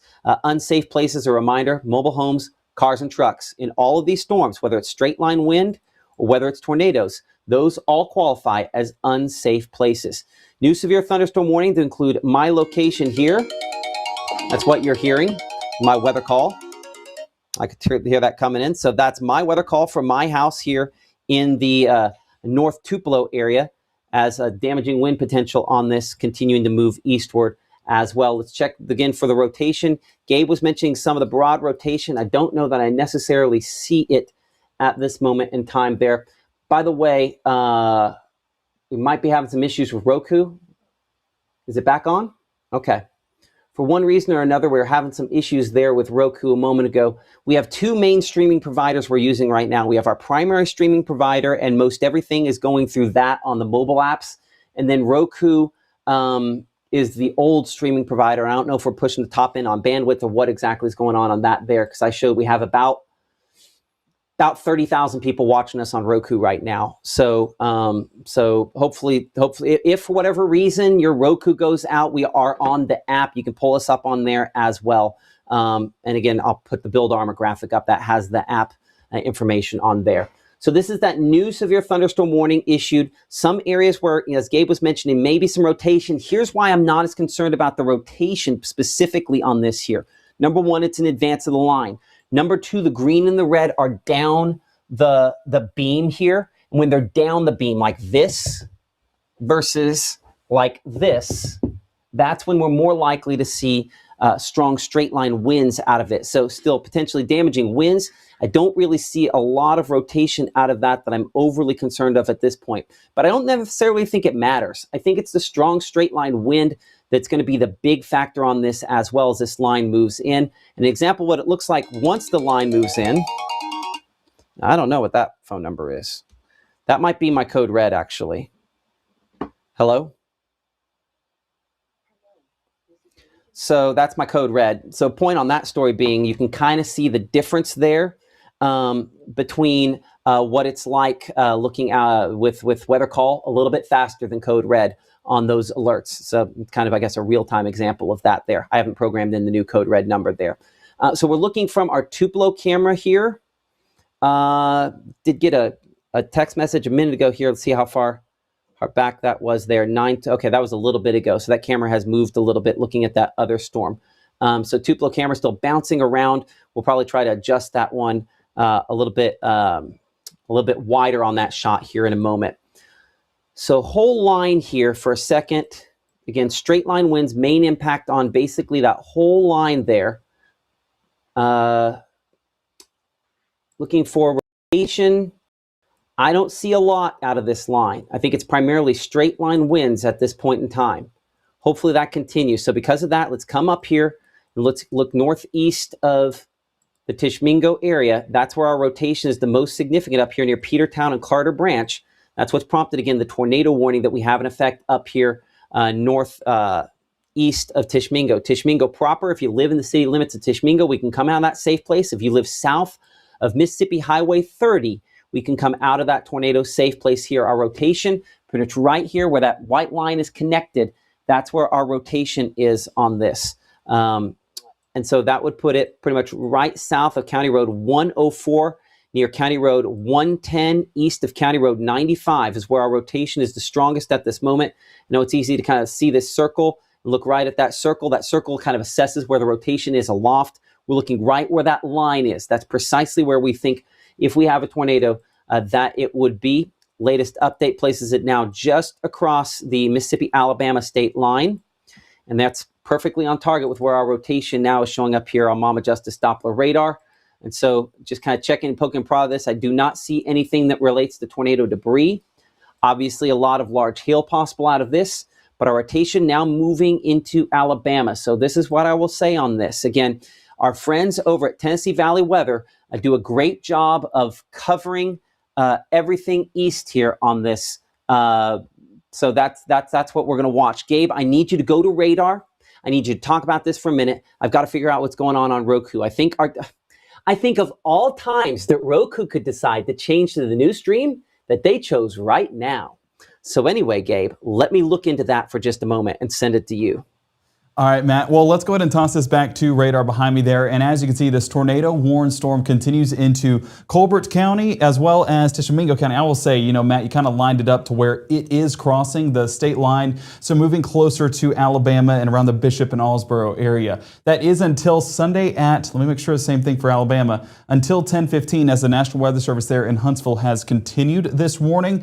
And as we can see, as we saw just a moment ago, that radar at least picking up on that rotation. So we are still tracking a rotating storm, and of course our shear marker highlighting that exact area we're watching. But as this continues to move up into the northeast, and Caleb, if you want to correct me on this one, I mean, we're probably talking 50 to 60 miles an hour. Can you get me an exact speed on that? And we'll kind of drag out this track.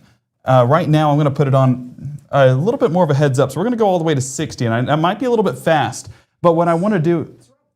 Around 45. Okay. So that tells me what I need to know. This is much slower than that line back behind it. So as we pushed it about 45, you can see a few towns listed in there. Bishop, again, right over the top of you right now. We are state line. 956 Mount Hester, Barton 1005, Smithsonia 1008, Woodland 1010. Now, as of right now, as Matt was mentioning, this is not a confirmed tornado, but nonetheless, we do have that rotating storm, and that looks more interesting. Whenever you start to get some of those different colors, that could be a potential glitch in the radar, but I could be watching for a potential tornado trying. That is moving over the top of Allsboro and Bishop right now up there in northwest Alabama. And of course, debris not being tracked on this. We're not seeing any debris signature on that, but nonetheless, there is still a strong rotating storm, and you get that RFD kind of wrapping around, potentially resulting in some of those stronger winds. So Matt, again, paying attention to it, looks a little bit more intriguing as it's crossing into Alabama, but so far, no confirmation, and that is a good thing. Absolutely. And exiting our area, I can say we can give the all clear to folks there in Tishomingo County.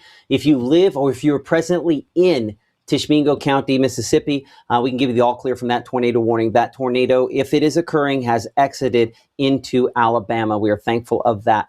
Looking back toward Boonville, strong straight line winds possible out of this thunderstorm here. I'm Chief Meteorologist Matt Lawpon alongside our meteorologist Gabe Maynor. You're watching Mississippi Live Weather. We're a 24/7 weather streaming service brought to you out of the Tupelo area. And again, as we track this, again, a lot of little notches in this line here that we've been looking at in the Room to Room Weather Center here. And those notches are going to continue to bring strong straight line winds.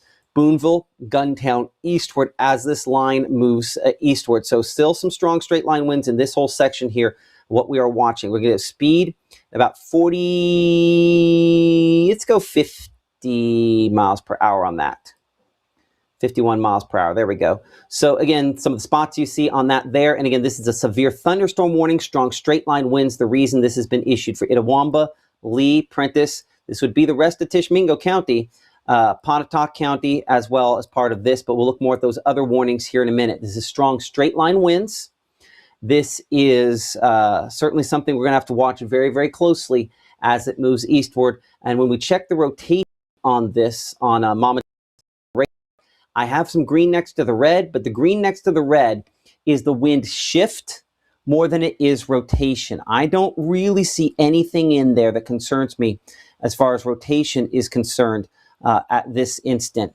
Hopefully that is what will continue to be the case on this as well. I'm going to slide down this line here, look at the part moving out of Calhoun County into Chickasaw County. I know it's been a while since we've been down to you, and we're going to come down to Winona here in a moment as well. This part of the line here, the one that's kind of wrapped back there toward Takapola, does not look as impressive as it did a little bit ago.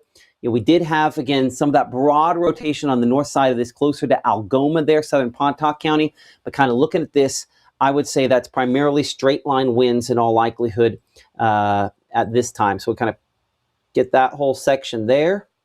And you will see some similar spots possibly kind of come into this track here. So we'll show about 50 miles per hour there. And so you can see the Thorn community. We're looking at that for you in Chickasaw County pretty much now. Pannell now. Holka, we're at about 954 there. Thelma at 955. Eventually closer to Woodland about 10 o'clock.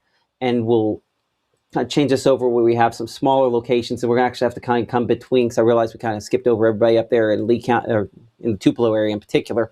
as we went north and south on that. But we have Houston at 9:59, Okolona at 10:13, Shannon 10:15, Amory at 10:32, Aberdeen about 10:36. This is Doppler indicated strong wind gusts that could lead to sporadic wind damage. In between those two areas, again, Lee County here, just kind of looking along this line, I see just strong straight line winds. That's the only thing to be concerned with on this. I do not see anything that looks like it could be a tornado.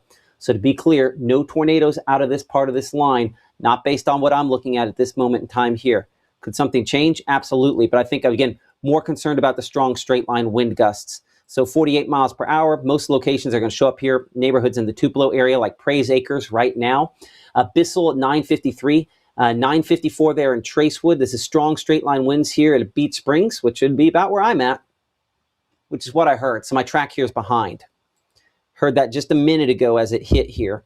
So my track's behind. Let's get you a better track then, a little farther out. So we get that a little bit better. There we go. So there's some times. I'm not going to read every location on there for this, but as you can see, a lot of different subdivisions in and around the Tupelo area where it's moving through at this instant. Another camera to kind of give us an idea what this looks like. We've been looking at that Tupelo camera off and on as we've gone throughout this event. Looking kind of back into the heart of this, looks like we're going northward on this viewpoint here once again. And I'll kind of go back to the left here as we're kind of, oops, sorry, that was Rienzi looking northwest. Tupelo, again, appreciate the folks at Mitchell, Cunningham, and Bowling for sponsoring our Tupelo Tower Cam here. Look back west into this. There's that shelf cloud, what we sometimes call the scary looking cloud coming in. Again, you're going to have all kinds of fingers and sort of look of things that are just kind of scary, you know, hanging down below this. This is damaging wind. This is not a tornado. Let me be clear and say it again. This is damaging wind. This is not a tornado. Now listen, with the ice storm, depending on those limbs that are still dangling out there, we've had some of those fall, still could potentially have some of those as well, but not nonstop lightning, not as much lightning as what some of those other thunderstorms have had out of this.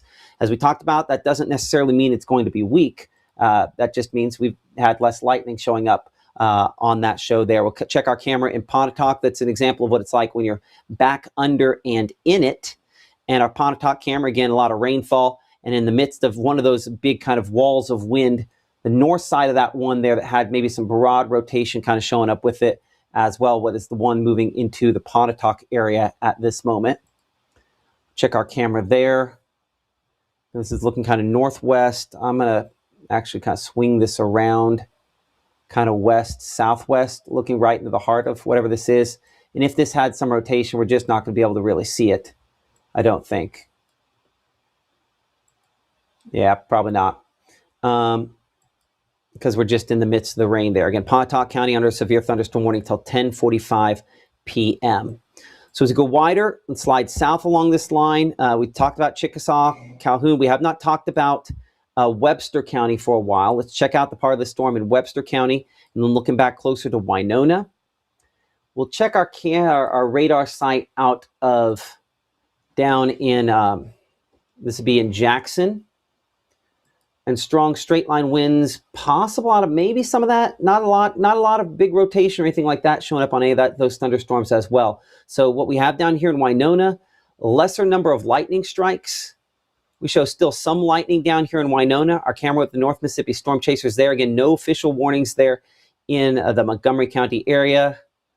Looks like, again, it's quite a bit of lightning and all that heavy rainfall moving through the area. Still power there, which is kind of an exception to the rule in some locations where we've had some more significant power outages, which is something that Gabe is always watching for us behind the scenes. Gabe, those power outage numbers, I know, in sporadic in some spots, mounting in others, right? Big time. We're talking 3,600 outages there in Panola County, specifically Panola County and surrounding areas. You can see that extending up there towards Tate.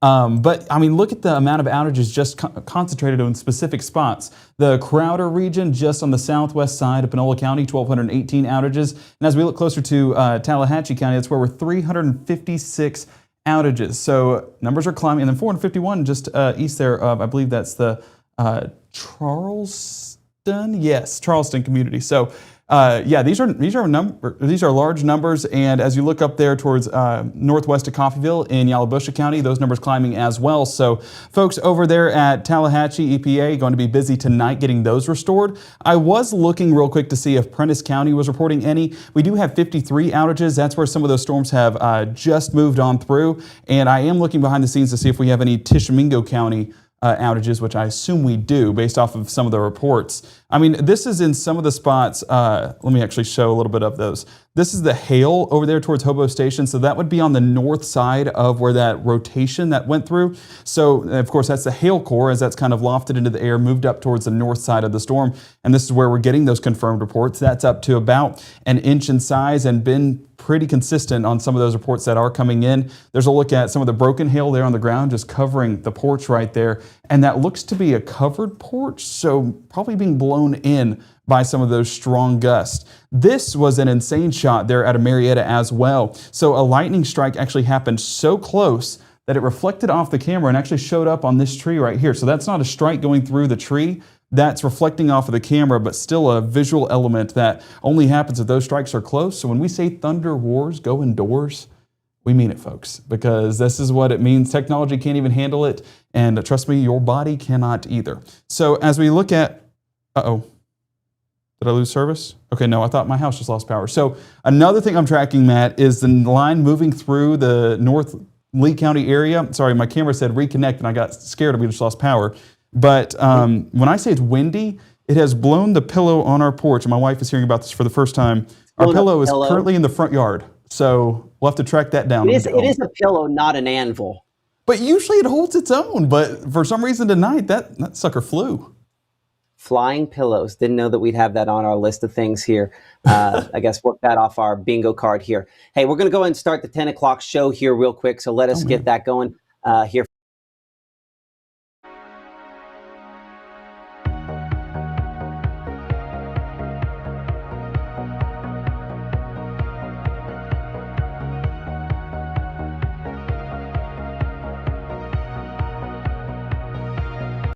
When C.K. Little opened his doors in downtown Corinth nearly 80 years ago, his plan was simple: deliver excellent service and exceed expectations.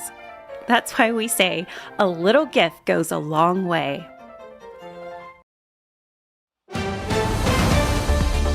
Mississippi's trusted weather experts. This is Mississippi Live Weather at 10. Welcome into the Room to Room Weather Center on Mississippi Live Weather at 10. We have severe thunderstorms producing wind damage in many locations here across North Mississippi, and we're going to get right to that as well. We are at the peak, if not even a little bit beyond the peak, of a severe weather threat for tonight that does continue into the overnight time.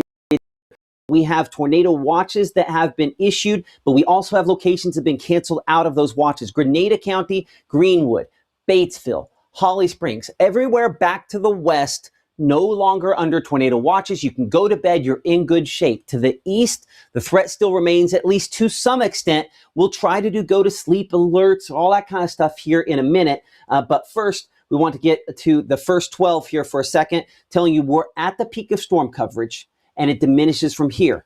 And while we don't have actual percentages on there, I could argue with Caleb and Gabe behind the scenes that maybe we should, on the potential to see some flakes as we go throughout tomorrow morning to midday. I see them both shaking their heads. Put a percentage on there for that. It's not going to be much, but we're going to probably have some flakes out there. That's how volatile the system is, going from severe weather to that. So we have the watches placed on here. We also have on this kind of a mess of everything, these boxes, severe thunderstorm warnings. Red box tornado warnings. There's more for Tishomingo County. Tornado warning should expire here within the next few moments. As you see it pop off their map, now damaging wind remains the primary threat out of all these thunderstorms. And from time to time, some of those damaging wind reports could include wind gusts in excess of 60 miles per hour. This loosely is associated with this front, much colder air behind this front moving in. Get a regular version of Mama Justice Doppler radar here. Again, tracking those storms where the strongest wind is now halfway through the Tupelo area. I mean, pretty much dividing Lee County in two. Let's start north, work south on what is a line of storms here. Again, our previous tornado warning that was in effect there for locations in Tishomingo County, now Colbert County, Alabama. Our friends over at Tennessee Valley Weather are in control of that. Check them out for the latest as they track those storms. As we start north here in Tishomingo County, you don't see the brightest reds. These aren't as intense as maybe some other thunderstorms that we have had recently or today. And we look at the wind there, it's a little less impressive. Nonetheless, could it still be some sporadic wind damage? Yes, and that's the reason we track it. So tracking here from Tishomingo through Prentiss County eastward, speed of this line. And after this line, by the way, you are all done. So we show the speed of this line about 50 miles per hour or so on that severe thunderstorm warning there in Tishomingo County. So Holcott now, New Hope up there in the northern part of Mississippi there. At this instant, we're looking at Burton about 10:04 for you, Pinedale 10:04, Bacon Springs 10:05, Iuka at 10:05. So within the next 4 minutes, strong straight line winds with this, mainly 40 to 50 miles per hour, but it does not matter considering the ice storm we came off of. It doesn't take much to bring down tree limbs, and that then means to cause power outages. We show that Eastport there at 10:07, Tishomingo, the city, Tishomingo at 10:11, Carter Branch at 10:15, Marjoram there about 10:15, Mingo at 10:17, and Peterstown there shortly after. Burnstown, Bloody Springs also in the path of this as it moves into Alabama. And for our friends over there, as we kind of look south, we'll do our next track from Marietta back to really the Tupelo areas. We're giving you kind of the tracks on the leading edge of the strong straight line winds. I'll say that most locations along this, I do not see any rotation. This is kind of strong wind, and that is the main impact. So if you're at the beginning of this track, your times are going to be close-ish, within a couple minutes here. So Forest Hills over you now, Post Hill Estates over, Post Estates, I should say, within the next couple of moments. But Eggville, we're now about 10:05 for you. Skyline at 10:05. We're looking at East Prentiss at 10:06. Leotis close to around, I had it there a second ago, 10:08. Shannon at 10:08. Morville, we're looking at 10:09 at the bottom of that list there. If we continue that track eastward, let's see there. We'll change the size of the locations we're talking about. Eventually, this is making it toward Mantachie at 10:11. 10:18 there, Belmont, Golden 10:20, Fulton 10:20, Red Bay 10:26, Tremont 10:32, Hodges 10:50, Littleville there at 10:50, Russellville 10:50, Hamilton, Alabama at 10:55, and Hackleburg at about 11 o'clock. This is strong straight line winds. Way we've been kind of assessing that is using our camera in the Tupelo area, brought to you by Mitchell Cunningham and Bowling on the south side of town. I might have just gotten into the heavy rainfall on this. Again, a severe thunderstorm warning there for Lee County. Yeah, the heavy rainfall just starting to hit it, meaning we're not going to have a good shot at low-hanging, what we call shelf cloud. Perhaps Smithville will have a slightly better shot at that as well. You know, we have not mentioned Monroe County hardly at all today. I'm going to go from the Smithville camera to the Amory camera. I think Amory might have a better shot there. Again, kind of looking back toward the west and northwest. Not a ton of lightning on what we're looking at on there. But again, there's a slightly more unstable air. So while you have not had anything, hardly even a stitch of rainfall there in the Amory area or Smithville so far the last few hours, your chances for active and severe weather increase going forward over the next few hours. And so the part of the thunderstorm moving toward you, moving through Chickasaw County, checking the wind mode here on Mama Justice Doppler radar. A few spots where we do have, again, some wind enhancements. I do not show a rotation or a tornado potential out of this part of the thunderstorm here in Chickasaw County. So I'm going to track everything from Webster, Chickasaw County northward, and I need to apologize to Webster County. I did not do a very good job of getting to you before we started the 10 o'clock broadcast, and I apologize for that. So hopefully we'll do better here in the next few minutes. But again, severe thunderstorm warnings, Chickasaw, Monroe, Webster counties, Clay counties there. Webster and Clay County until 10:30. For Chickasaw and Monroe, we're looking 10:45. But one thing I need to note with this, even though I show the worst of this through Bruce and Dennis, notice how I still have strong straight line winds showing up here on our graphic. There's going to be strong winds aloft behind this that mix down to the surface. That's one of the things we've been talking about last couple of days. As that big wall of wind pushes in, it's going to cause the potential to have some wind damage even after the line of thunderstorms moves through. So again, wind gusts could potentially exceed 70 miles per hour out of parts of this line of thunderstorm here in Chickasaw, Monroe, Lee, Calhoun, and Pontotoc County. Most of the hail is going to be a little smaller. I see Gabe with that picture behind the scenes there. We probably need to check in on that here for a moment. Our meteorologist, Gabe Maynor, what he was looking at there. Again, it looks like some wind damage, I'm guessing. It would be, yeah. There was no rotation in this area. It's over in Grenada County off of Clay Road. Sydney submitting these pictures, and you know, these are close-up pictures, but we can clearly see the tree limb draped over the truck, and unfortunately looks like it did crush a bit of the cab as well. So that's a pretty large tree, all things considered, and some of the wind damage that we're seeing as well might be a little bit tough to see, but I can definitely see where some of those shingles have lifted off. I'm hoping that's not a branch right there. But a little bit hard to see with the night settling in, unfortunately. But yeah, just not exactly what you want to see. And you can see, you know, some of the roofing basically ripped off there on the top. So strong winds, Matt, whether it's a severe thunderstorm warning or tornado warning, we are getting strong winds here in North Mississippi. We absolutely are. Appreciate that. That's our meteorologist, Gabe Maynor, again reporting. We'll talk a lot more to Gabe about some of the pictures you sent in, the damage, power outages, all those sorts of things. Caleb and Gabe have been doing a great job behind the scenes. Some other folks this evening kind of help us out with that. We're very appreciative of that. Looking here, Clarkston, Manti. Again, this does not look as impressive as storms farther north. Still could have maybe some 50 to 60 mile per hour wind gusts right along the Natchez Trace where that is at this moment in time here. The reason, by the way, down in Choctaw County, you do not have a severe thunderstorm warning. See how you notice some gray between this and the line ahead? The outflow has detached. The strongest winds, the rotation, if there were to be any, is kind of back in here and not really connected. That's one of the things that thankfully has limited the severe weather potential down here west of the Golden Triangle so far this evening. Hopefully a trend that will continue over the course of the next hour or so. But this line of wind, we're getting closer to its end as it works to exit.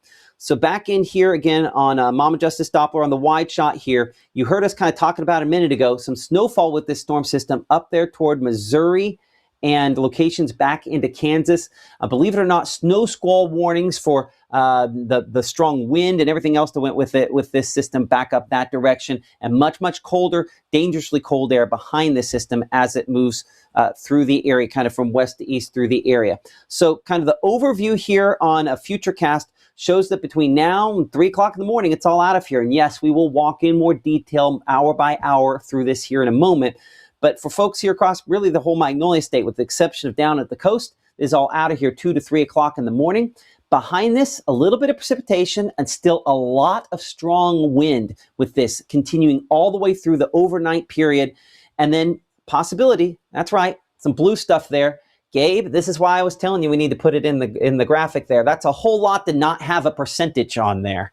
Just a thought on that one. So we'll put some percentages in there here in the commercial break. But a few flakes with this, and then much, much colder air behind this as we go toward tomorrow, a day where temperatures just really don't increase hardly at all. For one reason or another, that decided to go backward a graphic. So we're going to force it to go forward to the next 24, and then we're going to take a brief break, and we're going to go back to Mama Justice Doppler. So tomorrow, yes, some flakes possible early in the day, possibly 9, even toward noontime, some flakes out there as well. We're 43 by 3. We're 40 degrees as we look toward tomorrow evening, and wind chills make it to where it never even feels that warm. In 60 seconds, we're looking at... Every legend starts somewhere. Not with perfection, but with the decision. The decision to show up, work harder, and believe this place can change everything. At Northeast, you're more than just a number. We're built on opportunity, and our students are willing to rise to the occasion. Here, success isn't handed to you. It's earned. You don't just leave with a degree, you leave as a legend.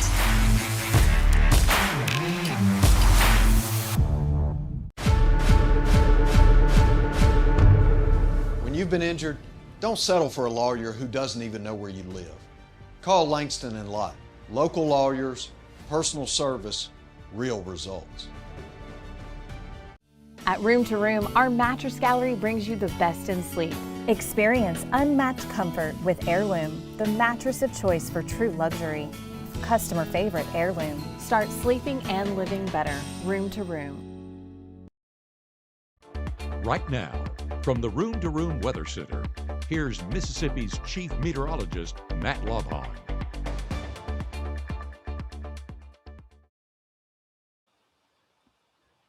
Well, while I have it zoomed in here to Lee County, it just as easily could be about half of our viewing area here under severe thunderstorm warnings. That's what these yellow boxes are. Locations where damaging wind is a possibility out of these thunderstorms for the next few hours.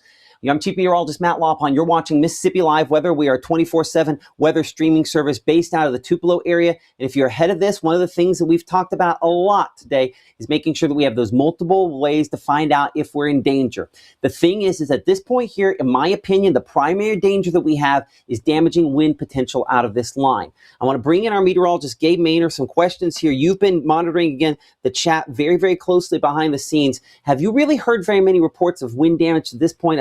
We've seen some of those. We haven't heard from emergency managers at this point either at this time.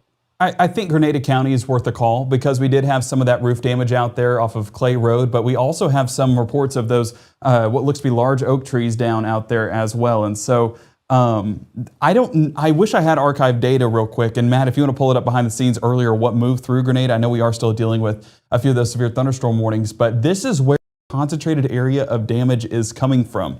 And, this is multiple reports now, and that's a pretty decent sized tree. And that did look pretty healthy earlier on, but that does look like where emergency crews are out working to clear that because it did unfortunately cross a road or driveway. Don't have many details out of this. Do what? What was the road? So Clay Road was the other one. I don't know if this is close to it, but both of them were kind of Grenada County. Now, there was one in Grenada County there where there was power line down, so that's probably different than that as well. Let's make sure we pass that along to the National Weather Service there. I'm going to look up Clay Road on maps behind the scenes and see if it's close. Okay, that'll work. That's our meteorologist, Gabe Maynor. So let's go ahead and track this line, starting kind of north, working our way south across it. And again, straight line wind is the main story. And that does mean that we need to just mention that there will be strong winds on the backside of this, even after storms move through. But any tornado threat's going to be concentrated in this very narrow corridor right here at the front end of this line. And still some spots up there in Tishomingo County that we are watching as well. So let's look at rotation mode here on Mama Justice Doppler radar, just east of Tishomingo, just pretty much right where we had a little bit ago. Still some rotation on this where that thunderstorm's hitting. Again, it's primarily straight line winds, not impossible that something weird happened with that. But Iuka, you're past any tornado threat there. And, if that's one of those things we talk about from time to time, you want to go to sleep, you're probably in okay shape as far as that is concerned. But I'm going to get from Centerville all to the east there. Again, tracking about 40 miles per hour. This is a line of strong straight line winds. Severe thunderstorm warnings continue for Tishomingo County till at least 10:45 there for some spots. For Itawamba County until 10:45. And yeah, I do see the red county there. Again, tornado warning back up there outside of our area. Our friends over at Tennessee Valley Weather covering that right now. But Red Bay, 10:33 for you. Strong straight line winds out of this line as it moves eastward. Coming back in here toward the Tupelo area, again, where we've had some thunderstorms. This was a storm that for a long time has had some decent rotation with them. I'm going to put this to a 2-hour loop here for a moment. Double check.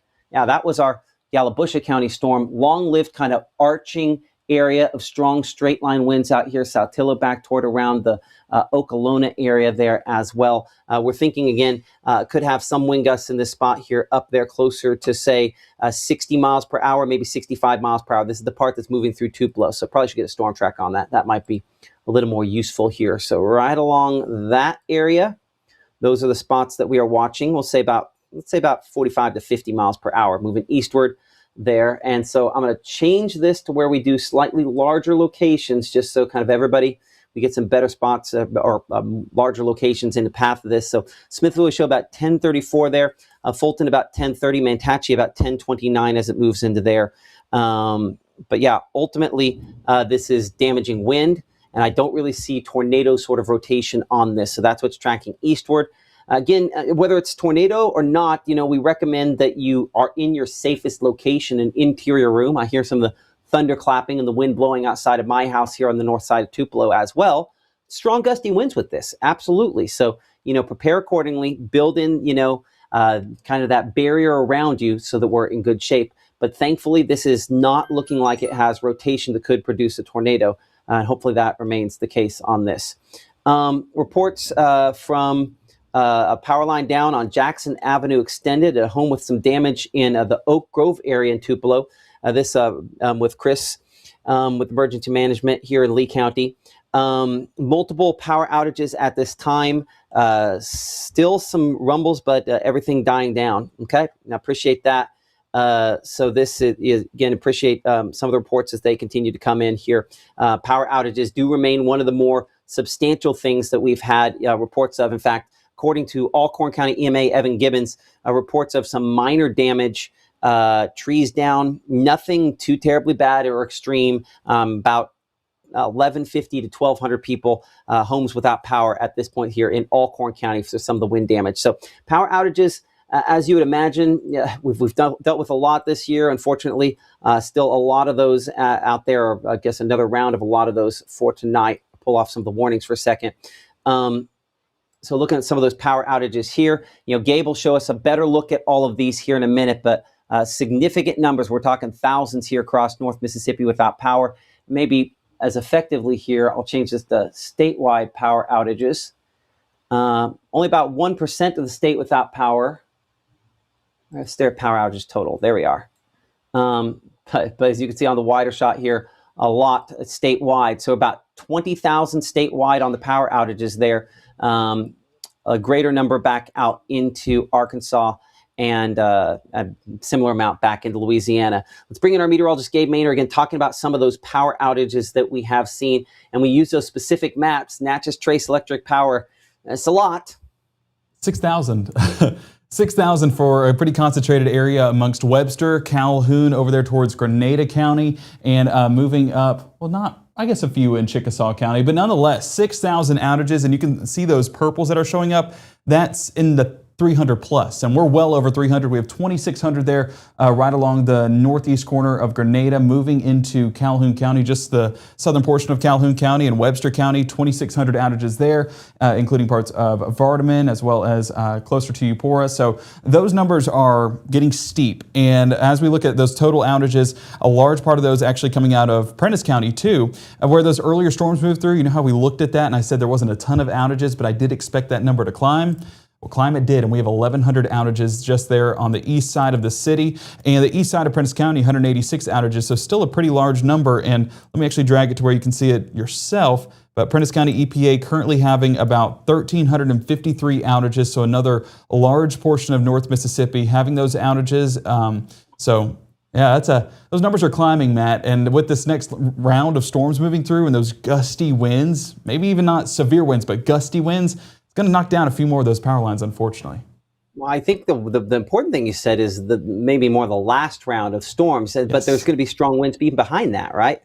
Yeah, and that's what, Annalise, she's back behind the line now, and she was telling me that it's to a point where she can barely stand. It's blowing pretty hard on the backside of this. I'm going to say that the pregnant lady should probably be inside, not stand. Well, I told her, I said, what are you doing outside? Pregnant woman, what she's capable of, but, I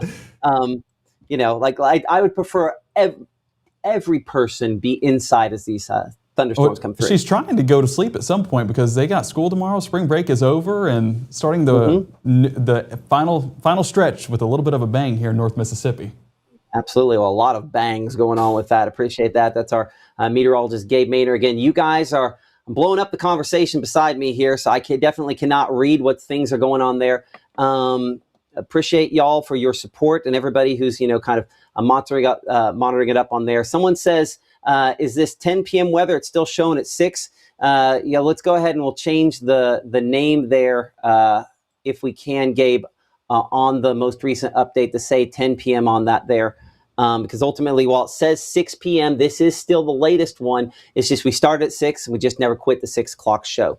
Severe thunderstorm warnings for southern Lee and Monroe County, as well as Itawamba County, stretching back toward Chickasaw and Clay counties as well. We're going to check our camera there in the Aberdeen area, kind of looking into some of these other thunderstorms. Again, strong straight line winds possible with this line kind of moving in from the west. Aberdeen, one of those many locations, again, under severe thunderstorm warnings this time in effect there until 10:45. As I kind of pan that camera around a little bit, kind of looking northwestward into this. Again, there's one of the scary looking clouds. That's all the heavy precipitation back there in the background. That heavy precipitation is going to be associated with the potential for some, again, strong straight line wind gusts, but I don't see anything on this shot here that even remotely makes me think that there could be a tornado in this at this point in time. We'll be able to use shots like this, Amory, and in Smithville and in Aberdeen over the next little bit. And I appreciate the North Mississippi Storm Chasers for being partners with us here on Mississippi Live Weather. I see that picture that you have there behind the scenes, Gabe. Let's talk about that for a second, as I'll go back to Mama Justice Doppler in a moment here. I don't think we clicked back into the switcher. There we go. Oh, my fault. So, yeah, I updated titles and forgot to click back. So that looks like kind of a rain foot and some scary looking stuff as well, but I don't think that is what it looks like. It is not, but this is over close to Dennis, so of course that is the area that was kind of our focal point earlier on. But I will say you can definitely see a pretty pronounced wall cloud there, at least trying to form. But for folks up there in Biggersville that may have seen something looking similar, that is more of an SLC. We never had any rotating storms that moved through on this round. Granted, we did have that tornado warning earlier on this evening, but this was from much later, and that might look like a funnel cloud. It is not. It was actually just some of that scud cloud underneath and not really showing anything rotating. But nonetheless, that was a report up there towards Biggersville, and appreciate all the weather watchers actually showed multiple angles of it. And I mean, that looks pretty scary. It definitely would catch my attention, but the radar not exactly lining up with any tight rotation there, and haven't gotten any damage reports either, except for some power outages up there around the Alcorn and Prentice County area. But this one, being that this was where radar kind of matched some of that data, this is where we would look for something that looks similar to this, and that's why this is, of course, what stands out. Wall cloud, pretty pronounced right there, and yeah, and that looks like a funnel, but Matt, like you were mentioning, I wouldn't say that was a full-blown funnel reaching the ground. So I think that we definitely dodged a bullet there, and we're grateful that damage remains minimal. I say that.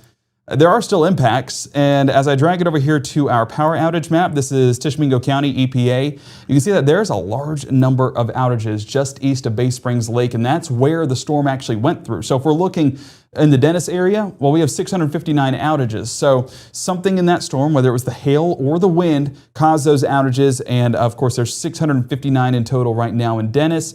There's 179 just east of the Payton community, north of Tishomingo.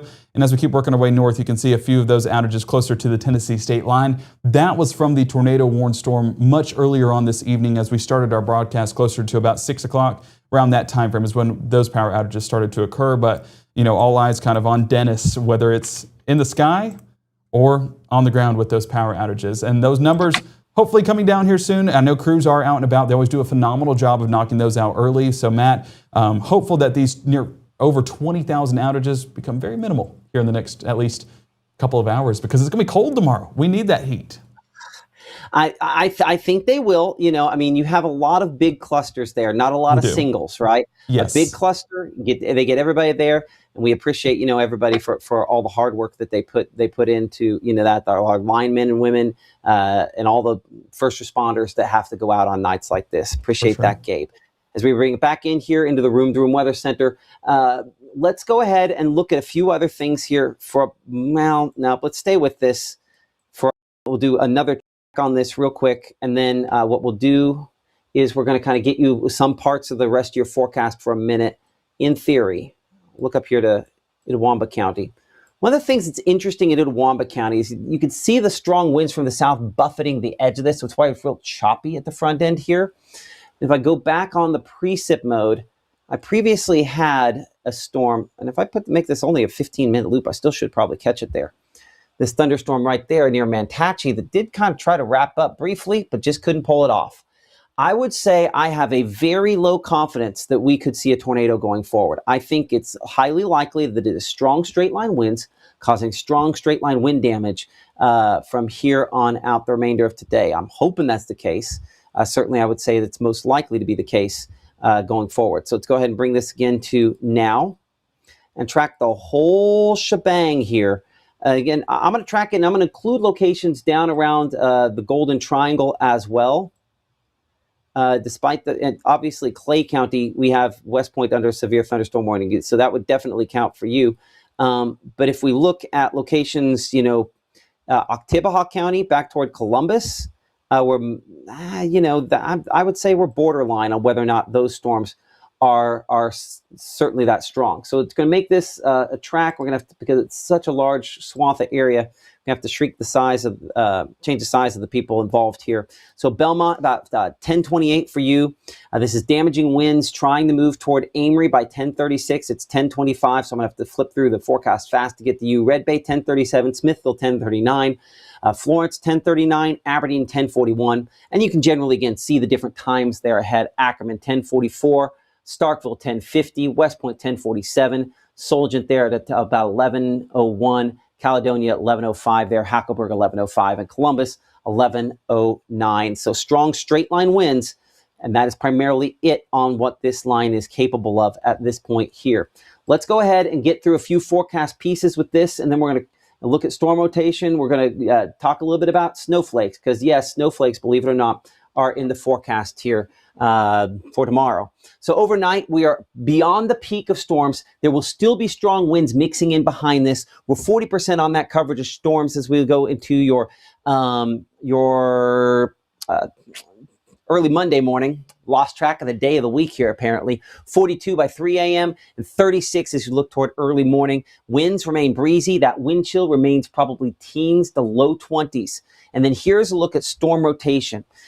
It's all on this leading edge here, and it's all exiting over the course of the next couple of hours. As it moves on out, there's nothing behind it. So once this main line moves through, there still could be some damaging wind from trees falling and things like that, but it's not going to be from necessarily the individual thunderstorms, and definitely won't be from tornadoes. We're not talking about tornadoes with this overnight beyond locations east of this line, but it will be windy on the backside of this. So we are past any significant issues related to storm rotation from this storm system here.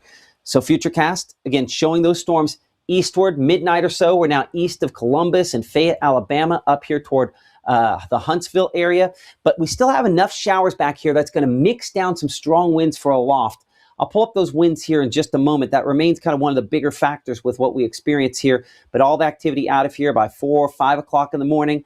And yes, it's possible that this could include some early day flakes on your early Monday morning. Before we get there, I'm going to find the wind here. We're going to look at wind gusts. Give me a second here to kind of pull this in. Wind gusts. There we go. And so this will be a look at, again, the strong wind gusts on kind of a wide sort of regional scale here. As you can see, it's a lot worse back out to the north and west. But as you'll also see over the next few hours here, we show 11 o'clock, midnight, 1, 2, 3 o'clock in the morning, still fairly widespread wind gusts in excess of 30 miles per hour to 40 miles per hour. That's still going to be enough that we're going to lose some trees and some tree limbs damaged, especially by the ice storm. Those winds calm down a little bit as we go toward early tomorrow morning for East Mississippi, but pick up back out here in the Delta. The orange is 35, 40 mile per hour wind gusts, and we get breezy into your Monday. Still showing some of those oranges on the map there by noontime, wind gusts 30 miles per hour or so, and then calming down a little bit as we head toward tomorrow in the evening. So low temperatures tomorrow morning are cold.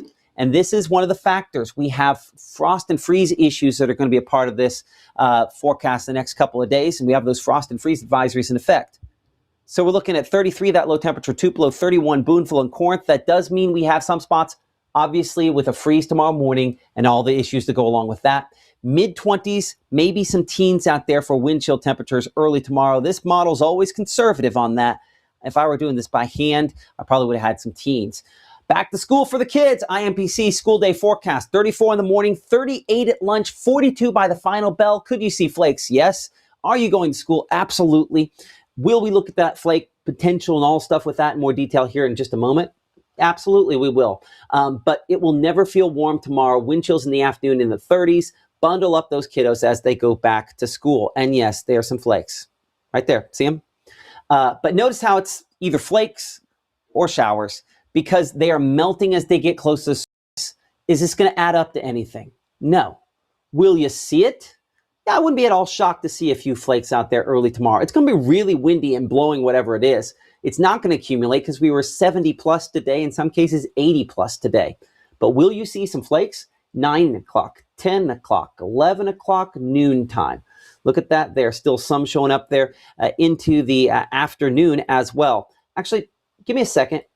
I'm going to break this model. I'm going to go back and fix it again. Give me just 2 seconds here to make sure it's on the updated latest version of this. There we are. I like that better. That's the latest one. Now, let's make sure that that all still matches up correctly. So yes, it still has, again, some flakes with this 9 a.m. from Lawrenceburg, Tennessee to Florence, back toward Russellville, Ewan, and toward around Columbus and Macon and Aliceville. Even a few rogue flakes behind this into the center of this very, very cold core system and all the cold weather that it has. But it will be windy, and it's very rare that we get blowing snowflakes. Not going to be blowing snow on the ground, but blowing snowflakes, not impossible. And then obviously this has more of a winter weather impact when you get in the higher elevations up there toward the northeastern United States, where they also have a level 4 out of 5 severe weather risk for tomorrow. But yes, we still have some flakes in here even into the afternoon. So best case scenario, middle to upper 40s for highs. It will not be a warm day, period. It's going to be chilly, and it's well below that normal for this time of year at 66 degrees. We're down in the mid-20s for early morning on your Tuesday. This is important because growing season has already started for a lot of folks. Protect those plants. When we are actual temperatures lower 20s, that could be a killing freeze for some spots. So big concerns revolving around that for your plants for early morning Tuesday. Covering them up as necessary, but it's going to be rough. So that's why we have freeze warnings in effect for all locations. Wind chill temperatures, by the way, in the teens. I mean, low teens in some cases early Tuesday morning. So yes, it is still technically on the books as winter for a little while longer. I think we're less than a week now away from the beginning of spring. And then high temperatures, upper 40s, low 50s on your Tuesday. Low temperatures by Wednesday morning, again, back below freezing, not as cold. So the next 3 mornings, some of us down around the freezing point there. As you can see, though, beyond that, we warm things up a lot more. Not going to spend a lot of time on a 7-day forecast. You can find that in the app. You can find that everywhere else. Okay, just wanted to get you guys through an actual sort of forecast for those folks that actually have some concerns, questions, interest in that. Let's get back now to Mama Justice Doppler radar and what you guys are now currently experiencing. So I apologize. It takes me a minute sometimes to get through that. Let's come up here in Monroe County, Bigby, Tranquil, Carolina, in Itawamba County, moving toward Amory, Becker, and Aberdeen, a line of strong wind gusts with this. Our cameras there all kind of showing the low-hanging sort of stuff moving in. And again, this is strong straight line winds. So as you can see this here kind of bouncing around a little bit there. But strong winds kind of moving toward the Amory area. Honestly, it's bouncing around because of the strong winds moving into Amory right now as well. I'll bet we have a similar shot there in Aberdeen, maybe just slightly farther away. The low-hanging clouds, a bit of a gap there between the base of the clouds, and a lot of stuff that looks pretty gnarly. But looking at that shot there, I don't see anything that looks like tornadoes or that kind of weather. Again, Monroe County under a severe thunderstorm warning until 10:45 p.m. Current time is 10:33 p.m. Again, apologize for the fact that we kind of went through the forecast. That's something we try to get through there as well. And I know that we're always trying to kind of balance what folks want on that with everything else as well. The reality on that now, looking back and thinking about that for future is, again, I'm learning things now that I'm no longer on regular TV. You're just going to watch the recorded forecast on that anyway. So that's what I'll prioritize next time there, is making sure we stay on radar on that scenario as well. So I apologize for that here, but I did want to at least try to address the fact that we have a killing freeze on the way a couple days from now. So making sure that we're prepared for that. Prairie, we're looking at this for 10:36 for you. But again, Amory, about 10:37, so about 3 minutes from now. Got a lot of spots on this here. So let's go ahead and shrink down the number of subdivisions that show up and kind of isolate this back to cities for a moment. So there's more cities on our list here. Again, severe thunderstorm warnings do continue for Monroe and Clay counties. Clay County now till 11:15 p.m., but now extended to include Lamar, Marion County, Alabama. I think Franklin County also under a severe thunderstorm warning at this point here as well until 11:15. So as we talked about earlier, pretty much everybody getting into the act on the northern half of this line at some point in time or another. As you can see that track there of when it's kind of moving through some locations.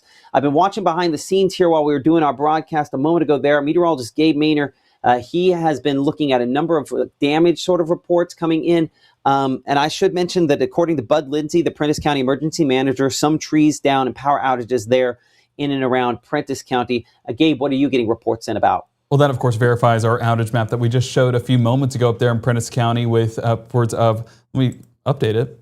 Yeah, still 1,300 outages as of now. But I wanted to bring it over to Grenada County once again because this is adding to the numerous reports we've already had. This is from the Grenada County Sheriff's Office, and this is along Highway 8 West in front of the Ratliff Well Service, and it's currently impassable due to the electric transmission lines being down across the roadway. So they don't know how long it'll take before Delta Electric will be out there, but nonetheless that road is going to be shut down because you can see some of those live wires that are across Highway 8. So I know a lot of folks need to travel over there in Grenada County. Just try to use some of those back roads to kind of navigate around it so you don't get stuck in those situations because, of course, you don't want to mess with live wires. That is something we know for sure. And then, Caleb, remind me, this was damage out of Pontotoc? Yes. So out of Pontotoc, Caleb getting this report, and you can see some of the roof damage attached to it. And we know a strong storm went through there for sure, as those large hailstones in excess of 1 inch and some of those damaging wind gusts happened as well.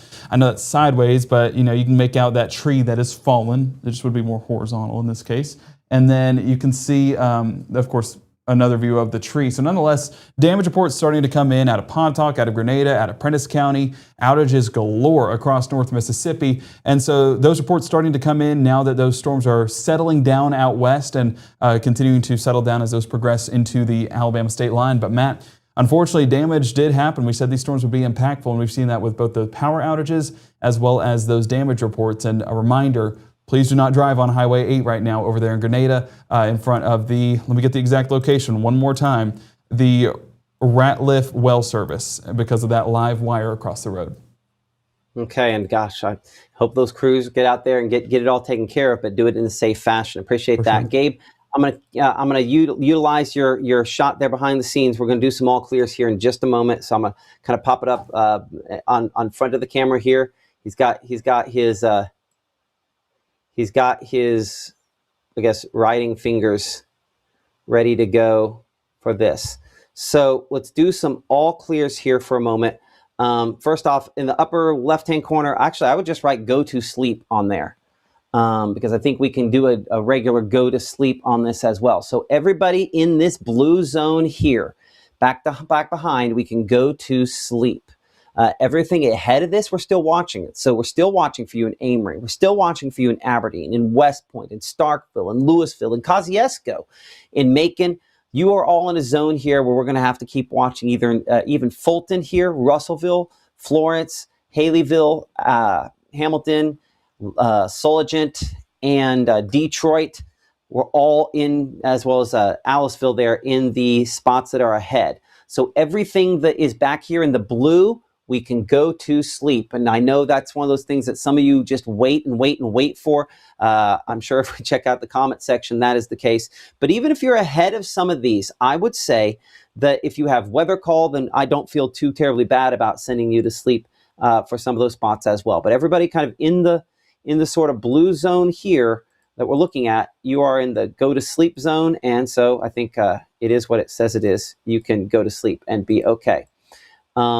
But let's talk about where that's not the case. Let's kind of look in a little bit. So we can't go to sleep in Amory. Not yet, Tanaya. We're not yet at the point here where we can go to sleep in Amory. And let's look a little closer at that. I think we're getting closer to it.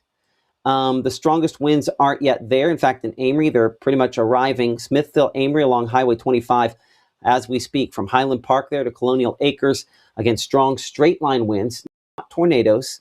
Though I do show that it looks like our wind on the actual wind mode there is running a little ahead of the wind where it is on the precipitation mode. So you kind of had one big gust of wind there, sort of where we show this brightest green there. Here's some of the spots there where we need to say that, we have some strong wind still potential. Could have some wind gusts up around 60 miles per hour out of this storm for you. Don't really show any significant sort of rotation along the leading edge here, but I think sporadic damaging wind is a possibility. We'll go to our camera up there in the Smithville area. Again, should be just getting it right now by the heavy precipitation. Again, this probably still looking back in a northerly direction there. And appreciate the North Mississippi Storm Chasers for partnering with us on these cameras. This one, I'm going to go ahead and instead kind of rotate the direction here. We'll look kind of along this back toward the Amory area, so back toward the southwest. So we kind of pan it back that direction there. Amory, actually Aberdeen, I'll check that one behind the scenes here. Again, Aberdeen kind of about to get hit as well. Another one of those spots. Looks like that is pointed a little too far down there in Smithville. Gabe, behind the scenes, I'm going to let you adjust that camera shot up a little bit, if you would, there in the Smithville area. So we walk down this line closer to Aberdeen. The strong straight line winds kind of moving pretty close to town yet, not quite into town at this point here. Aberdeen kind of bobbing back and forth just a little bit on that camera as it's trying to resolve the fact that it's pretty windy out there, even ahead of these storms. Lots of little low-hanging stuff. Again, Monroe County under a severe thunderstorm warning until 11:45 p.m. Strong straight-line winds in Aberdeen could approach 60 miles per hour. Some sporadic wind damage is a possibility at this point here in the Aberdeen area as well. As we go up again to Amory, and I do see that Amory has kind of shown up in that chat a few times there. I get that, understand the sensitivity that we have there in the Amory area. This is mainly going to be heavy rainfall. There is no tornado threat out of this in Amory based on anything that we are looking at this point. Tons of lightning. That means power outages. From time to time, we're going to have some tree limbs and things that get knocked down because of this, but we're not talking about tornadoes out of this, thankfully. So not at least for the portion that's kind of moving through there, not unless something changes pretty dramatically on this. So yeah, in Monroe County, in the Amory area, again, some strong gusty winds. Hatley, again, any rotation, we're probably done now in Amory here in Bigby and out toward around Central Grove and Wren and Tranquil. I know back out there, kind of southwest of Wren, we've got some folks who live out there. You can come out of that tornado safe place as well. I think, Elizabeth, you know who I'm talking to on that one there. Smithville, but down toward Amory, again, this is still some strong gusty winds, but I don't see any areas of precise rotation on this. We're close enough to the radar site. We should see that if that were there, and I don't think it is there. Coming up to Itawamba County and out here toward Red Bay in Franklin County, Alabama. Again, kind of looking at the wind on that. Nothing that concerns me. I think this is just heavy rainfall and gusty winds. Again, from Pogo to Red Bay to Tremont, Academy to Turon. Moving that eastward about 40, 45 miles per hour. And so you can see there again, Turon, Academy, and Red Bay, it's right now pretty much, I got my position a little off on that. Red Bay, it should be basically right now. Scottsville at 1050. We're looking again, mainly locations outside of the area for some of those spots there. We show Old Burleson there at about 53, Burnout at 1053, Vine at 1052, and then getting closer to Hamilton by about 1106 there. As that moves eastward at about 50 to 55 miles per hour. Walking down that line toward West Point. Let's see if that camera down there in West Point is up and working at the moment here. Again, a lot of lightning on the camera down in Aberdeen, so I might hit that one again. Nope, looks like West Point still down from some storms that we had earlier this week. Another shot in Aberdeen. Hold on, that'll update here in a second. Kind of looking back into some of the gross sort of scud clouds. That cloud's detached from the line, or it's possibly maybe attached to the shelf cloud. Monroe County under a severe thunderstorm warning, but this is one of those scenarios where we say the bark is greater than the bite. There is not going to be tornadoes out of this, and we're hopeful that we don't have storms that are super duper strong in that, but still watching that potential here as well. Okay, so reports from the Grenada emergency manager here again. Wires down across Highway 8, tree damage, Oak Grove subdivision, along Scenic Drive there. Multiple power outages on Carrollton Jefferson Road. Still assessing. Similar some of the situation, some of the information that Gabe had a little bit ago there from Grenada County. Again, some wind damage reports. Of course, all of our damage reports tend to come in, after the fact, so it takes a little while after the storms come in for that. But looking at here toward Griffith and Siloam. Let's check for hail. We have not done that for a little while because this has transitioned more wind. I don't have a lot of big hail out of this. Honestly, probably not much hail at all. Some small pea-size hail possible on this. Again, this is our True Shield Roofing hail threat. I want to check some of those hail reports again from our meteorologist, Gabe Maynor, what he has kind of been watching as well back behind the scenes. And Gabe, you've had some of those reports, not just hail, but also some other damage and things. What are you getting in? Well, yeah, right now it's just some of those hail reports. This is out of Tishomingo earlier on, and I just am blown away by the numerous amount of hailstones that they got. And this was in excess of an inch in some spots. And I can, nitpick this and find a few hailstones larger than the others. But nonetheless, that is why we are having these numerous outages. That's why we're seeing these numerous hail reports and damage reports. Still working on getting some of that, trying to contact emergency managers behind the scenes. Unfortunately, could not get a hold of Grenada. Were we ever able to get a hold of Tishomingo County? Okay, we're going to try Tishomingo County here in just a moment. But of course, we are continuing to look at your pictures behind the scenes. And a lot of it is just the intense clouds that we did have across North Mississippi, whether that was over there in Iuka, again, Tishomingo County. Actually, that might have been that same storm, but it would have been looking south. So you're looking into the storm, and this is from the hospital up there. And or the ambulance bay. So as you look down south, you can see that, yeah, this is definitely the storm. That wall of rain, you can see the southerly winds still in effect. And yeah, this is when the storm was still pretty intense. I did actually have earlier on, let me pull it up behind the scenes here. One of my friends forwarded me a video from Tuscumbia, Alabama. And that was over there by, the Colbert County area. And that was where this tornado-warned storm did move through. Let me work to get this on screen.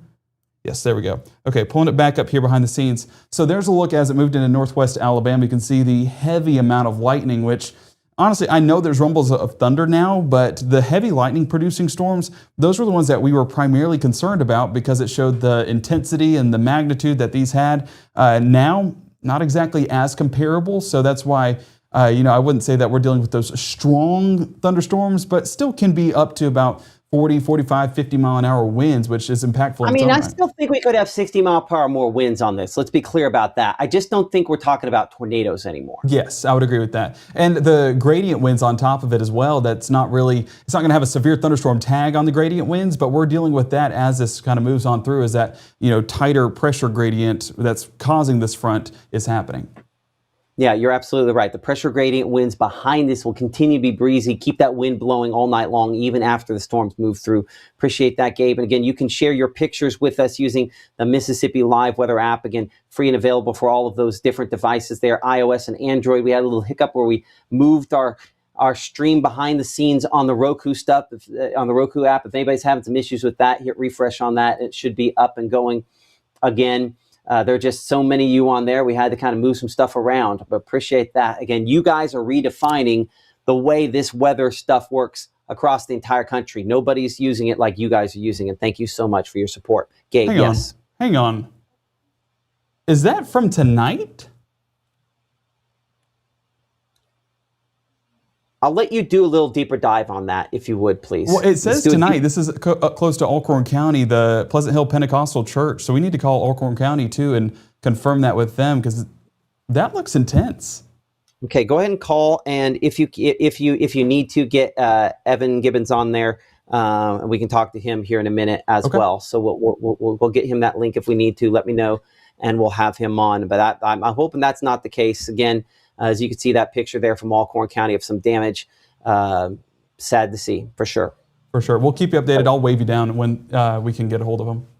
Okay, I appreciate that. It's our meteorologist, Gabe Maynard, reporting again behind the scenes. You're watching Mississippi Live Weather, or a digital streaming service based out of the Tupelo area, and appreciate the 25 to 30,000 of you that are watching live here at this point here. Let's talk about a few things. First off, we'll continue watching this storm moving toward the West Point area. This is weaker than some. That's why we have not spent a lot of time on it, looking at the wind mode on Mama Justice Doppler radar. I still think maybe some 50 to maybe 60 mile per hour winds about to move into the West Point area as this line approaches you and moves into and through your area. But you don't see on really any version of this I look, is we don't have a lot of the red and the green interacting.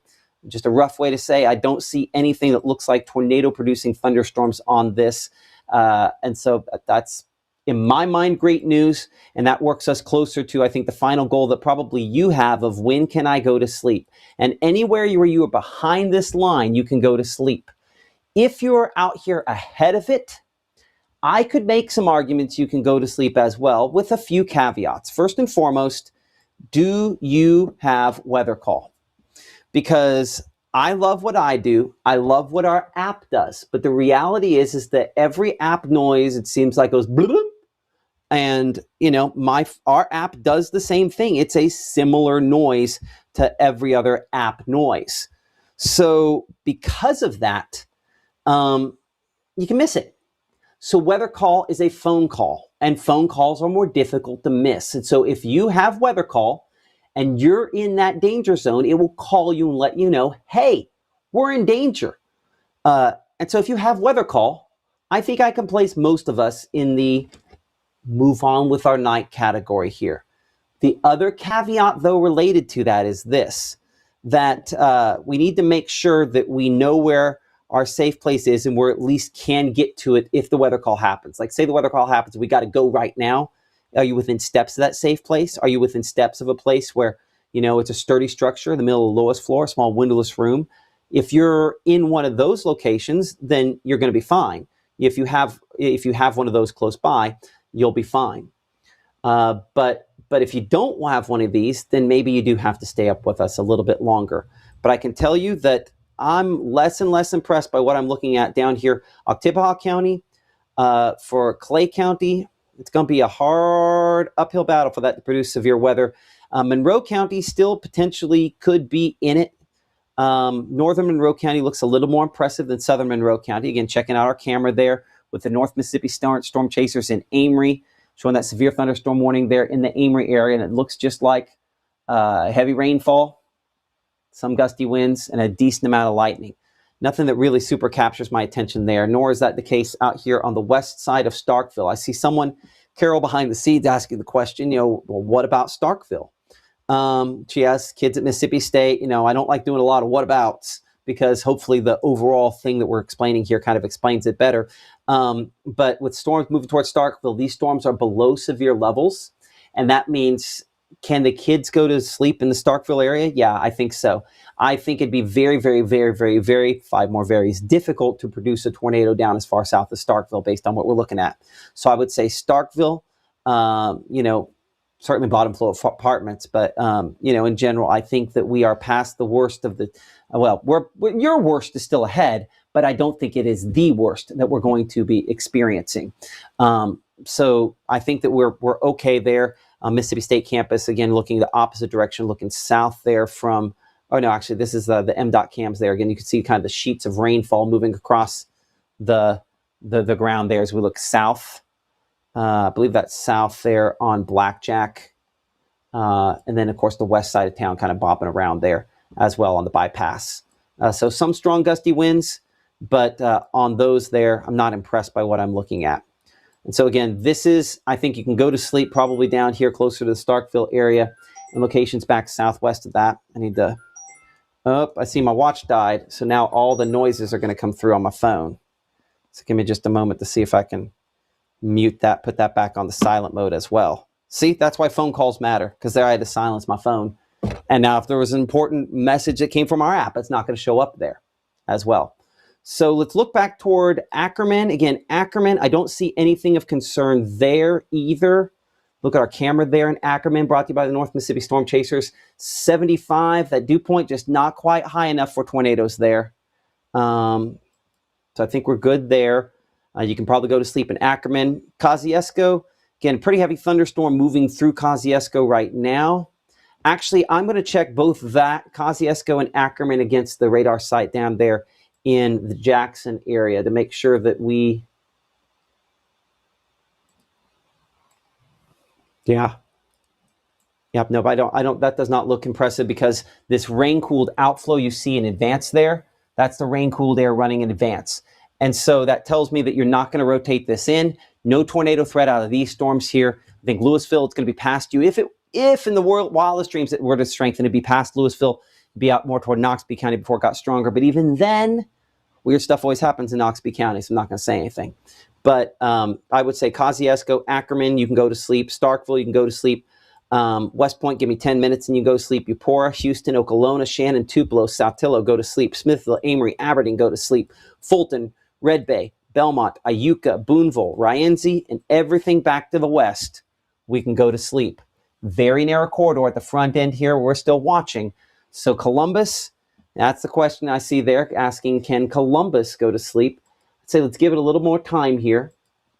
But the storms I have just west of you are not terribly impressive. Nonetheless, anytime I get one of these that goes a little bit more, see how that's north-south there? That's one of the spots that we have to watch. What is that?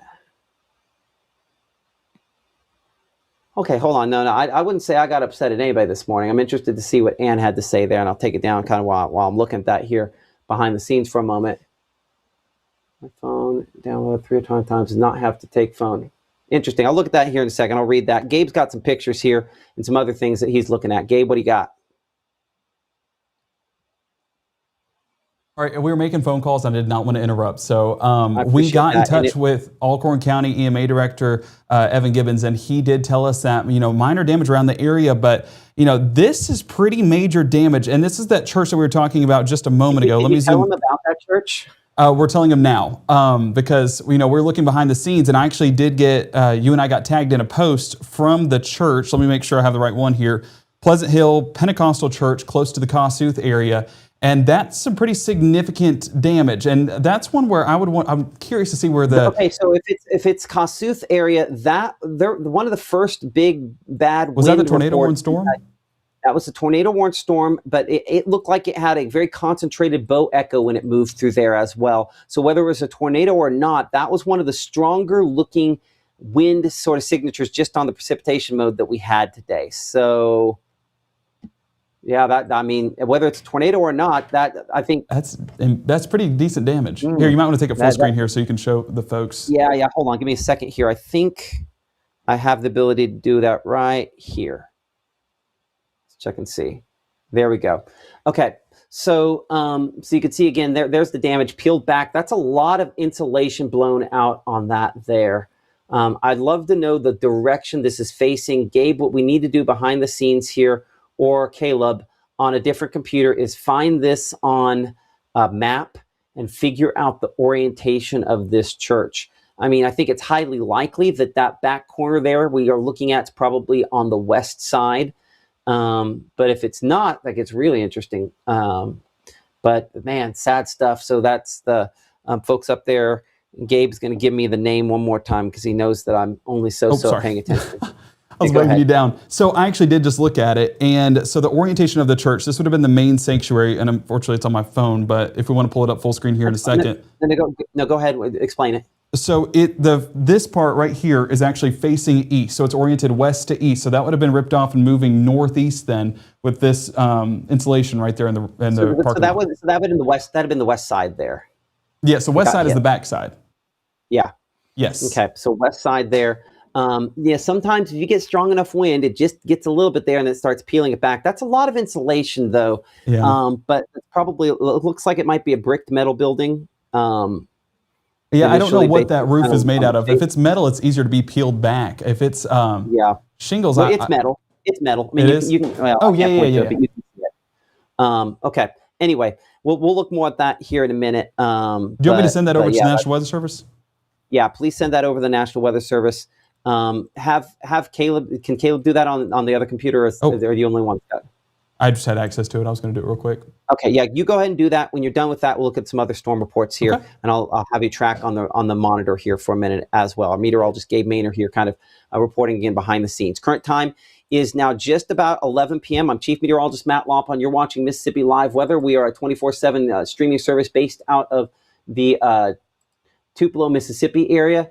And we are watching the potential for storms tonight to try to think. Most of these are now at that stage where damaging wind is the primary threat we will see from east of Vina, Alabama to near Russellville. One of the strongest sections of this thunderstorm here is the north part of this, stretching down to Detroit. As we track that eastward, 45, 46 miles per hour, it'll continue moving through quite a few communities there. Our meteorologist Gabe Maynor, again, tracking that behind the scenes as well here. Gabe?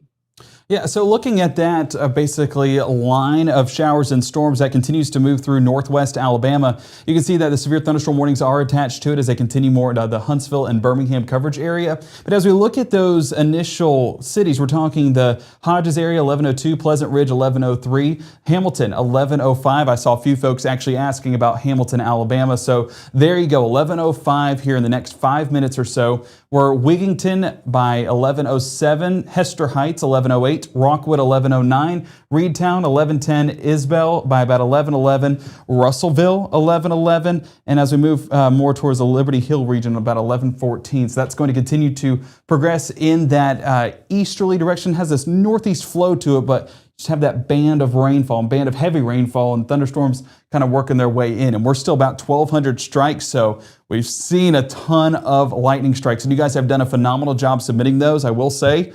Some of those strikes are a little bit close, so please do it cautiously. But nonetheless, it is going to cause a lot of those power outages, as we saw just a moment ago, and we expect that to carry over into Alabama as well. And Matt talked about it a little bit earlier on about how we do have that level 4 risk over towards the Atlantic coast. So this threat is not over. This line is very strong, has a very sharp gradient to it. And of course, it does have those a little bit of those ingredients out there towards the east as well. So if you know anyone in Georgia or the Carolinas, go ahead and let them know, hey, there's going to be a powerful system headed your way. As we can see, it already carrying east into Alabama. So I want to change this over here to those winds, because I do want to see how those have gradually progressed. And I do expect that we do still have some of those stronger gusts there on the backside.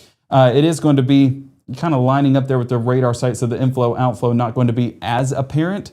But we are going to continue to see some of those stronger winds. Let me go straight velocity mode.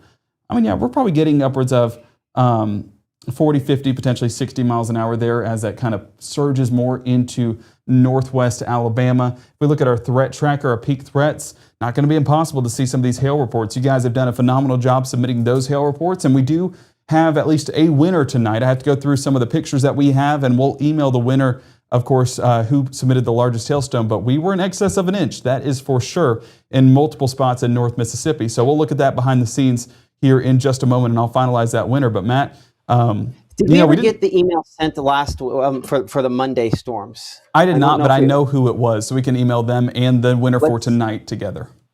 Okay, yeah, let's go if you can, but I would say before we get done here tonight, because I don't think we're going to probably beat the winner that we've had so far tonight with any storms that we have going forward. I think the hail threat has peaked, and now it comes down from here. So yeah, go ahead and send those both out.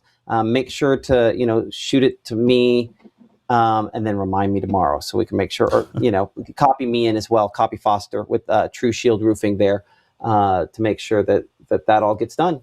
For sure. And actually, real quick, before you take it back, I do want to show this off real quick. This was over in Vardaman, another tree knocked down. She did say that this was a dying tree, so it makes sense that, maybe some even sub-severe gusts would have knocked it over, but for sure some strong wind gusts knocking down that larger tree. And so this is why, I'm grateful that it was far away from the house, because that means it wasn't going to cause any structural damage. If anything, it would fall on the road and maybe make that impassable. But we do recommend clearing some of these dying branches, some of the hanging branches. We saw earlier tonight a windshield was actually cracked because of the branch falling from the ice storm earlier on this year. Some of those stronger gusts knocked it off and it hit the windshield, and unfortunately for that person, they're going to have to replace that heading into tomorrow. But that's why we say clear these branches, clear these limbs, clear these dying trees, because sub-severe gusts can get it. But nevertheless, a strong system that we had tonight that had winds in excess of 60, 65 miles an hour, that'll for sure knock those over. And we're seeing that time and time again over there in Grenada, Webster County, over in Pontotoc, and even up in Tishomingo. So glad that we have not heard any injuries, no fatalities. That's always what we want heading into these events. We did go into this expecting some sort of damage or some sort of impacts, but we're grateful that everyone is still intact. So Matt, that is always a positive heading into tonight. Definitely brings a smile to my face knowing that everyone in North Mississippi is okay, and let's hope that carries over as the system moves off there towards the east. And again, for those folks that are looking at those severe thunderstorm warnings that are over in Alabama, I do want to real quick put this on the latest scan so that way we can look at those warnings, because that's in place till 11:15. So that's going to continue to impact folks there in Lamar County with Soligent, Bedford, Flint Hill, Star. You can see a few counties listed in there. We're talking Caledonia, 11:14, so that'd be northern Lowndes County. Not under a severe thunderstorm warning, but arguably could be kind of on the outskirts of that, but nonetheless, we'll include you in that time frame. Soligent, 11:15 or 11:14, Woodlawn, 11:15, Moscow, 11:18. We're seeing the Vernon area by 11:24, the Gwin area, 26, and High Togi, 11:28. So continuing to move on to these storms, Matt, I'm glad we get a little more, but I'm going to let you tracking. So let's go kind of north to work through some of these thunderstorms. So you'll just have to draw some. Oops, hold on. Well, I'm gonna let then Gabe go ahead and get ready on the chroma key so you can do it over there, so you can draw the tracks over there as well. Make sure that's logged in and everything on what you need to have with that. Current time is now we're at 11:05, and we're at that time of the evening where I start saying thank you for all of the watching that you're doing on our different systems here, but like it's about time to go to bed, folks. So so I'm going to stick with this. We're going to stick with you here, and we appreciate all of you for liking, subscribing, supporting, and all the things that you're doing. If you're watching us still on social media, thank you. But again, you can get our app. It's probably the easiest way to consistently know where we're at, and certainly watching through the app helps us. We're on still Monday through Friday, 5, 6, 10 p.m. like I've always been. And then also 6:30, 7, and 7:30 a.m. with our meteorologist, Maggie McCauley. But download the app for the latest on that. I'm going to send it over to Gabe here. And again, Gabe is kind of tracking these thunderstorms as they move through North Mississippi as well, right?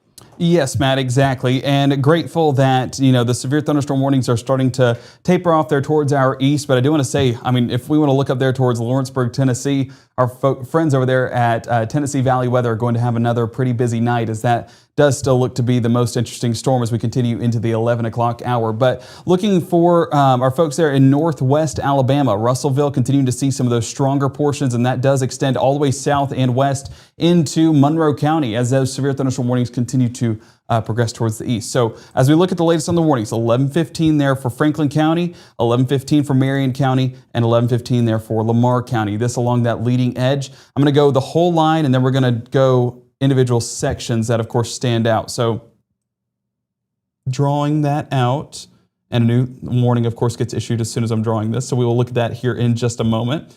And we're going to carry it about,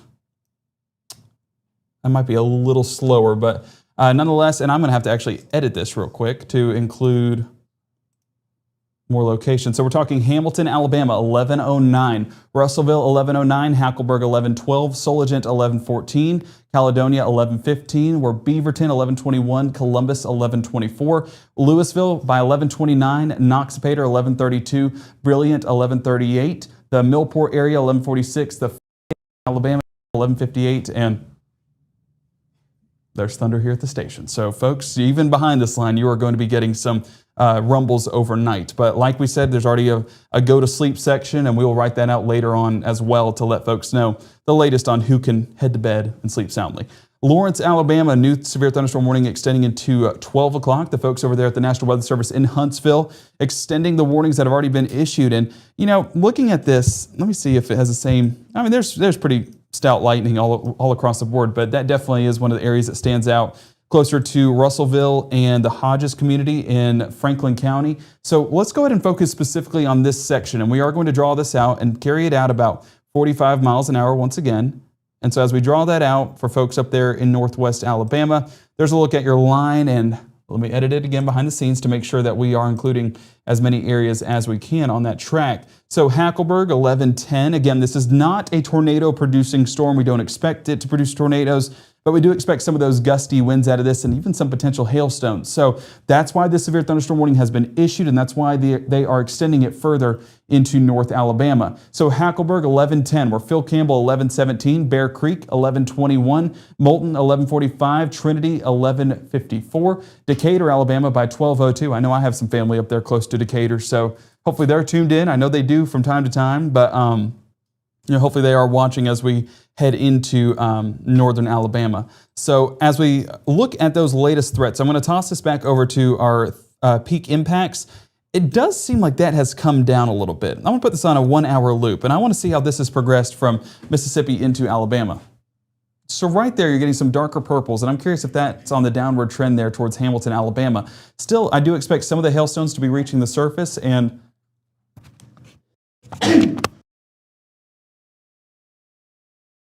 folks, it's allergy season, in case you have not been aware just yet. So take your Zyrtec in the morning and you will be good to go. So as we look out there towards Hamilton, Alabama, we can see that's definitely one of the storms that are catching our eye because it does have some higher peak impacts. On our large hail graphic, moving closer to that medium potential as we get further into the 11 o'clock hour. So paying attention there. Hodges, not impossible to get a few of those small hailstones, but storm tops not as tall, and nor are those ingredients as well. So as we look at the velocity track, this is going to go to the latest scan. I'm not seeing anything on there that's concerning at any point with this line. I mean, you can see that we do have some gustier winds out ahead of this as we're working across County Road 187, but that's pushing more towards Hodges and extending across Highway 43 towards Hackleburg. So paying attention there.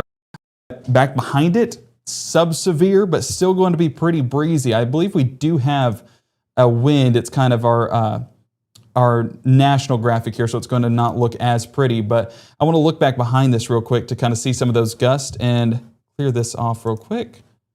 Clear that. And let's highlight it. Let's query a couple of these. So 36 miles an hour, 38. I do see potentially 40. Yes. So 40 miles an hour. And this is not in the severe part of it. This is actually either on the leading edge or back behind it, still seeing 30 to 40 mile an hour gusts. And that's going to still be impactful. Again, I mentioned still sub-severe, but folks, it's going to be breezy overnight. So if you left, I don't know, your pillows on the front porch and they're currently in your front yard, you may just want to bring them in the house so that way they don't cause issues overnight. Let's continue looking down this line. And one thing that I'm seeing right now that is making me feel a little bit better is we do have a little bit of an outflow that's out ahead from these cells there in Winston, Noxubee, and even a few there in southern Lowndes County. Now, when that outflow juts out ahead of this system, it almost acts as a weakening mechanism for some of these storms there on the backside. So as long as that remains out ahead and doesn't really feed some of those cells back into it, I think that this should remain sub-severe as we head more into Louisville, Brooksville, Macon, and Sugarlock. But nonetheless, rumbles of thunder are still going to be there. I do still see some decent storm tops on it. But again, now that we have that outflow happening, I think that might be some of that cooler that's kind of pushing back into it. So I'm hopeful that that's the case, and I do expect that to be the case. And looking at our velocity, I'm not seeing anything that's overly concerning other than the continued sustained gusts that we've been seeing. And yeah, not seeing much hail out of this either. Actually haven't seen a hail swath on it since it was back in Highway 82 closer to Vardaman. So that has since come down, and yeah, any of that shear not going to be attached to any areas that are of concern. So all eyes continue to be in Monroe County, northern Lowndes County, and continuing there into northwest Alabama. And like we were talking about for Franklin and Marion County, Fayette, Alabama, as well as southeast Lamar County are still under a severe thunderstorm warning until 11:45. National Weather Service, I believe in Birmingham, takes care of folks out there, and they have elected to extend it as well. So if we do a storm track on that, again, we're going to have to do an entire line through just outside of Detroit, moving through Caledonia. We're going to take it all the way through Columbus, and I'm going to carry it out about 45 miles an hour once again. There we go. And make sure I filter this a bit. There you see Columbus 11:15. So folks, it's about to be a downpour, and we will look at cameras here in just a second. Caleb, are you mic'd up still? No, but I can't. I thought I'd pick it up if you're live. Well, if you want to mic up, I can toss to you for some of those MDOT cams if you have them. Yeah, because it should be moving through Columbus here in the next couple of minutes. Beaverton, we're talking 11:20. Vernon, 11:22. Gwynn, about 11:27. Brilliant, 11:34. 11:37, Kennedy 11:43, Fayette by about 11:48. Kansas, come on now, Matt. You put that town in there for a reason. Learn something new. I've lived in Alabama, how long? 13, 14 years? Never knew there was a Kansas, Alabama. Learn something new every day. Carbon Hill, midnight, and Berry by about 12:09. And this will continue to progress east. So where I grew up in Alabama, going to be dealing with that as we get closer to those pre-dawn hours of our Monday. So folks that are wanting to head to bed here in North Mississippi, I mean, bulk of us can for sure head to bed, but we are tracking this line of storms as it kind of goes through our southeast portion of the area before moving on out towards Tuscaloosa, Jasper, and Birmingham here in the next few hours. So we do have a camera there in Caledonia. Let's actually take a look at that if it is still up. So let it come into play here real quick. Lots of rain for sure. 75 degrees though, that's warm for sure. 61 degree dew points, so not as high as what it was earlier on. Still a little bit of that unstable air in place, but this is still an area that has not been affected by that outflow boundary just yet. And you can see the heavy rainfall that's attached to it. Windy is an understatement. We're 28 miles an hour. Matt, that's a gusty night for sure. And this is out ahead of the system. And even back behind us, we were just tracking a moment ago, gusts in excess of 30 to 40 miles an hour. So it's going to be breezy overnight, whether there's a severe thunderstorm warning attached to it or not. And I think those winds there come from the Air Force Base, at Columbus Air Force Base. So kind of getting hit like on the outflow winds right now. Just a heads up, Caleb. So your mic is going to be hot. So we got some clearing of throats and stuff like that. Both mics are hot at the same time here, just so you know. I told you, Did Gabe tell you otherwise? No, I didn't. Hey, actually, Matt, if you want to toss to Caleb real quick and ask him about the forecast, because I was getting credit for that 10% being missing in the morning. Well, we will worry about all that. So we're doing that. We are not doing that. We are not doing that. Okay. I'm gonna get back to Gabe. I'll let you keep on steamrolling ahead. You're doing a great job. Thank you. So continue to look in Columbus, and feel free to pull up those MDOT cameras if you want to, because this is going to be moving through Columbus here in about the next, honestly, here now. Let's actually go to Columbus real quick and try to get a view out of there. This might be connected. Well, there's our MDOT traffic cameras. There are a few more. There's a link there on, not on the HazCams, on the MDOT site. You'll see it there at the top of one of those tabs, one of the many. So getting a look there in Columbus, this is again out ahead of the system a bit, but you're starting to see that rain come down. And you're going to see a good downpour happen here in just a few moments. But look at the difference. So Columbus, look at the direction of the winds. They're out of the south about 20 miles an hour. Look out of Caledonia. Well, that's more of a westerly, but it was northwesterly just a moment ago. So what that shows us is as soon as this passes, our winds start to shift, and that's going to bring in some of that cooler air back behind this. And because that gradient, like we talked about just a moment ago, that pressure gradient is so tight, some of those winds are going to be stronger as well. So that northern air cycles in quickly to North Mississippi. Our meteorologist Maggie McCauley texting us earlier this evening, she's up in Senatobia. She said it went to 70 to 50 like that. So up there, already seeing some of that cooler air filter in, and down here, expect that to do the same track as we head into those overnight hours. We just need the storms to clear on out before that cooler air can move in. Okay, this is not updating. That doesn't give me, okay, that one is there at the bottom. Well, I said that and it stopped. We might have just, okay, there we go. So lightning already happening, a few of those heavy downpours, and I hope that was just zooming ahead because that car looked like it was going very fast. Please drive with caution on these slick roadways. We've seen it in the past where, hydroplaning is definitely something we need to be concerned with, and so please drive with caution on these slick roads. Let's bring it back here to our radar mode. We haven't looked at that here in a bit, and I will toss to Caleb in just a moment. Are you getting those cameras? Mm-hmm. Okay, so yes, let's do one over on this severe thunderstorm as it's moving through Franklin, Marion, and Lamar County, kind of our areas of focus right now. And let's do one track on this, and then I'm going to toss to you for some of those cameras. Sound good? Sounds good. Okay, well, we are going to track that out and continue all the way south and west where this line is oriented, and we're going to carry it out about 45 miles an hour, and got to filter one more time, otherwise we won't get very far. And right there, we're talking Beaverton, 1120. Keep in mind Columbus as well as Caledonia, over the top of you, if not past already. So we're looking beyond that now.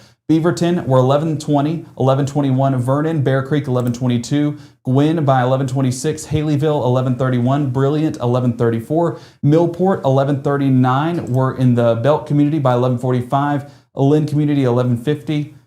Kansas still showing up, 1158. Carbon Hill, 1201. Addison, 1206.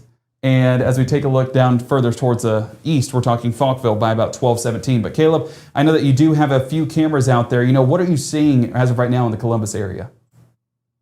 Well, right now, as we continue to take a look in Columbus, pretty much still just those rainy conditions. A few of these cameras are trying to sway a little bit in the wind as we continue kind of monitoring those. I'll press it full screen. It'll go a little bit too enlarged for you guys, but just still kind of showing those glossy conditions on the road. Still some people out driving. Good news is they're driving a little bit after the line has passed, so hopefully they stayed in their shelter as the line moved on through Lowndes County. It continues to do so, but that's pretty much the story on all these cameras. No matter where you go to look at it, you're still just kind of going to see those glossy, rainy conditions along the roads. We can even full screen this one just so you can see that rain continue to fall. Those cars still moving along the roads as we get back and hopefully to bed sometime within the next few minutes as we're wrapping up this evening, getting ready for, unfortunately, a frigid start to our work week tomorrow. Not excited for that at all. Yeah, and always something whenever you're heading back after a break that we have to deal with. I think after we got done with summer break, it was pouring down rain there in Starkville, right? Oh yeah,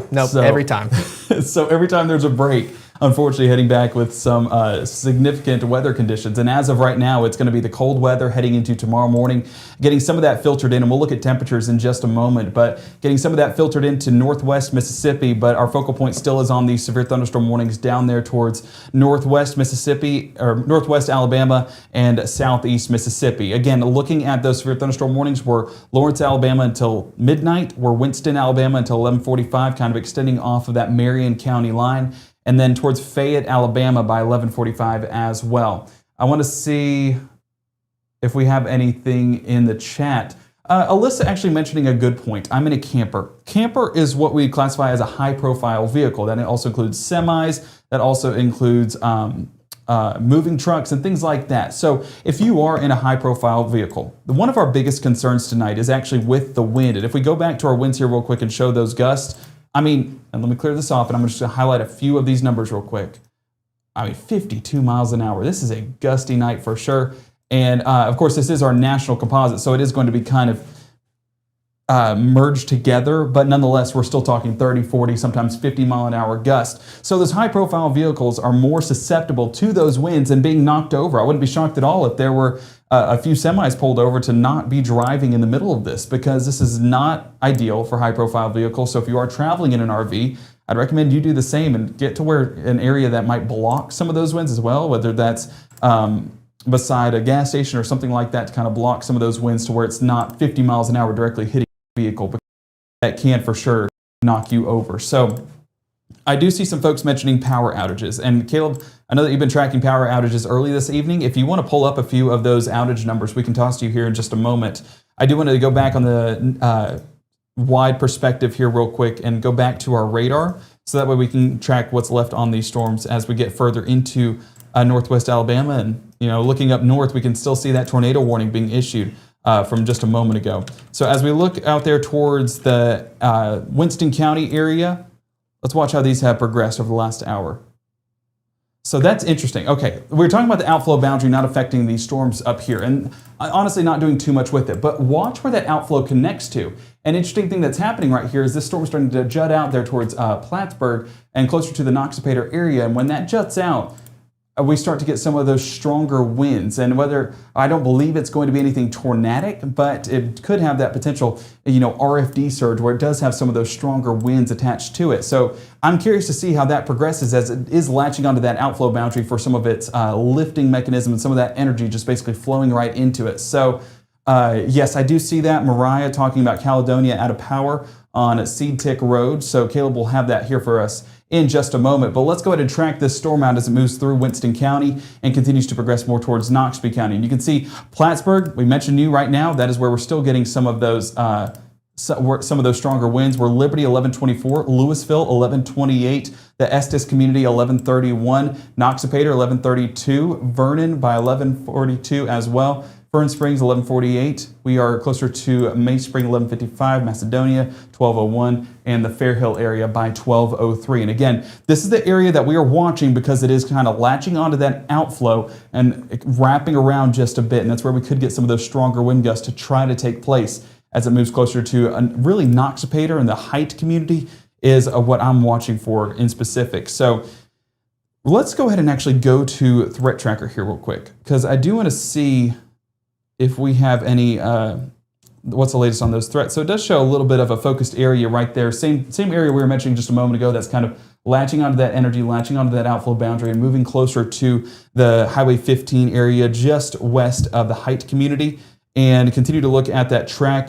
I mean, let's see, Noxapater 1132. So yeah, just continue to move. Matt, I know you were behind the scenes watching this. Was this about 45 miles an hour, continue that same speed?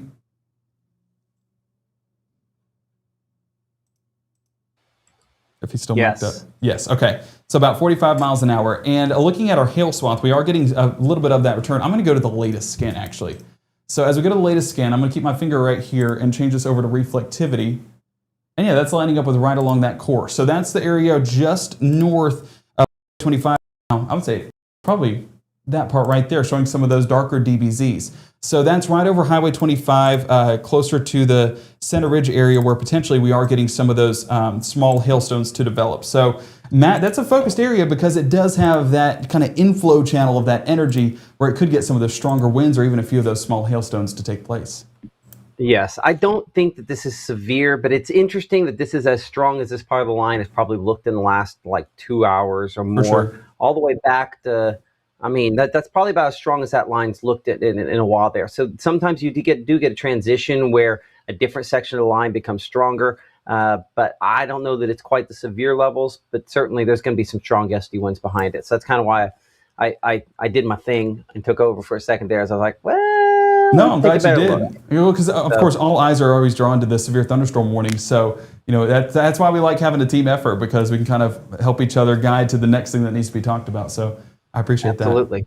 I do want to say we'll track these severe thunderstorm warnings once more and then go over to our meteorologist, Caleb Edelblut, because he does have a little bit on those outages, as I did see a ton of folks talking about the outages that are currently going on there in Caledonia. And as that storm has moved on through, no shocker at all, because it did pack a bit of a punch. Even though severe thunderstorm warning was never issued, it is still going to be impactful. We've seen that time and time again. So as we drag this out about 45 miles an hour, we can see, and I will have to edit this.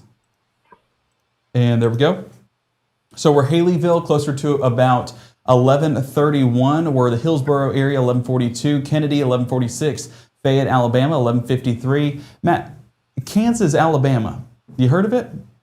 Yeah. You it have? was on the radar, old place. Yeah, absolutely. I've never been there, but I've heard of it. See, as a Kansan, you have to go now. At some point we'll get there. There's a few others there that are great. I want to give you, update from North Mississippi Storm Chasers. Report in Starkville area of a tree on a house on Green Street, metal building wrapped power lines near Highway 12 and Louisville Street with several outages. Considering what this frankly did not look like in the Starkville area there, that's not good to hear. So at least some issues. Again, that's from the North Mississippi Storm Chasers, who've been monitoring a bunch of things behind the scenes as well with this, like a couple of trees down County Road 481 and 334 there, the intersection of that in Lafayette County, also around County Road 436 there, a few trees reported down a little earlier on as well. So sporadic wind damage remains the concern. Obviously, that big issue we had up there with the church in Alcorn County, and continue monitoring things here. So, Gabe? Yeah, and looking ahead, where we're kind of expecting more of those wind damage reports down there towards Winston County. And again, this one continues to kind of take advantage of that outflow boundary where it's absorbing all of that energy, and you're starting to get a little bit of those darker DBZs to show up, which usually in this case indicates a bit of a hail core starting to form. So as we get that hail swath, a little bit of that return out there, but we are still, if you look at the legend there at the top of your screen, we're still under the possible category as that continues to move more towards Highway 15. And just south of Louisville is where I expect the strongest impacts. But nonetheless, let's look at those wind reports out there. And I will have to change the radar site down there towards Jackson. It's just going to be a messy return. We're just kind of in between two radar sites right now, so it's not going to look as good as what we want it to because it's not as clean of a report, but nonetheless, we are still getting some of those gustier winds reaching the surface there in the Knox Pater and Height community, moving past Liberty as we continue into the, what hour is it now? 11:28 hours. So been going for a while now. Yeah, you're getting both of those reports there towards Calvary and Liberty, extending east right across Highway 15 here in the next few moments. Let's do another track on this because I do want to make sure folks are staying prepared out ahead of this. And as we draw this out, and we continue to take it about 45 miles an hour, been pretty consistent throughout the evening. And we edit this out. We can show a few locations to let folks know out ahead of this. Again, not a tornado warning, not even a severe thunderstorm warning, but it still could be impactful. We've seen it time and time again. Starkville, for example, didn't have a severe thunderstorm warning, still unfortunately had a tree fall and impact a few folks out there. So praying for everybody, hoping that there's no impacts. Go ahead and move those vehicles away from any trees or anything like that if you are way out ahead of this line, because usually when trees or limbs fall into a vehicle, our vehicle's parked pretty close. And, that's one of the ways we can avoid it. Now, the tree's now next to the home, unfortunately, can't move that. And it just is what it is. But that's where we can prepare and get to where we need to be and get to a safer spot, Matt. Absolutely. Our meteorologist, Gabe Maynard there. We'll talk more to Gabe there. We'll keep you in chroma key. We'll have you there again here in a second. But I do want to kind of give an update here from the emergency manager up there in Alcorn County, Evan Gibbons, talking with the pastor there at the Pleasant Hill Pentecostal Church. And I know that Caleb will get that pulled up here behind the scenes for a moment, that picture of the church that we had up there with the damage in the Alcorn County area. Surveyed the damages. They did sustain, obviously, the severe damage that we showed you there. And so at this point, I think everybody is fine with that, but we're going to try to get in contact with them. A little more detail coming up tomorrow if we can. Again, here's the shots, if you missed it a little bit ago, of some of the damage there. As you can see, the roof kind of peeled off there, about where that mouse is pointed there. You can see the roof kind of peeled off. And then obviously all of the damage and debris, kind of mostly insulation debris, is that could potentially be tornado damage. Hard to say for sure. But certainly as that kind of gets peeled back off, either the wind buffeting in pulls it out, or possibly some gets sucked out as well. So we will see, damage survey, that kind of information. I think we've passed that along the National Weather Service. So they should know about that. Certainly emergency manager will be doing that as well. So we'll make sure behind the scenes, again, Gabe, that we have, talked to them about that there. But sad to see that damage there in Alcorn County.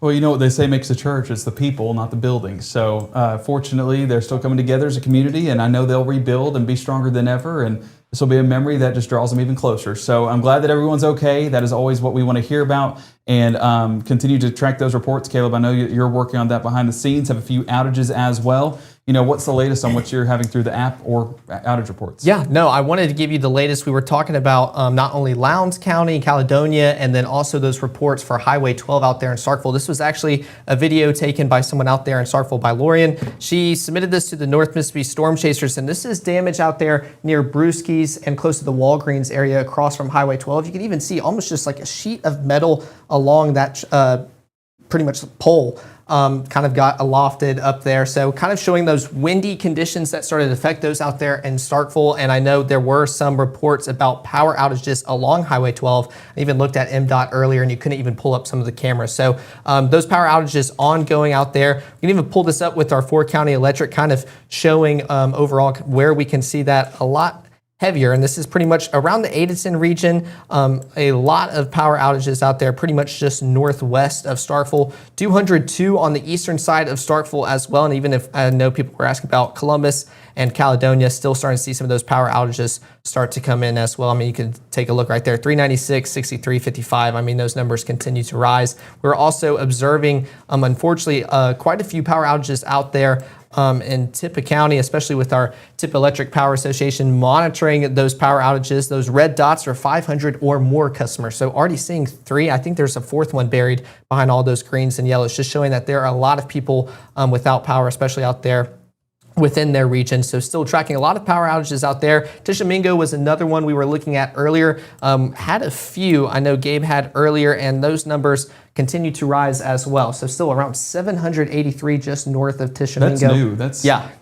it's a lot. It's updated. So definitely quite a few outages within the Tishomingo area. That's another one I'm continuing to monitor, and unfortunately seeing those numbers continue to increase. And of course out here in the Natchez Trace Parkway and the EPA still talking about a lot of people just within Webster County alone with those power outages. So Matt and Gabe, unfortunately those numbers continue to climb, but the good news is that line is continuing to move on out of North Mississippi, and I know those people are hard at work trying to get that power back on for you guys. We've already seen some of that take place tonight. I know it's going to continue to decrease as we get ready for the overnight hours ahead. Hard at work, but still pretty dangerous conditions as we're talking about restoring those power outages, because you talk about getting in those, I'm not going to use the right terminology, I apologize, but those tubs and being lifted up by the crane. Yeah, that's not right, I'm sorry. But whenever you get lifted up in the air, those wind gusts, it gets to be a little bit difficult to stay up there. So please do so with caution. It's just a bucket on a truck. Because it's a bucket You're truck, going to learn about, 20 trucks? I think is the name of the, anyway. You have a little boy on the way. Anyway, it's just a bucket on a truck. Anyway, that's what it is. It's just a bucket on a truck. I will lock that in a vault, and whenever Cruz comes up to me and is like, tell me about a bucket on a truck, I will be ready. I'll be like, Matt told me this long ago, and it'll be a fun moment for us.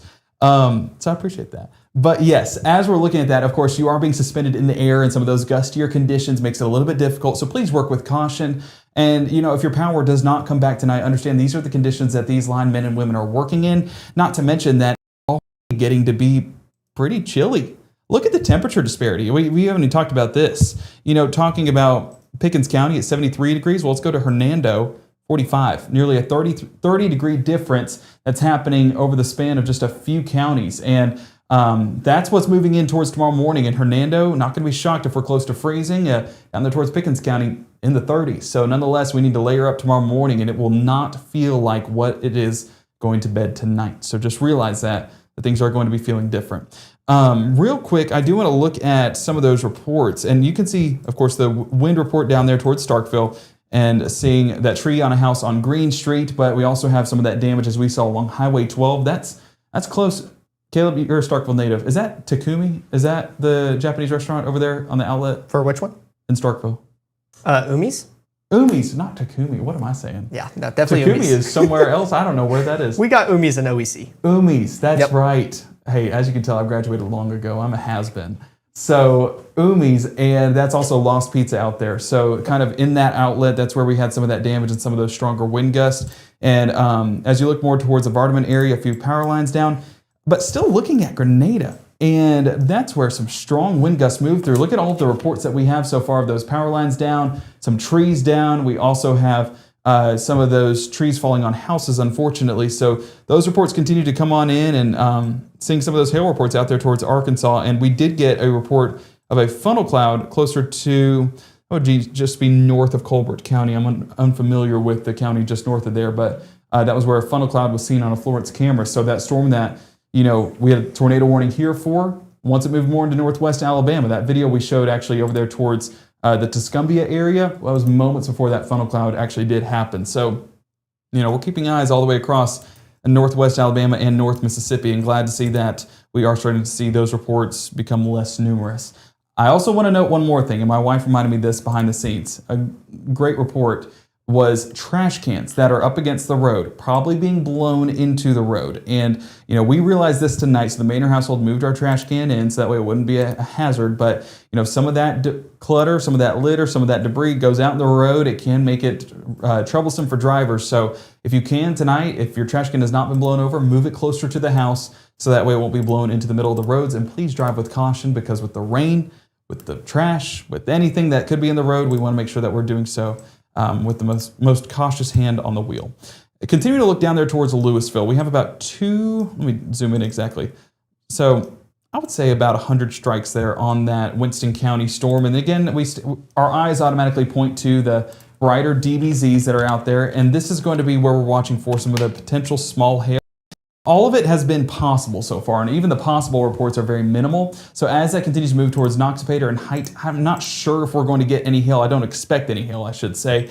But I am curious about how that has progressed into the area. And yeah, that's even coming down a bit more from what it was just a few moments ago. So Winston County, heavy rainfall for sure, lots of lightning, and that could cause some of those sporadic outages. Caleb, do you have any more from Winston County? For Winston, let me double check. I was just looking at Atala County because I know we were tracking that storm moving on through. Let's see, because Winston, well, this page is a little slow. It probably hasn't updated yet. I'll give you a second to pull those up in Atala and Winston County. And even Golden Triangle, we can look at that too, because I can see well, actually, you just did that. Never mind.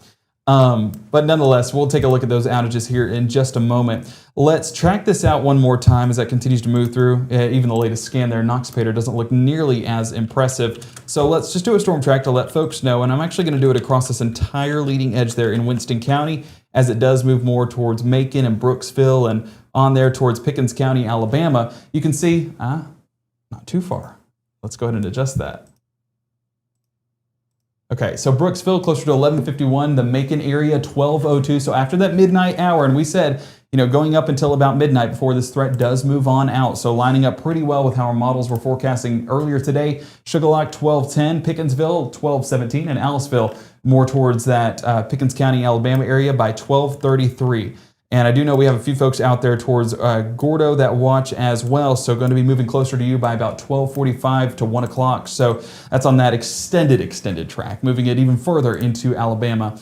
So, but this does not look nearly as impressive. Let's actually swap this over here real quick to our Monroe County radar site. And yeah, that doesn't look nearly as impressive. And we talked about that. You know, as this outflow kind of juts out ahead of this, it's taking the energy from these cells and doesn't have as good of returns or as strong of returns. So that's why these have started to dissipate, is because its energy is out ahead of it. So that's also why the cell in southern Winston County started to pick up steam as well. Just grateful that that has kind of diminished there for the folks south of the Golden Triangle. So looking back up here, we have had an extension of the warning once again, 1230 into Walker County. That's going to be more into the Birmingham area, but this is pushing the line closer to Jasper and Berry, over there towards Fayette County, and Winston County, Alabama, under a severe thunderstorm warning until 1230 as well. So we are continuing to see that its way out, and our counties are becoming less numbered. I think that we have two counties left that are under a severe thunderstorm warning, and that is going to be Marion and Lamar County, Alabama. So Matt, this threat working its way on out, looking better overnight, and I think a lot of folks are happy to hear that they can probably head to bed now. Yes, so let's go ahead and reset things here for a moment, and then we'll go over to Caleb after that. Okay. Well, I am meteorologist Gabe Maynard, and as you can see alongside Chief Meteorologist Matt Lobhon, we are tracking this line of strong thunderstorms that continues to move through now northwest Alabama, but still a few storms down there in Noxubee, Lowndes, and Winston County, Mississippi. And so this line earlier on producing numerous wind reports as well as a few hailstones, as well as a few potential tornadoes as it did try to move through the northern half of our viewing area. Of course, those surveys will be done here in the coming days, but we did at least get a funnel sighting there towards Florence, Alabama. But nonetheless, we've been tracking these thunderstorms all evening long, and as of now, we have a couple of severe thunderstorm warnings over there towards Lamar County, Alabama, till about 1230. And in Marion County, we're seeing those severe thunderstorm warnings in place until 1230 as well. So expect these to, honestly, they should move out of the area before then. But let's do a track on that, moving at about 45 miles an hour to finish what's left of these stronger thunderstorms. And again, National Weather Service in Birmingham choosing to extend these warnings into the Jasper area. So this is going to be working its way into Birmingham's neck of the woods and out of our area here in North Mississippi. And I will adjust that here real quick to make sure we get a few of those town names there in northwest Birmingham. You can see Belk 1149, Double Springs 1153, Fayette 1153, Carbon Hill 1202, the Berry Community 1214, Oakman 1225, Jasper, there you are, 1226, and then moving more towards Coleman 1234, Cordova 1237, and Sipsey closer to 1241. Now, we've had multiple storms today producing multiple reports of damage, including power outages. And Caleb, that is a very colorful map behind you highlighting what has been a pretty active evening. Yeah, unfortunately it is, Gabe. Colorful, that's definitely the word to describe it. And unfortunately, we're still seeing those power outages continue to get reported. But the good news is, as that line continues to make its way further and further out of here, we're going to hopefully see those colors start to fade away as well. I wanted to give you all an update because we did just kind of go through a few of them and not really seeing many recent updates, especially with those more heavily affected. But we're talking about Atala County, Winston, and into Noxubee. In Atala County, I did pull you guys up, talk about that, especially because we were tracking some storms earlier. But for those out there in Kosciuszko, are starting to see a few power outages start to get issued. You're going to see a few of those kind of purple diamonds across your map, and that just shows anywhere between 1 to 50 customers are affected and without power. So kind of a major strip there along downtown Kosciuszko. And I noticed another one out here just off of Highway 14 and Highway 19 as well. Around Ridge Road, it looks like a major strip of power outages as well. That purple diamond again showing you 1 to 15 people. Old Miss around, or Old Mississippi 14, there we go. Sounds like I'm saying Ole Miss. That's definitely not the road name. I'm talking about Bell Road as well. Still showing kind of another strip of those power outages affecting you guys out there in Atala. But also wanted to give an update for those out there into Winston, which, oh, it shifted down. There we go. Let's look at Louisville, excuse me, and taking a look at those power outages. Still nothing much. I know that website originally was saying 0, but we were getting a few reports. Well, we're still seeing around 8 just in the southern portions of Louisville, just south of the city. So still a good sign to see out there in Winston County, Matt and Gabe, and that is hopefully what we're going to want to continue seeing as that line's pretty much moved out of the area. Could still see maybe a few outages reported within the next few minutes as some damage reports will continue to come in, but kind of hoping that that's about it as this line is getting further and further into Alabama and a lot of us ready to go to sleep for the night. Absolutely, and hopefully we're getting closer to that for everybody. Appreciate that. So, meteorologist Caleb Edelblut there again behind the scenes. I'm Chief Meteorologist Matt Lawpon. Current time is now 11:44. We are looking at showers and thunderstorms moving through parts of East Mississippi and West Alabama. As you've probably seen the last few minutes here, last few moments, a severe thunderstorm warning now issued for some sections of Winston and Noxubee counties. One of the things that Gabe did an excellent job of outlining a few minutes ago here was talking about how the winds were kind of catching up with the outflow. You can see that rain-cooled air kind of on the front side there for locations there moving toward Macon. That kind of, this all merges up there, where some of the winds could potentially be up to severe limits. Still some questions whether or not it's fully able to produce that. Checking our camera there in the Macon area. Again, we have a number of cameras that we pair up with the North Mississippi Storm Chasers related to that. Again, looking back into some of that more active weather there. Wait for that to start updating. It does take just a second to start going there. But just kind of looking, again, a lot of clouds. Noxubee County there, where, again, severe thunderstorm warning in effect until 1 o'clock in the morning here. We're 15 minutes away from the new time period here. I guess from changing it over to midnight and going to the next day. But as I'm going to send it back here to our meteorologist, Gabe Maynard, who's been really monitoring this line of thunderstorms as it moved in. Gabe will be watching that camera there, obviously, but have not had a lot of damaging reports coming in on these storms over the last couple hours, right?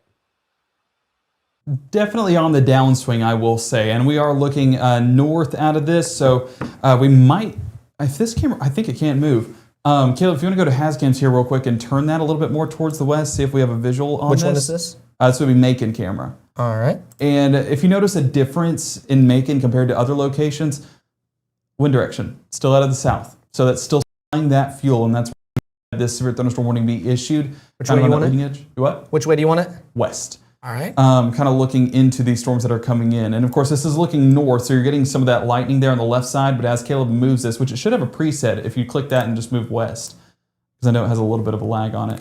Well, that's true. Let's see what this does. There we go. Quick mover. There we go. Okay, so this is looking west right now, and this should be looking into the storms a bit more. And it should be having a good amount of lightning if we can get those visuals here in just a moment. But that severe thunderstorm warning, yeah, there you go. Got some interesting looking SLCs there for sure. But as you take a look at that storm, it still has an impressive return with some of those stronger winds. It also could have some of that small hail. And as you can see, this severe thunderstorm warning is in effect until 1 o'clock in the morning. Is that you moving it? That's not me. Okay. I think it stopped now. Let's give it a second to see if we can get another visual on some of that lightning, because this is a decent lightning producer. And then I know folks in the comments are wanting an all clear. I think we will do that here in just a moment. You're kind of looking west-southwest on that, west-southwest. Was that you putting it behind the scenes? Yeah. I was like, well, I feel crazy. And it is midnight, I guess. But yeah, so west-southwest right there. And again, if you look at the radar, which I am blocking clear as day, you can see that we do have that line kind of working its way on in there towards western Noxubee County and extending more towards Macon as we continue to progress further into Noxubee County. And again, you're getting that decent amount of lightning with some of those cloud-to-ground strikes and even cloud-to-cloud strikes, showing that this is still an energetic storm. And with dew points still in the mid-60s, it's not impossible to see this continue to maintain strength into Noxubee County. But yeah, there's the lightning for sure, putting on a show as it moves further into, right there. There you go. So lots of lightning going to be seen out of this setup, and continue to see those winds on a bit of a stronger side. And again, we'll do a track on that as it continues to move further into Macon. Matt, I'm curious your take on this real quick if you want to hop in. Because I personally think that this is about to be diminishing in strength, especially the northern half of this severe thunderstorm warning, because again, the outflow's out ahead of it. So I'm curious if everyone up here towards Brooksville and Macon will honestly be in the clear. It's down south that we need to watch, because that's kind of extending more into that outflow. So expect this to kind of try to jet around, and that's why we could get some of those stronger wind gusts. And I think that's why we have some of those darker DBZs as well. So as that outflow kind of flows into it, that's why we're getting those darker returns, is because it does still have some of that lift attached to it. That's how that could strengthen. So I would say south of Highway 14 is the area that I would be watching for some of those potential strong wind gusts, and maybe even some of that small hail as well, especially once it moves towards Sugarlock and right along Highway 45 into southern half of Noxubee County. So we'll do a track on the entire thing, track that whole line for folks up there in Brooksville that are experiencing it right now, or folks in Macon that are maybe wondering when to expect it. We're going to drag that out and again move it at about, I'll have to expand this out real quick. There we go. So Brooksville, like I mentioned, right now over the top of you, we're Macedonia. I just blocked this whole thing. Let me actually move it to where it's not blocked by the cameras. There we go. So Macedonia, 1156. We're Deerbrook, 1157. 1158, Golson. Macon, 1159. We're Fairhill, 1203. The Bigby Valley, 1208. Sugarlock by 1208 as well. Pickensville, 1215. Aubrey, 1216. Dinsmore, 1218. Cooksville, 1226. And the Garden Community, closer to 1227. Again, this is for that potential strong gusty wind as well as maybe some of those small hailstones. And that does go further into parts of Kemper County and Neshoba County. So this does go for folks further towards the south. And again, you kind of have that outflow feeding into these cells further towards the south. So I would say Sugarlock more than Brooksville should be more monitoring this storm compared to comparing each location. But if you're one of the areas in North Mississippi that have not been talked about in some time and wondering if you are in the all clear, well, there is a reason we have not talked to you in a long time, and it's because you are in the all clear. It is going to be gusty tonight, that is for sure, and that could knock around some loose objects there in the yard. Might even do some wind damage overnight, but it is... Oh. I think he does this. He's coming back in a second. There it is.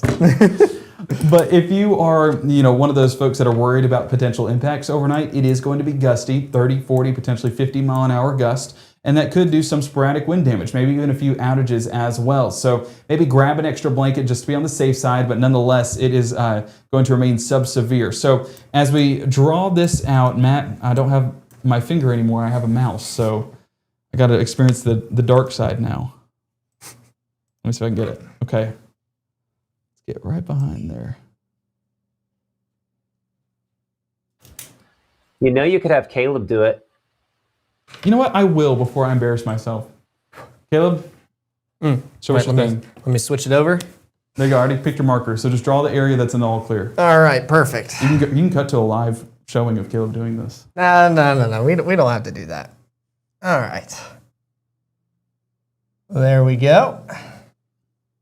Let's see, I've watched Gabe do this. So let's see if I can make it look half as neat.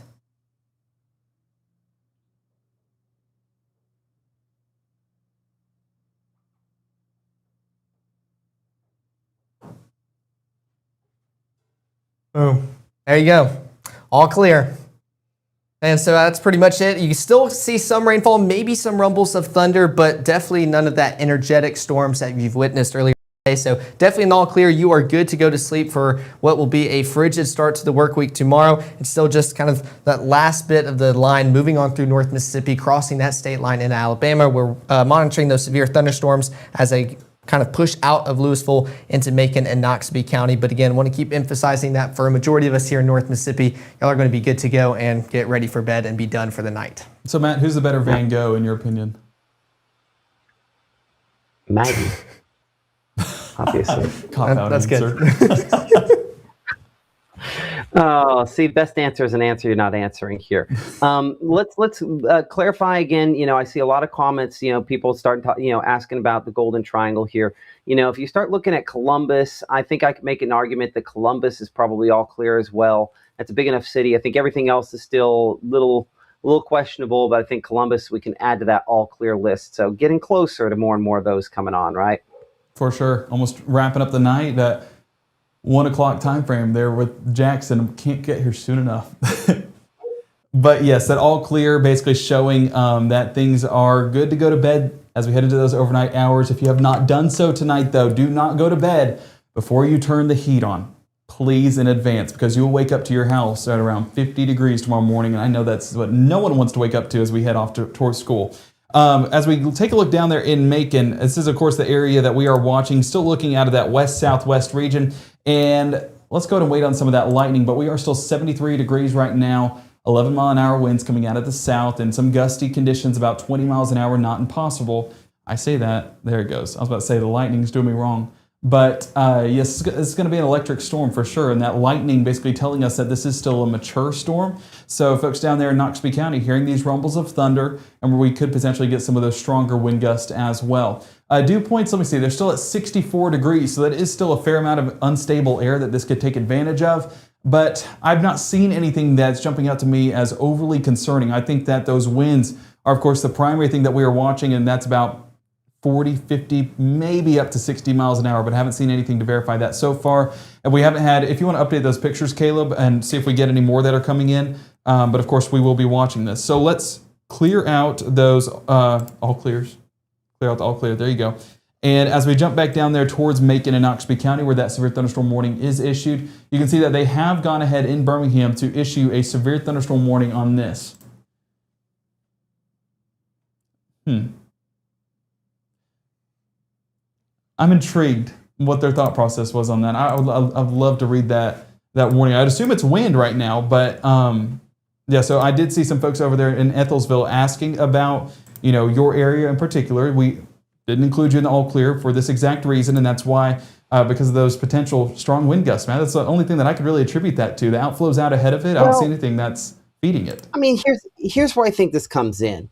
You got a few of those wind reports in Starkville, right? And so I think the idea is, okay, well, what if maybe they were underestimating Starkville, and then just the strong straight line winds with the outflow could be enough, just with the outflow itself, to possibly be 50, 60 miles per hour. Because remember, that was largely what we were talking about for days was, hey, you're going to get these winds aloft, the mix down.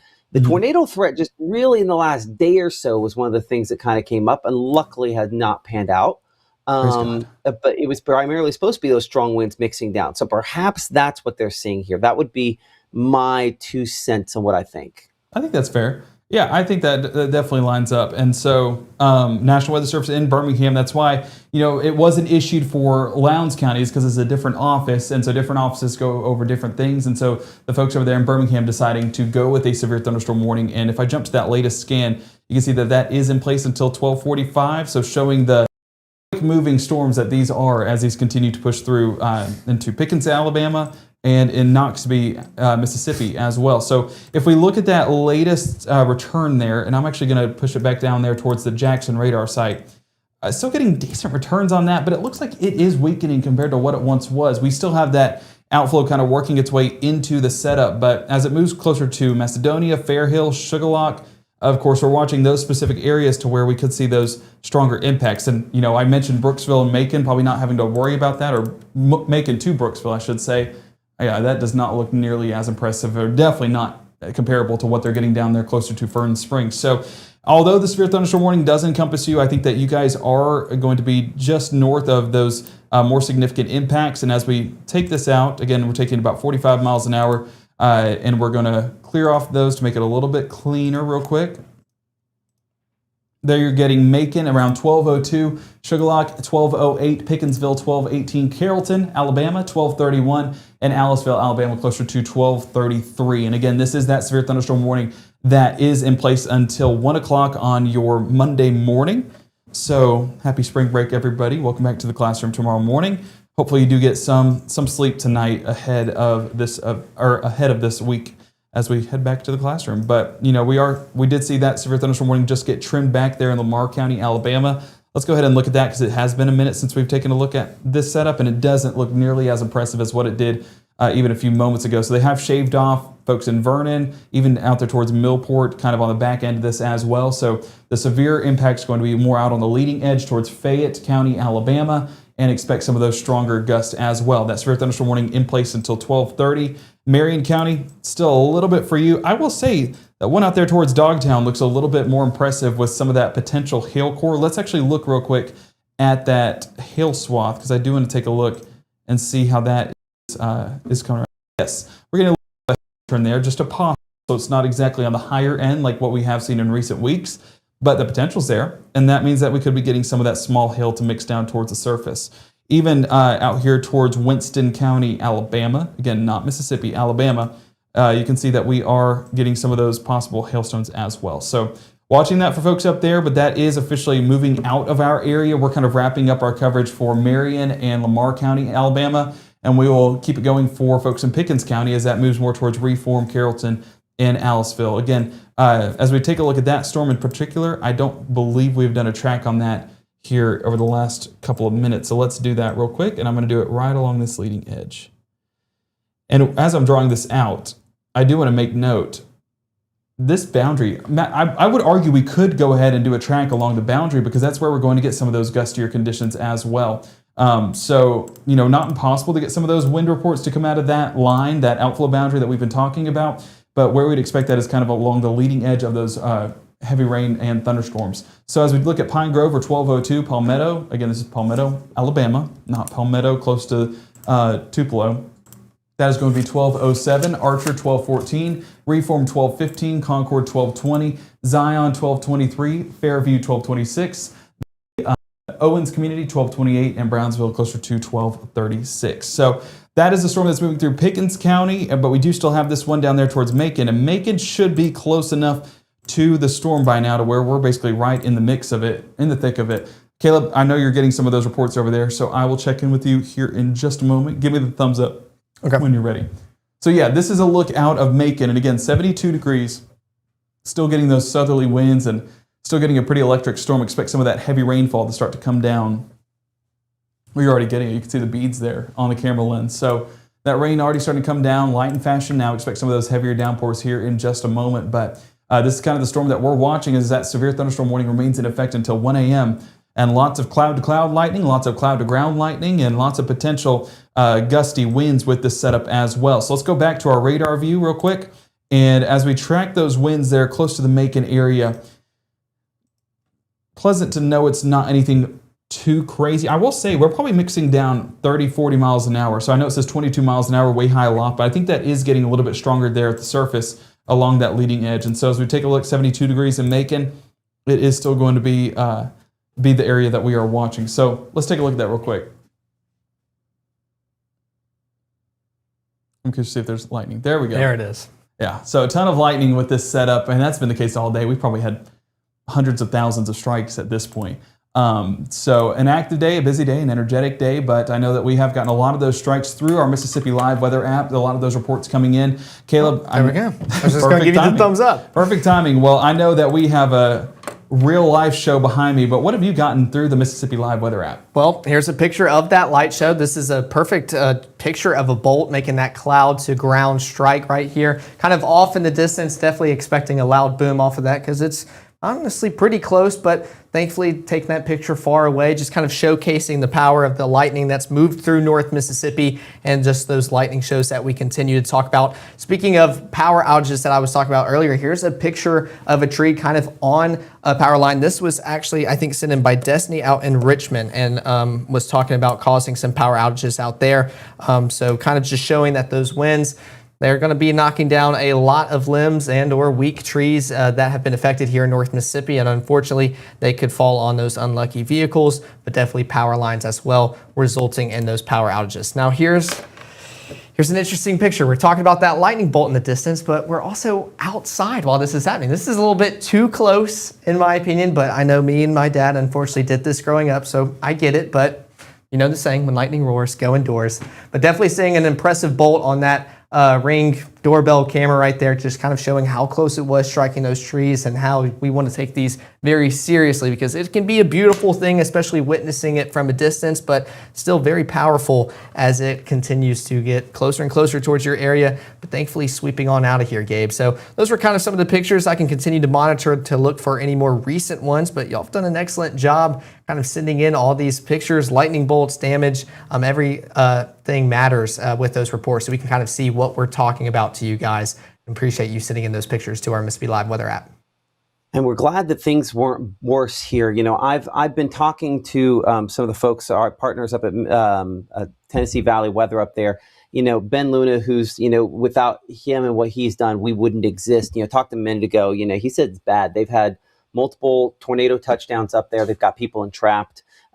This was really bad just north of us, and we got a lot luckier than some other folks did. So there are people out there who need our prayers tonight. Obviously, still some thunderstorms ongoing there, Gabe, in the background as these storms kind of move through Noxubee County. For sure, and fortunately it doesn't look nearly as strong as what those storms did earlier on, but nonetheless, National Weather Service in Jackson keeping this severe thunderstorm warning going, and that is until 1 a.m. there for Noxubee County, moving down south towards Neshoba and Kemper County as well. Now, I've been watching this behind the scenes, and there's a ton of lightning, so this electric setup continues to move on through, but it's going to be for those gusty winds that we expect this severe thunderstorm warning to potentially cause some of those impacts and some of those power outages. So kind of just keeping eyes on it right now, because we do have a live view. Thank you to the North Mississippi Storm Chasers for providing that, and honestly giving us looks all through the night has helped us verify a ton of information, and we really appreciate them and their partnership here at Mississippi Live Weather. So continuing to look at all that's behind the scenes. We'll keep eyes on it here in the Room to Room Weather Center, but let's go ahead and go back to our radar mode real quick to look at what's happening there on the ground. And as we come to that latest scan, make sure we are on that latest scan. Yeah, winds remain about the same. We're talking 20 to 30 miles an hour aloft, but down at the surface, probably 40 to 50 miles an hour. And looking at the latest, this is still, well, that would explain why. Let's change radar sites. Yeah, that's a decent return. Let me see real quick if that was where the outflow is connected to. So let me actually get it to where you guys can see too. I always forget about my body being a potential hazard of looking. So there you go, right along that leading edge, and that continues to feed that same spot. Yeah, that's where the outflow is. And so the outflow basically latching onto that section of our setup, and that's why we are getting some, well, of course the next scan it comes down, but that's where we are potentially getting some of those small hailstones reaching the surface. But Matt, like you mentioned earlier, incomparable to what that they're getting up there in Tennessee Valley weather. Yeah, our friends up there at Tennessee Valley Weather, and in some cases, people that we know very well. I mean, we do border that, so we know some folks up there in Tennessee. Again, some of the shots coming in from over there, unfortunately, showing some of the damage. Difficult to kind of get around the power lines, things of that nature. As they're trying to get out and about and kind of monitor things the way they are at this time. So there's storm trackers out in the field trying to find out more information there. But yeah, so rough night for some folks not that far away from our area. And Gabe, hope those folks that they find everybody, get everybody out, and that nobody ended up dying from this. But unfortunately, some tornado touchdowns, same storms that we were tracking there toward Tishomingo County, Alcorn County earlier on, strengthened more as they moved up into Tennessee and did what you saw there a moment ago.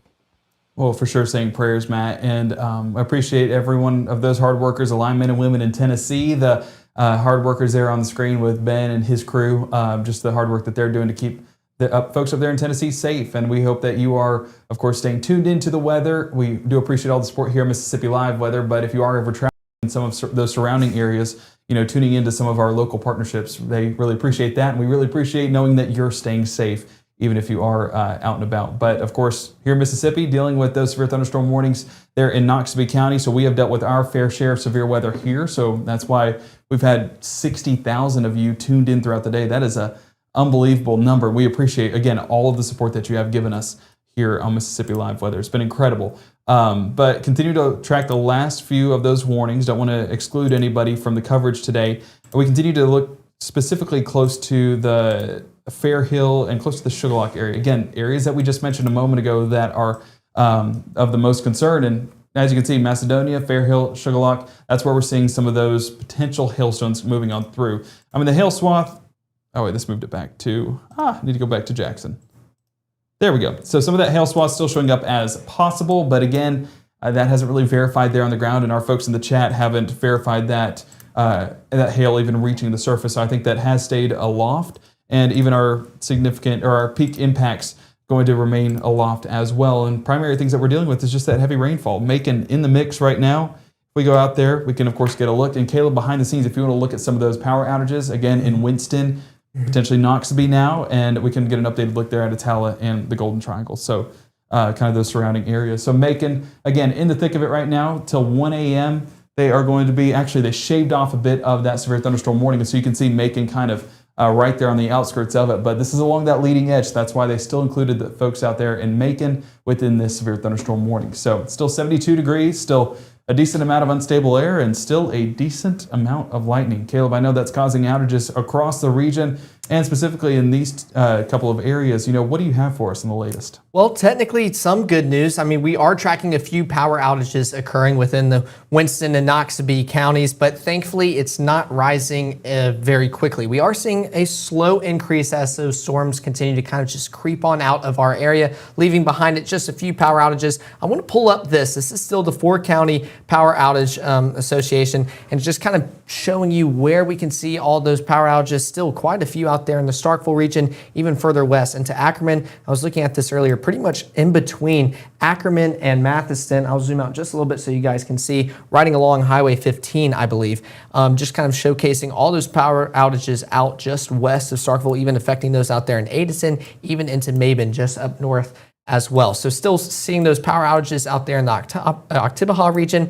But even as we go into Columbus, I know we were talking about Columbus, Caledonia, seeing those power outages still occur pretty much just southeast, closer towards the airport. Still a substantial amount of power outages. I mean, 111 plus 54 plus 55, you're talking about almost 460, and it just went up to 312. So still kind of slowly seeing that creep up of power outages. But another thing I wanted to monitor and show you, take a look down here into Noxubee County. We're talking about a few of those power outages starting to show up as well. So 44 down there, pretty much just south of Highway 14 and south east of the Louisville region, southwest of Macon. So starting to see those creep in just a little bit. And I decided to go towards the East Mississippi EPA as well, and we are seeing just a few more power outages. This is a little bit further south from our viewing area, but coming back up to Louisville, still those 8 power outages we were talking about earlier. But as we go further south, down just south of Louisville, 35 outages reported as well. So the good news is we're not seeing a substantial amount of power outages, but any outage is definitely significant to us here in North Mississippi. So wanted to give you the very latest as we continue tracking those storms moving on out of our area, Gabe and Matt, and hoping that those power outages, they can continue to, if they have to increase very slowly. And we'll start to see those numbers start to decrease as we continue into the evening, overnight hours ahead. But that's the latest on those power outages, especially down here within the Golden Triangle region. I know we were kind of monitoring those, taking a look at North Mississippi. Still pretty colorful, but thankfully seeing a lot more blues and hoping to see that number continue decreasing overnight. For sure. And whenever we're talking about areas decreasing, it's also with the severe thunderstorm warnings. Caleb, thank you so much. I appreciate all the coverage and hard work that you've done today. But of course, the numbers here in North Mississippi continue to diminish in regards to the severe thunderstorm warnings that are in the area. Noxubee County, the only county left here in our coverage area in North Mississippi that is going to be working its way on out here in the next couple of moments. But Pickens County continuing into the 12:30, 12:45 hour as those storms kind of work their way along Highway 82 and through Carrollton, Reform, and Nashville. So we're going to reset. I'm meteorologist Gabe Maynor here alongside our chief meteorologist Matt Lawpon and meteorologist Caleb Edelblut. And we have been tracking thunderstorms all evening long. Severe, tornadic, dealt with them all here in North Mississippi. And fortunately, so far, all of our lives are still intact. No injuries have happened. And that's always a positive, especially when you look at how impactful these have been with that map behind Caleb. Yep, absolutely. And we're hoping that, the next couple of hours, that most of these storms continue to move on out of here. Gabe, you've done a great job, again, tracking these storms through Noxubee, Pickens County. Of course, Caleb keeping us up to date on the power outages. So we came off of something traumatic power outage-wise. I think the good thing that we've seen is, this is not the ice storm. These outages are coming back a little more quickly, right? Yes, and I do want to say the thing with the ice storm that made it so impactful about the power outages was, the number, but also it was extremely cold. So folks needed ways to stay warm. And so if you're dealing with an outage tonight, we're hopeful that that does get restored because it's not nearly the amount of numbers that we saw in the past and not nearly as many power lines down. It's kind of a large number impacted by 1 or 2 of those outages. But the thing with that, it's going to be cold tonight. I mean, if we look at temperatures, again, we're going to take it broad and then I'll bring it back to these severe thunderstorms. Our temperatures tonight are already reaching into are we in the 30s yet in Hernando? We're not far from it. Yeah, 42 degrees, whereas Pickens County is still showing 72. So a 30-degree change happening overnight. So if you're going to sleep tonight with some warmer conditions, by the time you wake up tomorrow morning, you will need the layers. So turn that heat on if you can, and go ahead and have extra blankets in case that power does go out, or if your power is already out, because we do want folks to stay safe. Going off of the winter precipitation, we have gotten a report from the North Mississippi Storm Chasers of some potential sleet up there in northwest Mississippi. So already starting to get some of that wintry mix in here, but I do want to say right now, This is not going to accumulate. As you can tell, we've already gotten some reports up there. It's 42 degrees. It's far too warm. So that's not going to be something we're dealing with tomorrow morning. The biggest impacts that we will see is the cold weather that's already moving in and will only continue to move in as we get into those overnight hours. So let's bring it back in here to the severe thunderstorm warnings, as that is kind of the immediate concern here in North Mississippi. And specifically, we're going to look down where our severe thunderstorm warnings have been issued. Looking at the latest on this warning, I do know that it's in place until 1 o'clock and they've already extended it. So I was expecting exactly that. Folks out there in Birmingham looking to extend that warning more into Greene County, Alabama. One thing that stands out that I was just about to talk about. See how this warning expires at 1? And see how the next warning expires at 1? I don't think we're staying up until 1 a.m. there in Noxubee County. I think we're going to go to bed here in the next 10-15 minutes once this does move on out, because this is moving much faster than that severe thunderstorm warning will indicate. So I do expect Noxubee County to be shaved off here in the next 10-15 minutes. So if you're up late with us, thank you so much for watching. But if you're up late with us and wanting to go to bed, we're not far from it. So just stay strong a few more minutes and I promise it'll be worth your while. So continuing to look down there towards the DeKalb area, and we're going to move closer to that 45 mile an hour range. And again, we're kind of keeping that east-northeast range in our speed. And I'm going to edit this down to kind of clear out a few areas. And there you're getting a look. Scuba 1221, we're Aliceville 1232. So right away, Aliceville 1232, it is currently 1215. So if it's already moving that far into Pickens County, I think that this is a threat that will probably wrap up by 1230 here in Noxubee County. And as we continue to move east, we're talking the Gainesville area, 1246, the Union area, 1 o'clock, and Coker closer to 104. Again, all of those areas except for Scuba and Aliceville in Alabama. So that's going to carry that threat into Alabama as well. Let's go ahead and look at some of those wind returns because we haven't looked at that in a while. And no rotation with this setup, but let's look at some of those winds. I'm going to highlight a few of these pixels here. So we're talking, 30, 40 miles an hour, and this is probably mixing down towards the surface to probably give us 40, 50 mile an hour winds, potentially up to 60. It's still probable, but nonetheless, we are keeping eyes on that in case those do start to increase. But as of right now, have not gotten reports, have not seen a ton of outages just yet. Confirm, Caleb, are we getting a number of outages out? No, still very slow decrease, if any, so definitely a good sign. Okay, so that is a great sign. You're exactly right. So that will continue to come on down overnight as those crews are out hard at work, bringing those numbers down as we speak. So back behind it, some gustier conditions are moving in, and that's where we will continue to deal with that overnight. So trust me, there's not severe weather near your area, but those gusty winds are definitely going to potentially result in some damage and some impact. So if you haven't already made plans to tune in bright and early with our meteorologist, Maggie McCauley, I do highly recommend that because she will fill you in on some of the latest on the damage reports, where those winds currently stand, and the number that we're all worried about, the temperature. Looking at some of those places that are across North Mississippi that are dealing with some of those strong winds, over there towards Carrollton County, 40 miles an hour, or 39 miles an hour in Panola County, 49 miles an hour closer to Bolivar County, and then as we look out there towards Washington County, about 43 miles an hour. Now, Noxubee County, so 39, Louisville 39, a little bit more tame not being the statement I want to use, but 23 miles an hour for those gusts in Lee County, at least are showing some better conditions. And Caleb, you want to do a live shot outside for a second? I can do a live shot. Okay, I want to see what it's like outside. I got you. Primarily because it's a little toasty in here. Let's so do I want it. to live through you and see some of these cold temperatures. But I want to see what it's like outside and show the difference behind the front, and we'll showcase that here in just a moment. So we're going to track out this storm before Caleb does get set up. And Caleb, just send me a text, and I will turn off my... Am I good to sneak through the door? Do what? Am I good to sneak through the door? Won't interrupt the coverage? No, you're good. You're good. Honestly, I appreciate the door opening a little bit. But as we look at the latest on those storms, the more significant part of this storm is south of our area, more into Kemper County. And you can see some of those brighter DBZs returning closer to the Wahalak area and, of course, moving east into Scuba. And that's where we were tracking just a moment ago. And as we kind of drag down this line, you can see, and I'm going to just focus it on this part. And we're going to go 45 miles an hour on that. I moved off screen. You can see Scuba closer to 1222, Millington 1227, Binsville 1230, we're Giles by 1230, Panola 1239, Warsaw by 1245, the West Greene community 1255, and then on there towards Union, as we mentioned a moment ago, about 109. So that's going to be the more significant part of this system, but that does remain further south than our coverage area here in North Mississippi or our counties there in Northwest Alabama. Continuing to look at that lineup there. Actually, let me bring it back to our Monroe County radar site, and that might make it look, this does not look strong. I don't think they continue this. Let me see, I actually have the National Weather Service chat pulled up behind the scenes, and I'm going to pull it up to make sure, see what Birmingham's saying on this cell in particular.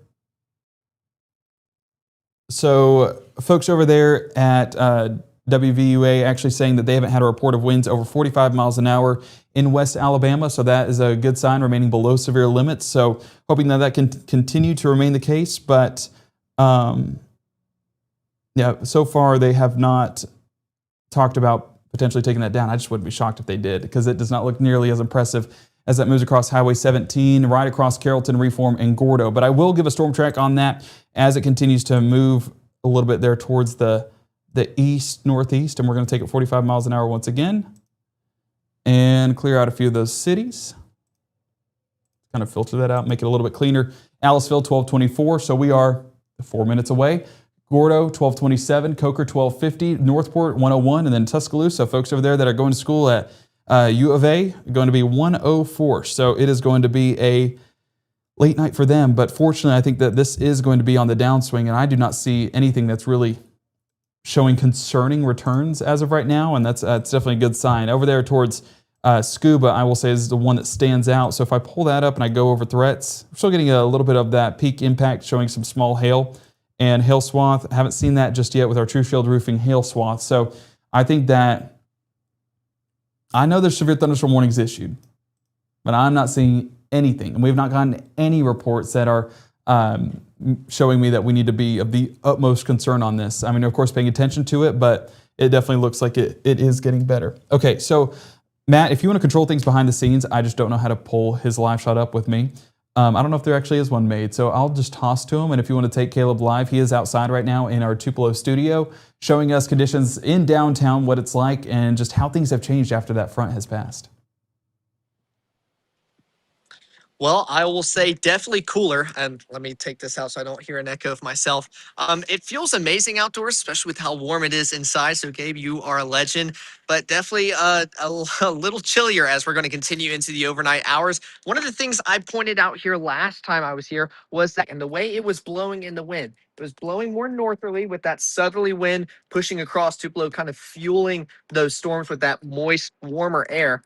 Now it's coming out of the north, bringing in that northern air, cooler Arctic air, and we're definitely going to start feeling it. So a little bit chillier. That wind's going to make us feel a lot cooler as we head into the overnight hours, and especially into our Monday and Tuesday ahead. But overall, still a little bit breezy, a little bit gusty at times, but a lot more dry. The only raindrops we're seeing here is stuff that's falling off of the awning. So definitely better conditions out here in Tupelo. Excited to see conditions continue to improve here in North Mississippi. I know a lot of us, the town is quiet. They're ready to go to sleep after what has been a busy evening overnight tonight. So Matt and Gabe, a lot more enjoyable conditions, I think is the right way to word this, but definitely a little bit cooler as we continue heading into the overnight period. Well, Caleb, thank you so much for, I was going to say braving the cold, but I think that's exactly where you wanted to go, was getting a taste of the cooler air outside. But this is a look out of the Tupelo camera there, brought to you by the folks there at Mitchell, Cunningham, and Bowling. And it's 50 degrees right now, 14 miles an hour out of the northwest. That's cycling in that Arctic air, as Caleb mentioned, and the shift in the winds on that flag, of course, a great tell in regards to where those winds are coming from. And dew point, 46 degrees, guys. Earlier today it was in the mid-60s. So, you know, things are changing, and things are changing quickly. I'm going to clear this out and real quick go to the temperatures, because I do want to see this across the region, as we are still talking, you know, low 40s up there towards the Hernando area and up there towards DeSoto County, now down to 40 degrees. We're 71 in Pickens County there towards Aliceville. But whenever I can pull this up, I want to show the change. Yeah, 20-degree difference from this time yesterday, showing that colder air cycling in. And for those in orange, you'll be blue here soon because of that colder air moving in behind the front. So these winds are shifting, and these winds are bringing in that colder air, and that's why it feels better now. I'm not sure it'll feel better by the morning. It'll be a cold start across the area. So that school bus graphic, you're definitely going to want to tune into that with our meteorologist Maggie McCauley here at 6:37 and 7:30. Thank you. What was it like? Was it cold? It was nice. It was nice. Really nice. It's a little bit chillier, but it was definitely nice outside. Well, that's perfect. That's perfect for any of these late night plans, but it's going to be a cold start once again. And even cold afternoons. On that 7-day that Matt showed earlier at the 10 o'clock broadcast, it was showing, mid to upper 40s by the afternoon. So it's going to be pretty cool throughout the day. So grab that layer, and you'll probably be wearing that layer throughout any of those afternoon plans as well. Okay, looking at this line, let's just assess the latest. I don't see anything on here that's telling me it's rough. So I think we are looking much better heading into the 12-24 hour. Honestly, that is moving out of the Noxubee County area, that outflow boundary out ahead of these storms there in Pickens County, not showing me anything that's overly concerning. So I think we're looking much better heading into tonight. A few of those gusty winds, of course, we've been talking about that, but that's just going to be something we deal with all night, even after these storms are over and potential impacts do move in as well. And if you want to update pictures, if folks are still watching and want to submit some pictures as well, we'll show those off here in the Room to Room Weather Center. So hail swath, not showing anything, and yeah, things are looking good. So if you do have school tomorrow, and I'm talking to my beautiful bride at home, I want to head to bed now, so that way you can at least get some sleep before tomorrow morning, especially if you got to wake up early to go teach right after spring break. Go ahead and head to bed. I'll be home soon, I promise. And as we look at that severe thunderstorm warning, it is still in place until 1 a.m., but like we mentioned, I expect that to kind of be taken off here in the next 10-15 minutes or so. It's not going to last much longer than that, as it does move into Sumter County and Greene County, Alabama. Looking towards Pickens County, I realize we do not have reflectivity on. You can see that that is in place until 12:45. They might let it go all the way through, just because it is only 20 minutes away, but I'm curious. And then I want to check in with Jackson to see how they're watching this progress, because I think that Kemper County is definitely the one to watch for. So they're looking down south. Wind advisory remains in effect. So yeah. And down south, apparently dealing with a few of those severe thunderstorm warnings. If we go to that, let's look at the difference. Oh yeah, night and day.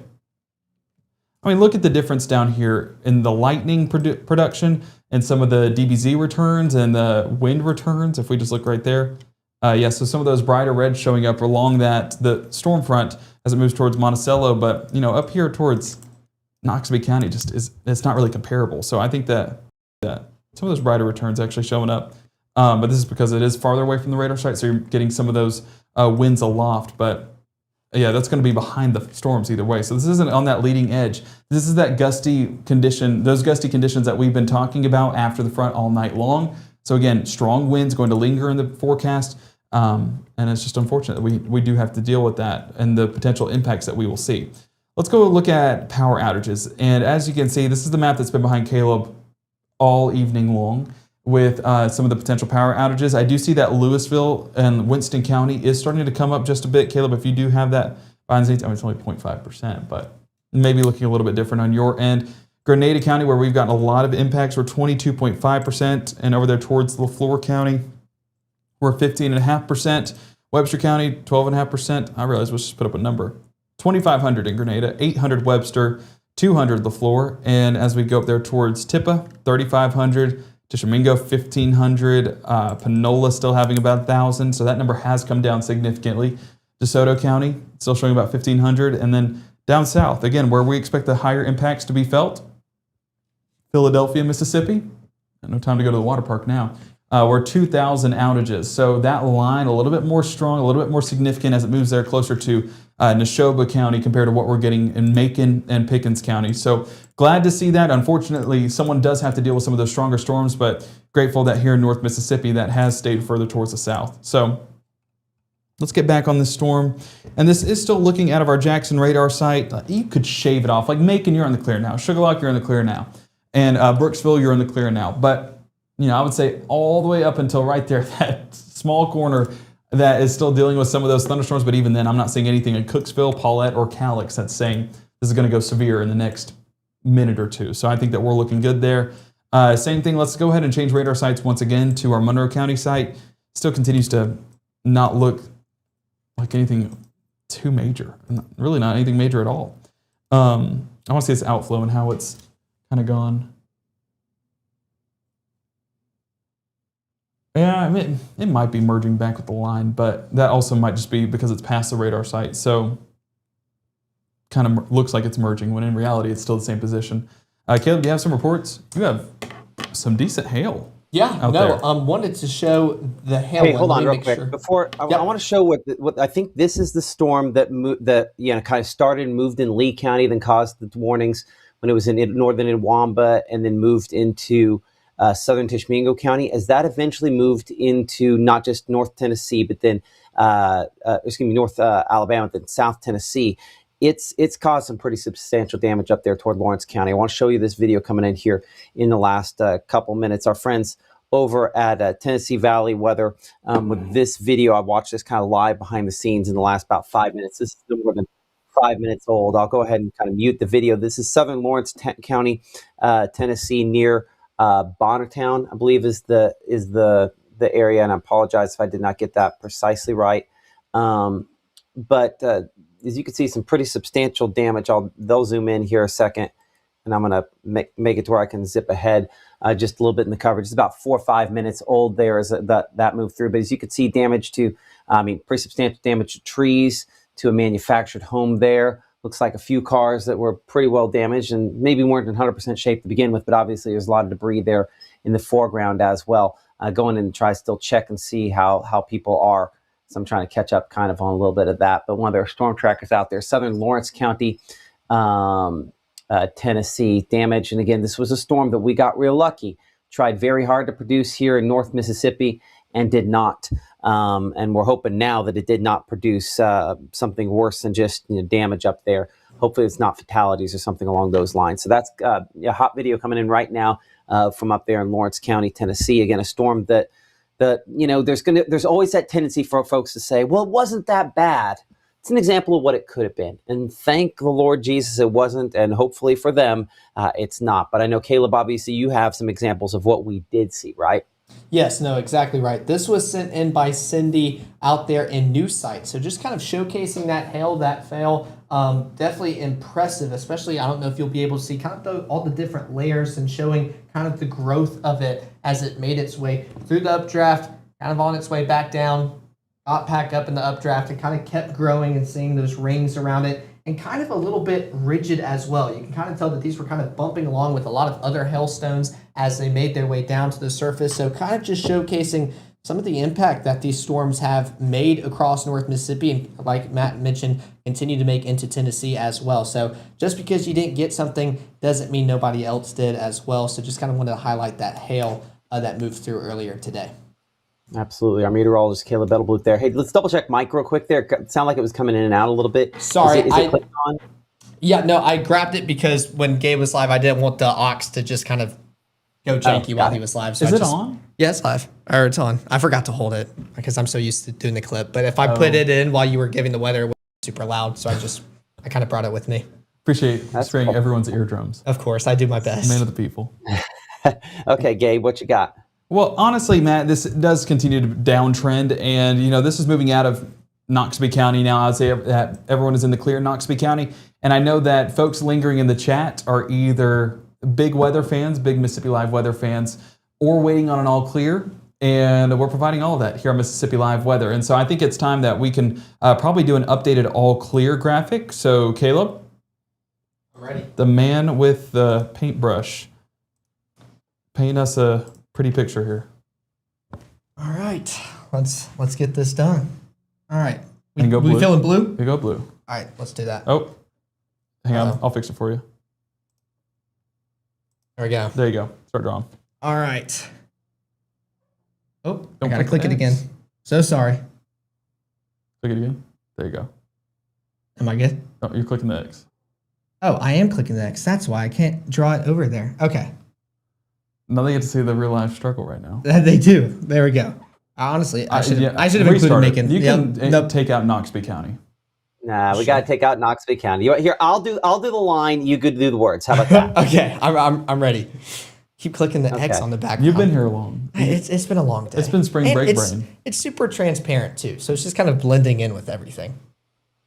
So let's be clear. The only place not in the all clear is southeastern Pickens County. So we might as well just give the all clear at this point. Everybody good to give an all clear? Those are not ramping up in the next 10 minutes. No, those are, if they do anything, it's going to be in Alabama. Exactly. So I would say we can do all clear, everybody at this point here. Let's just kind of check the wind on that, see if there's any strong the winds. Wind's not behind this as it was initially there. So, yeah, I think we do all clear. That sound good to everybody? Sounds good to me. Okay, great to hear. Okay, there you go. So again, we appreciate y'all for supporting us here on Mississippi Live Weather. Our next live broadcast is going to be coming up at 6:30 a.m. We'll have, again, live broadcasts here in the Room to Room Weather Center. As damaging wind potential, I think, is diminished on all these, and we're past the peak threat of anything that we'll end up seeing. While we do still have a couple of folks out there in Noxubee County still under severe thunderstorm warning, I do think that the most significant portion of that has passed, and that threat as a result has passed as well. So I don't foresee us seeing anything else of significance there. Maggie will have updates starting to look at some of the damage issues that we had 6:30, 7, and 7:30 a.m. here in the Room to Room Weather Center. You can check her out Monday through Friday there. Again, our meteorologist, Maggie McCauley, with all those updates. But as you can see here, kind of the headline as Caleb Brighton behind the scenes there. Tonight, go to sleep. But as you go to sleep tonight, let's go ahead and pray for the folks up there in Tennessee, South Tennessee, that have been hit by some of the strong storms tonight, tornadoes moving up that direction there. Certainly, they need our thoughts and prayers. Hopefully, they emerge from this without fatalities. And of course, we did have folks here across North Mississippi with damage as well. So all that kind of figures in. Thank you so much for supporting us here at Mississippi Live Weather. If you don't have our app, you can download it. Just search for Mississippi Live Weather on all the different platforms. Maggie will see you tomorrow morning, and we'll see you tomorrow evening. Keep it here for the latest.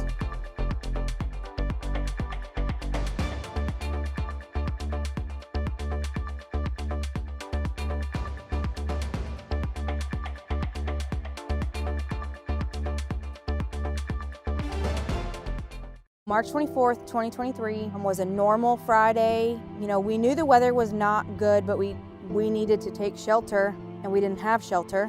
My husband and almost 2-year-old daughter, Ethan and Riley, they did lose their lives in the storm.